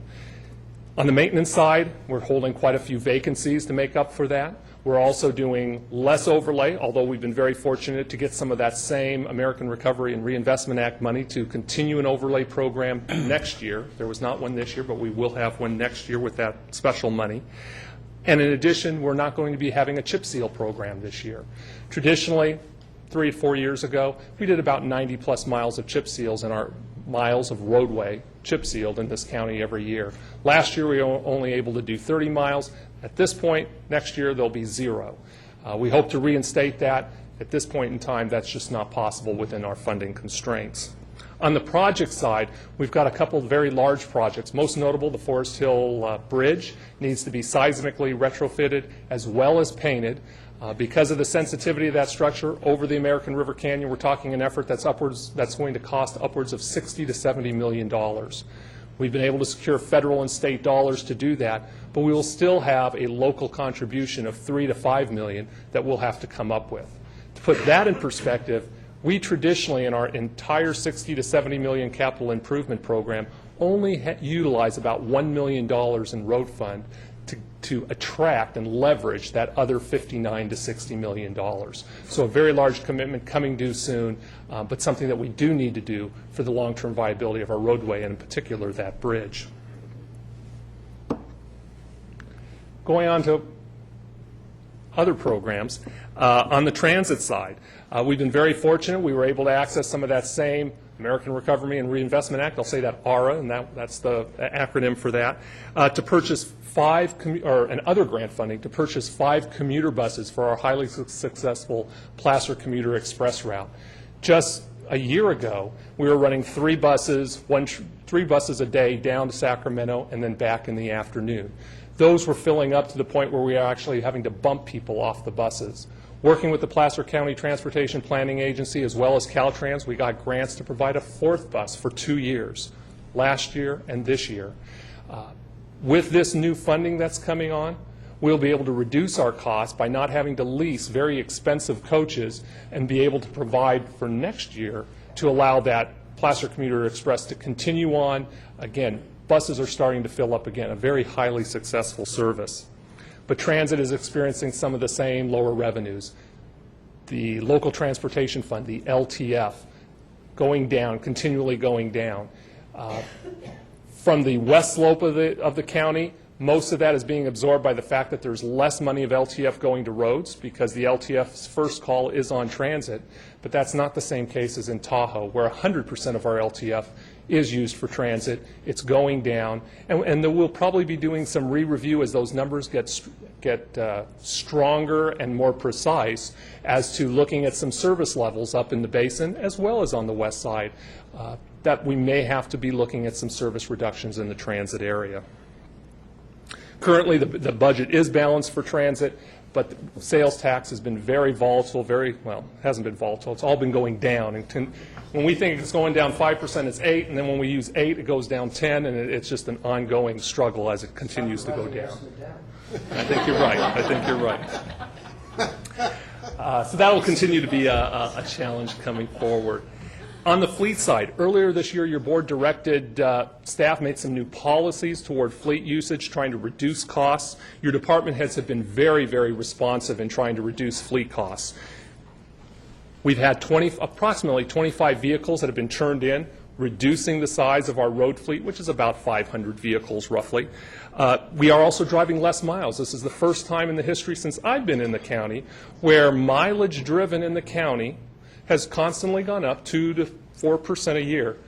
This year it went down by 5%, or I should say the year just ended went down 5% for the first time. That's how you reduce fleet costs, and your department heads have done a great job in trying to stress that to their departments and getting those costs down. And then, of course, there's been lower fuel costs. Last year at this time, we had the highest fuel costs ever in our history. Those have come down and have not risen back up, again, probably because lower demand with the recession. So all of those have gone to keep fleet costs lower than they've been historically. Finally, we have our stormwater program. We are continually requested, demanded to do more water quality monitoring, testing, to ensure the water quality throughout our watersheds. That no more said than in the lower Truckee River watershed, where we are being asked or again demanded to do an annual monitoring program that will probably exceed hundreds of thousands of dollars per year at a time when we really don't have the funding to do that. But we are looking for ways to make that happen. We do have some fund sources available, but it's a continual challenge to meet those expectations while revenue sources are continually declining. So with that, we also support the approval. The CEO recommended budget for Public Works. Ask you to support that, and I'd be happy to answer any questions that you might have. Jim? Oh, I'm just surprised. I'm shocked that you didn't, in your completed projects, you didn't mention the improvement at Nevada Street and Highway 49. There were just too many to mention. Well, that is very important to anybody that has to go from here out to DeWitt Center. So anyhow, it's I haven't heard one complaint, and that's unusual. Usually someone finds something to complain about, but it's very, very much appreciated. So I've been meaning to talk to you about that. Talk to the hand.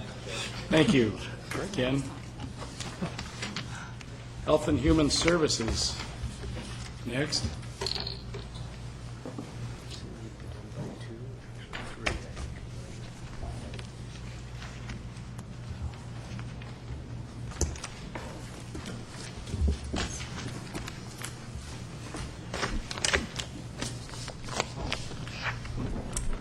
Good afternoon.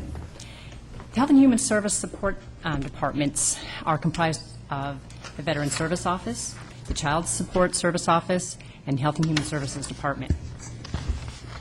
Rick Buckman is our Veteran Services Officer, and he continues to provide tremendous service to our new and seasoned county veterans. His performance indicators steadily increased in the nearly 4 years since he has been working in Placer County.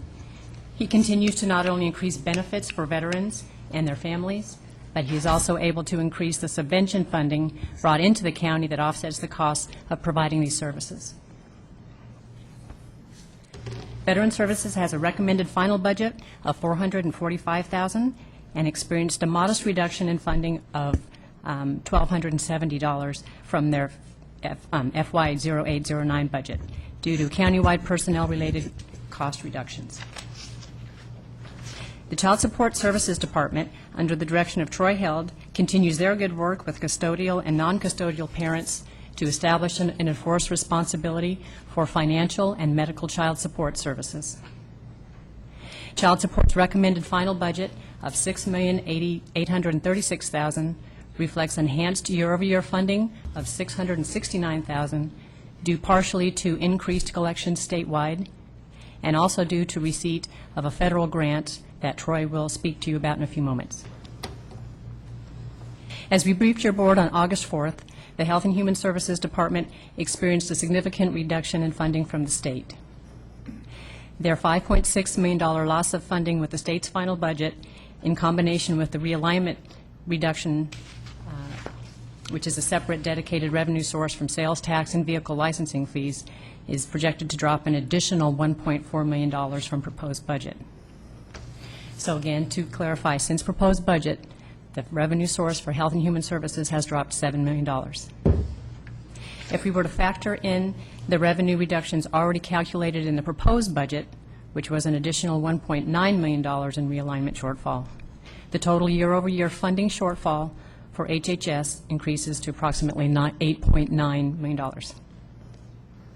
And this is all in addition to the roughly $5 million of annual funding shortfall that the state has failed to provide since 2001 to fully cover the costs of the services they are mandated to provide. HHS's recommended final budget is $159,801,000 and reflects the $7 million funding shortfall from the 9/10 proposed budget. And this is approximately $340,000 less than the fiscal year 2008-9 final budget. Tomorrow morning, we have dedicated time to discussing our recommendations to restore approximately $1 million of that funding to mitigate the service impacts of greatest concern in the area of child protective services and foster care. So the good news for these departments, I'd like to point out, is that due to some offsetting funding from the state and due to very favorable commercial leasing rates that currently exist in South Placer, we are in the process of relocating Veteran Service Office. Child Support Services has already relocated, and certain functions of HHS will be relocating to a site in Rockland that is more centrally located in the population center of the county and that has better public transportation access for clients in these departments. Unless you have any questions for me, I'd like to turn it over to Rick Buckman.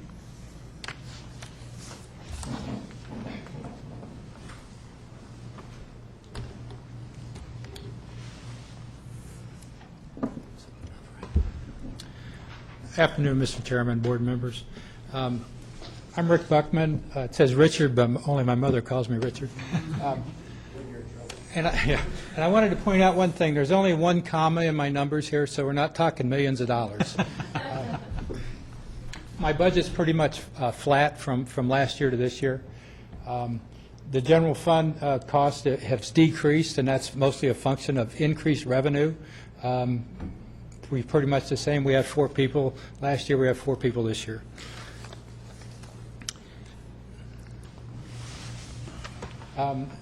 These may look like goals, but that first one, it says to continue to increase disability benefit claims filed for veterans and their dependents, is not really a goal. It's a fact of life. More veterans are getting out of the service. More veterans are looking for benefits, health care, those kinds of things. So we will continue to increase the amount of claims that we filed. About 3 years ago, we filed 400 claims. This past year, we did 2,300 claims. Pardon me?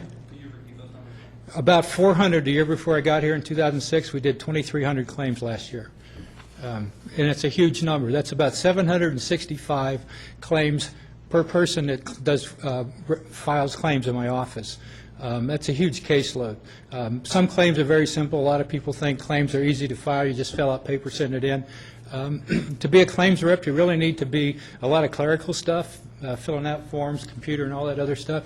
But you got to be part lawyer because you got to review case law. You got to make appeals. You got to do a lot of stuff that attorneys do to file a claim, appeals, and all the rest of that stuff. And you also have to be part doctor because you have to sift through medical records. You have to look at medical opinions, and you have to make arguments about the legal part of it and the medical part of it in order to be successful. So it's not just about filing claims. Whoops. The second one is we're going to continue to provide college fee waivers to dependents. Veterans who have service-connected disabilities, 0% or higher, their kids go to school free in California. I approve the waivers. We increased that by about 80 waivers, which was quite a, we did 200 last year and we went up to 280 this year. I think it's a function of more awareness, more people looking for ways to send their kids to school because of the cost of college and losing their jobs and stuff. There was an article yesterday in the San Jose Mercury News about a guy that wanted to take on the fee waiver program. He says that the state could save $400 million by doing away with college fee waivers for dependents. And one of his points was that even affluent people who have lots of money maybe only have a 10% disability, and why should the state pay for their kids to go to school? 1967, I was drafted. Nobody asked me how wealthy my parents were, how much money I made, and then nobody cared. They just took me in the Army and they wanted to send me to Vietnam. And the VA is means-tested health care benefits. They say if you make too much money, we're not going to let you have health care. So it kind of irks me when we try to start means-testing veterans' benefits. We all did our time. We served honorably, and we deserve what we should get. The second one is increase the approved number of veteran benefits claims. You can file claims, but if you don't do good claims and they don't get approved, you're really not doing much for veterans. The year before I got here, about an average of 19% of claims filed were approved. This past year, we had 56% approval rating. That number is a little misleading because not all claims receive awards for that. But it does show that the work that we're providing is better work than it was prior to 3 years ago. And then the next one is we're going to increase the value of monetary awards to veterans. That's the money that when we file claims, they get money goes into their pockets. A year before I got here, $750,000 went into the pockets of veterans.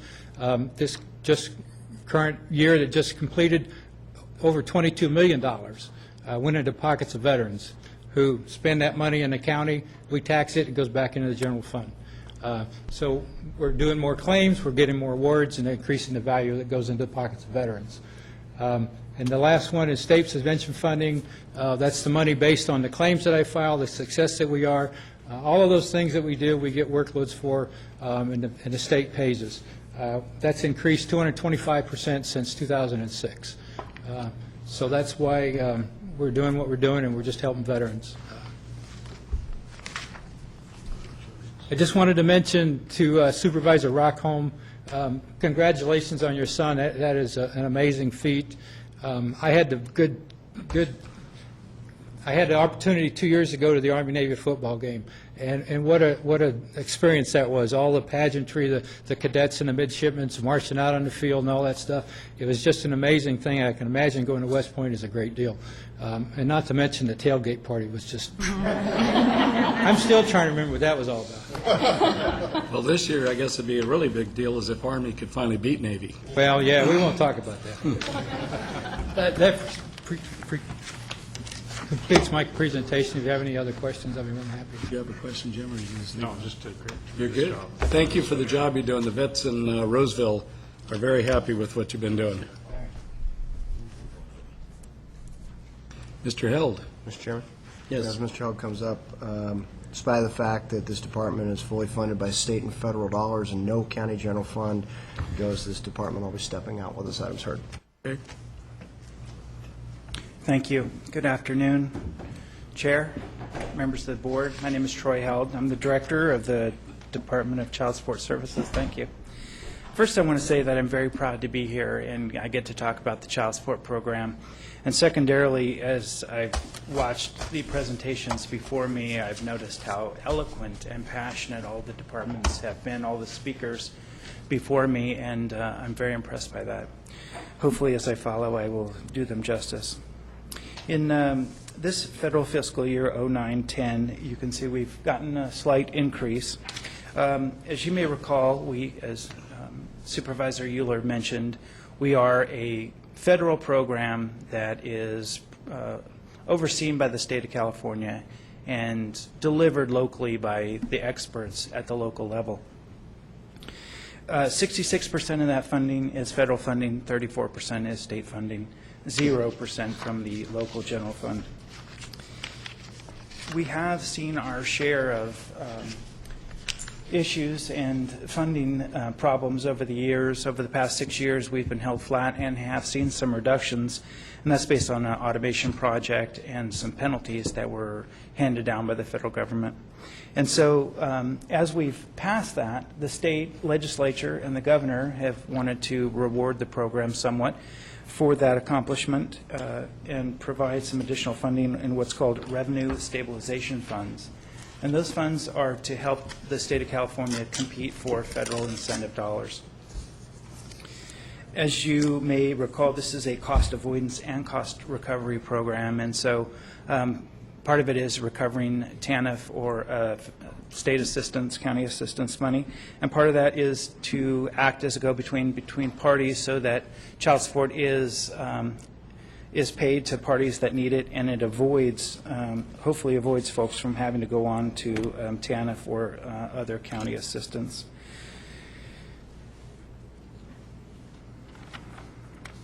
The revenue stabilization funding, it was comprised of about $18.7 million statewide.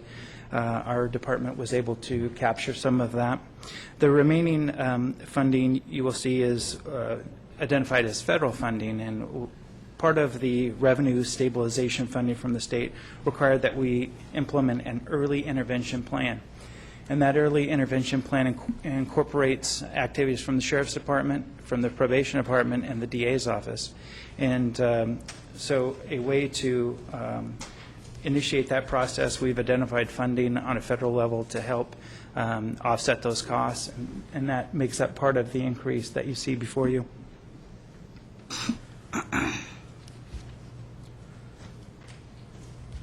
Our allocation, as you can see, is just over $6 million, almost $7 million. Each year we collect about $18 million in child support funds and pass that money through to the families that need it. And so I heard a term the other day that was called local economic stimulus, and although it's not a lot in the grand scheme of things, I like to think that our $24 million is spent primarily here in Placer County and does help impact positively the community and the families that live here. Our position allocations have gone down slightly. We were able to bring on some folks this year, and we're very thankful for that. We brought on about 6 new employees, and a couple of those folks were from planning. We're very happy to have them.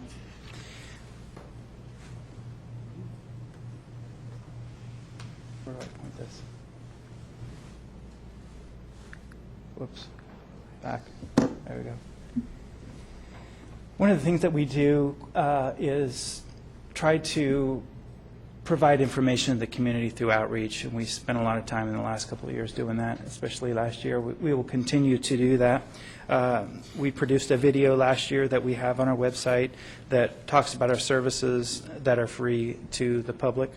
We conducted numerous outreach events. We actually had an art contest last year for kids where our employees ponied up the money, the prize money, and we had an art contest. We've utilized that art on some of our folders that we hand out in court. It's Child Support Awareness Month, as you know. You've passed a resolution here, and we're very thankful for that in the month of August. And we have an essay contest this year that is for kids that will be prize money, again, donated by employees of our department. And then we produced a kids book, which is a workbook with puzzles and coloring that we are able to hand out and provide to children when they come visit. As you can see, we moved our office, that was briefly discussed, and we are very thankful to this board, to the CEO's office, Facility Services, and Admin Services for accomplishing that. We had been in our building over on Education Street since about 1994. And it's not that we didn't want to continue to stay there, it's that our lease was expiring and there were other plans for the office, so the move was inevitable. We are now down at 1000 Sunset and hopefully blazing the trail for other departments to move in with us, and we're excited for that, to have some other folks in the building. We continue to provide full customer service, although we've had an increase in our funding. There has been a change in the economy, and who knows what that will bring in the next few years. But just a couple of years ago, as this board may recall, our service level to the public was reduced. We brought that back, and I thank you for that. We continue to meet that. Hopefully, we're providing better customer service today than we ever have. We have a statewide computer system, a statewide disbursement unit that's down in Sacramento, and we have a statewide phone system. And our current staffing on the phone operations is fully staffed, and we are one of the best in the state at that. We also implemented the 1058 window project, which in 2003 I came up with an idea, worked in a different county to implement this video conferencing idea. And we did that in Nevada County, and it worked out pretty well. It helps reduce costs and increases efficiencies for the court orders and court information to the public who participate in the program. And it received several awards over the last few years, one from the Board of Supervisors in Nevada County and a couple other groups, including the California IT Directors Association, as a very innovative award. Most recently, we implemented the video conferencing project here in Placer County with the Placer Courts, and again, I thank the CEO's office for participating with us in getting that done, including their Quality Control District who provided the money. It has been recognized as as a national best practice by the Federal Office of Child Support Enforcement for the project to avoid increasing delinquencies or paid, which I'm very proud of because it was one of 27 nationally recognized projects at the time that it was recognized just a few months ago. So as we move forward, we continue to serve our citizens here in the Placer Valley and Mid-Placer area, and we continue to maintain our Tahoe office. Several years ago, we had a couple, 2, 3 folks in that office, and then we had none. And now we have one staff person. We continue to maintain that, and we look forward to continuing to provide service to the folks in the Tahoe area. With that, I would open it up for questions if there are any. Just, if I might just dwell upon one issue that Troy brought up, is that as we went through the reassignment in the CEDRA entity, he withheld filling a number of positions so that the employees there could compete for those positions. So he went without needed staffing for probably 3 months while we sorted out how to do the recruitment on that. And it was very essential in terms of getting individuals best applied with the skills they have in meaningful work. And Troy did that. I know Jim did that in facility services, but it really made the transition of those employees helpful to have the cooperation of the department heads. Thank you. Thank you. Burton, this is it.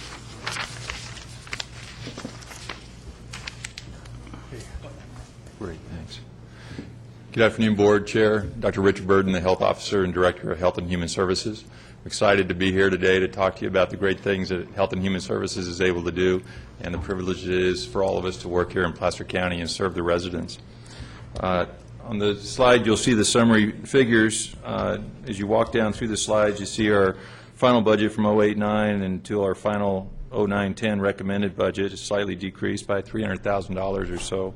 And yet, you walk down through the slide and see the staffing reductions year to year. We went from a staff of 756 to 688. And that's where you see the impact, strictly speaking, of the inadequacy of the state and federal funding that Becky mentioned earlier that's been a year after year under-realized to the tune of about $5 to $6 million a year, where they just don't fund the services that they mandate, as well as in the state budget reductions that we'll talk a little bit more about in detail. But when I look at the number at 688, what that really reflects to me is 688 committed individuals here in Placer County that come to work each and every day to try to make the lives of somebody else better in the community. We interface with families in this community that are at points of crisis. They don't come to us because they decide that, well, I don't have anything better to do. I think I'll go visit the people at HHS at the county. But the people that we interface with start with maybe the newborn baby that has a critical medical issue that is a really difficult issue both for our local providers to deal with and much of a crisis for the family themselves. It may be a lifelong disability that the family is grappling with, and they have to start dealing with it on the first day that baby's born. We have public health nurses and California Children's Services programs that come alongside that family for a season to help that family best support the child and treasure the new birth. And then we work with individuals and families throughout their lives, including up until the very last moments in their lives for some of the residents in our county where we're the conservator. They have no other family or friends in the community that are going to help them be able to transition their life at the end of their life from dealing with their chronic medical issue, or just as all of us come to a point in our lives where it ends. And we're a role, and we help them through that time. Our case managers are gifted in going to visit them in their long-term care facilities or in the hospitals, and we help broker with them and their medical providers how they choose to live out those last days of their lives when no one else in the community can do it. We serve about 50,000 residents a year through the services that we provide in the department, from that whole range of age, and including those that are dealing with issues related to their animals and how they can best support the needs of their animals. So when we have 688 people, they're giving their all each and every day. They redesign on almost a daily basis and prioritize how they can make best use of the resources they have influence over in order to bring the best health and healing to the residents that they work with. So when we look back over the last year, things that I know come to my mind are how our psychiatrists and the teams that work in our psychiatric health facility have routinely reduced the length of stay in our psychiatric health facility, meaning that we've stabilized, worked with the families and the residents that are there to allow them to be stabilized and go back out and to pursue their lives in a more self-sufficient manner out in the community. It means that we have public health nurses that have come alongside those families with special needs kids and help them identify ways that they can be self-sufficient. It's our eligibility workers that work with the families that are coming in to see us now newly unemployed, many of these families never having been unemployed before, but are now coming in and being able to be found eligible for the programs such as food stamps or food nutrition that has food on the table for them to help link them up with employment services so that they can find jobs. So it's the breadth of those types of services, I guess, that we're involved with, and I know that there are programs in each one of our divisions. In environmental health, I was thinking with the Ag Commissioner that I know our farmers markets are more successful this year because of the partnership that's gone on between the farmers and the environmental health division. And I know our animal services division has been involved in some emergency response and rescuing of animals in catastrophic wildfire that, again, are playing roles that no one else out in the community is playing. And they've consistently redesigned their services to be the right size organization, providing the right services to the right people through the right eligibility process to make sure that there isn't fraud and people are only getting the services that they're eligible for. And they've done this year after year, and it's an honor just to work with them in the department. As we go to the next slide, I guess that's me. Go to the next slide.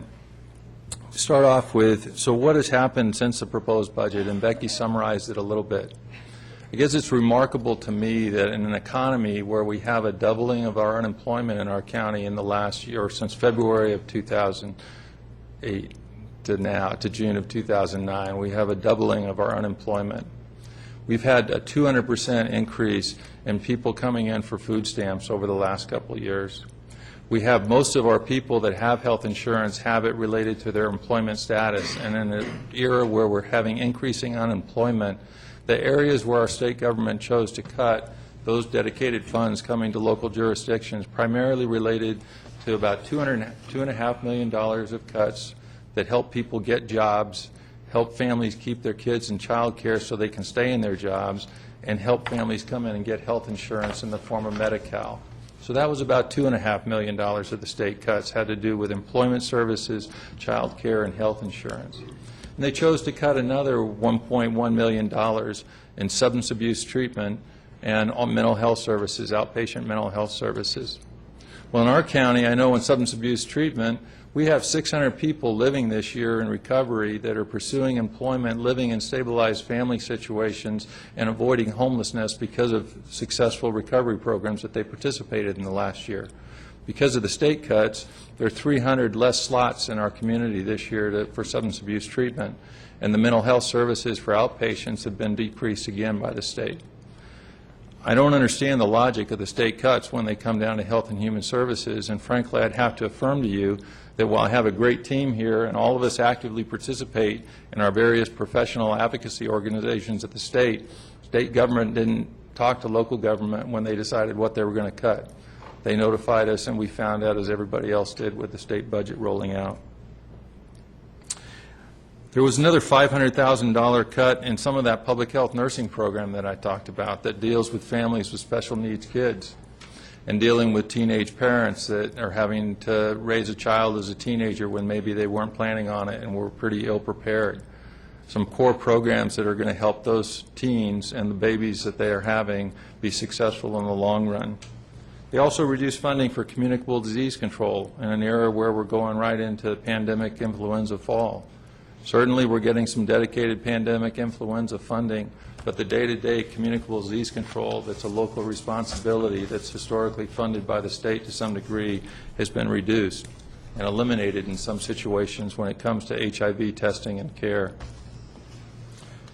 The segment that is most concerning to us and consistent with what we've talked about earlier today about a core role of local government and public safety is the close to $1.5 million cut that they've made in child mental health services and child protective services. Specifically, there's about $1 million in child protective service cuts. I guess I should stick to the slides too, though. On the magnitude of cuts, jump down there, the magnitude of cuts. What we were anticipating at this point, we have developed a lot of contingency plans and trying to be flexible and being adept at becoming the right size organization that we need to be within the resources that are available. But I don't think any of us actually adequately were prepared to see another $1 million cuts in child protective services from the state. So we're working through that, and our workers will be sure to stick with all the mandated guidelines for 24-hour investigation for emergent cases and for 10-day investigations. But the thoroughness of those investigations, they come down to people spending time with families and contacts in schools to fully understand the situation. And with less funds, there's just less time, less people to spend less time with those families. And so that's one of the things that Richard Connect, our director, is working through, but something that's very concerning for us. Reduce services to foster children. In the last year, there's been a lot of attention to the travesty frequently that exists in communities where foster children we refer to aging out of the system when they become 18 and become an adult and doing those transition issues in life from 18 to 19 and early college. There really historically has been little support for foster children. They're on their own. They don't have those same networks of family that typically last, and all of us, many of us at least, benefited from when we went through those transition years of being in our late teens and early 20s. Well, the state reduced significant funding to help those youth deal with transitions into college and avoiding homelessness and pursuing further education and self-sufficiency on their part. We talked about the reduced employment services that could affect 700 of our residents as we have less resources to be able to link them up with jobs and improve their job skill training. And definitely a $1 million reduction in child care funding that we contract through our partnership with Placer County Office of Education. But the families in this economic time that may need child care the most to be able to maintain their job in association then with maintaining their health insurance and maintaining their housing so that they're not homeless, some of those families are at risk because of reduced child care resources. We have reduced health care access for women and children, specific cuts in Medi-Cal reimbursement and some of the demands that have been referenced before, that the state demands medical practice in some of these programs to be in a certain manner, and when you can do it just as well or more efficient in another manner, they actually put all of the funding at risk if you tell them you want to do it in a different way. It doesn't matter that it could make medical sense, doesn't matter you can see more patients that way, doesn't matter, frankly, that the patients frequently receive the information better in some of these modified venues, but sometimes that if we can't do it in the way that the state expects with their inadequate funding, they'll put all of the funding at risk. And I spoke about substance abuse treatment just a few minutes ago. Turning to the next slide, the proportional fiscal impact in the Tahoe area, given the population that we serve, is about a $650,000 reduction in funding, state funding, between the combination of the direct state cuts and the reduced dedicated realignment or state tax funds for Health and Human Services. That translates down into some challenges, as we just spoke about, in Child Protective Services. We have 3 workers up there and about 70 families that are benefiting from these services. And it's with decreasing funds, it gets more and more difficult to have fully staffed outstations wherever they may be throughout the county. The reality is fewer people for fewer locations, and it's a challenge. Some of those health care access issues related to loss of either healthy families that there's been a newspaper article about recently as a health insurance program, or loss of Medi-Cal eligibility. Again, another 70 kids, children would be at risk, and about 30 of the residents that wouldn't be eligible for substance abuse treatment reside in the Tahoe area. Our economic downturn, as many of us have talked about, and I'm equally optimistic, I think, as the sheriff about things, but we're living in an economic era where it seems very reasonable over the next 12 to 18 months that between people's unemployment insurance expiring and between jobs not growing as fast as they may elsewhere in the country, we heard California may lag the rest of the nation, it certainly seems reasonable that we would expect increasing demands for the services around employment assistance and child care and medical insurance that we're involved with, along with some of the other programs that we serve. When we looked at right-sizing the organization earlier and seeing 688 people, I think, working in it, and we serve over 50,000 last year, maybe closer to 55,000, we know already that we're easily serving another 5,000 to 10,000 residents this coming year based on the current economic climate and what we've already been experiencing in the last few months. So we're committed. We know we're going to continue to provide the right service to the right people in the right manner to help them be self-sufficient, and we'll do it with the best of our ability, and I think we'll exceed most local jurisdictions around the state in our accomplishments. But the reality is it's going to be less time with those families that we have to spend, more of the dependency, and in some ways, out of a program improvement standpoint, in some ways it's just a matter of necessity. But everything Health and Human Services does, we do in conjunction with our partners in the school, the nonprofit community, the faith-based community, the business community, just residents and neighbors and family. And so what we've done with fewer staff is increase our ability to connect the residents out in the community with those networks of support that exist. And those work really well in many situations. We found great success in helping people with chronic and persistent mental illness live successfully in the community as they develop their own networks of support. But some of the services really don't lend themselves toward that. And that's really where I'd like to move to the last slide. And our focus on the area of greatest concern to us is our ability to continue to provide safe and secure environments for our children here in Placer County. Today there are about 528 children, I think, that are currently on our child welfare, child protective service caseloads. Absent some other mitigation factors, we're going to see the caseloads this year by our workers. Each worker is going to be working with about 33 families at any given time versus 23 families. And it sounds on first blush maybe 33 families working, with one worker, even though we don't work 31 days a month, but a family a day, a couple families a day. But really what these workers are doing, if some of us, I know I've had some personal family experience and dealing with child protective services, as well as certainly working in the work environment. But what those workers do is come alongside a child or the child and one of the parent figures at a time in crisis where the reality is why we're involved is the child's safety is at risk. And so it's not a simple issue to navigate. And frequently there are substance abuse issues, there are mental health issues, there are employment issues, there's medical care issues, adequacy or not adequacy. There are certainly legal issues and the courts being involved. And we're grateful for the kind of support and partnerships we work with Troy and Child Support Services and the District Attorney and County Council and working and looking at all these cases. But these workers that may have 30 families, they're complicated situations.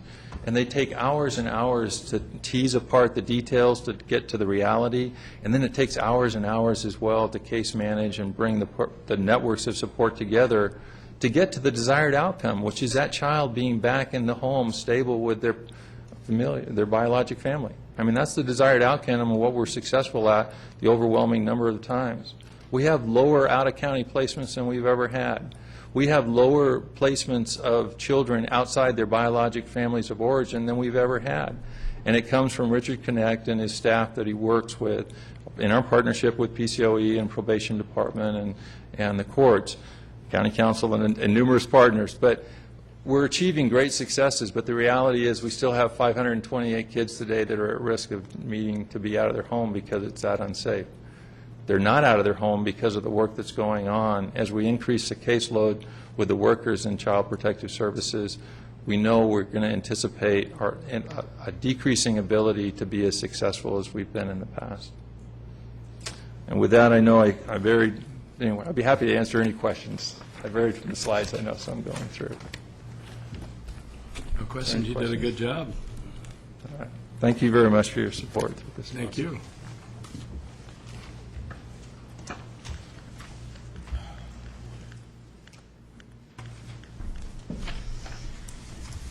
Well, Mr. Chair and members, we're at the concluding portion of today's presentation with some concluding remarks.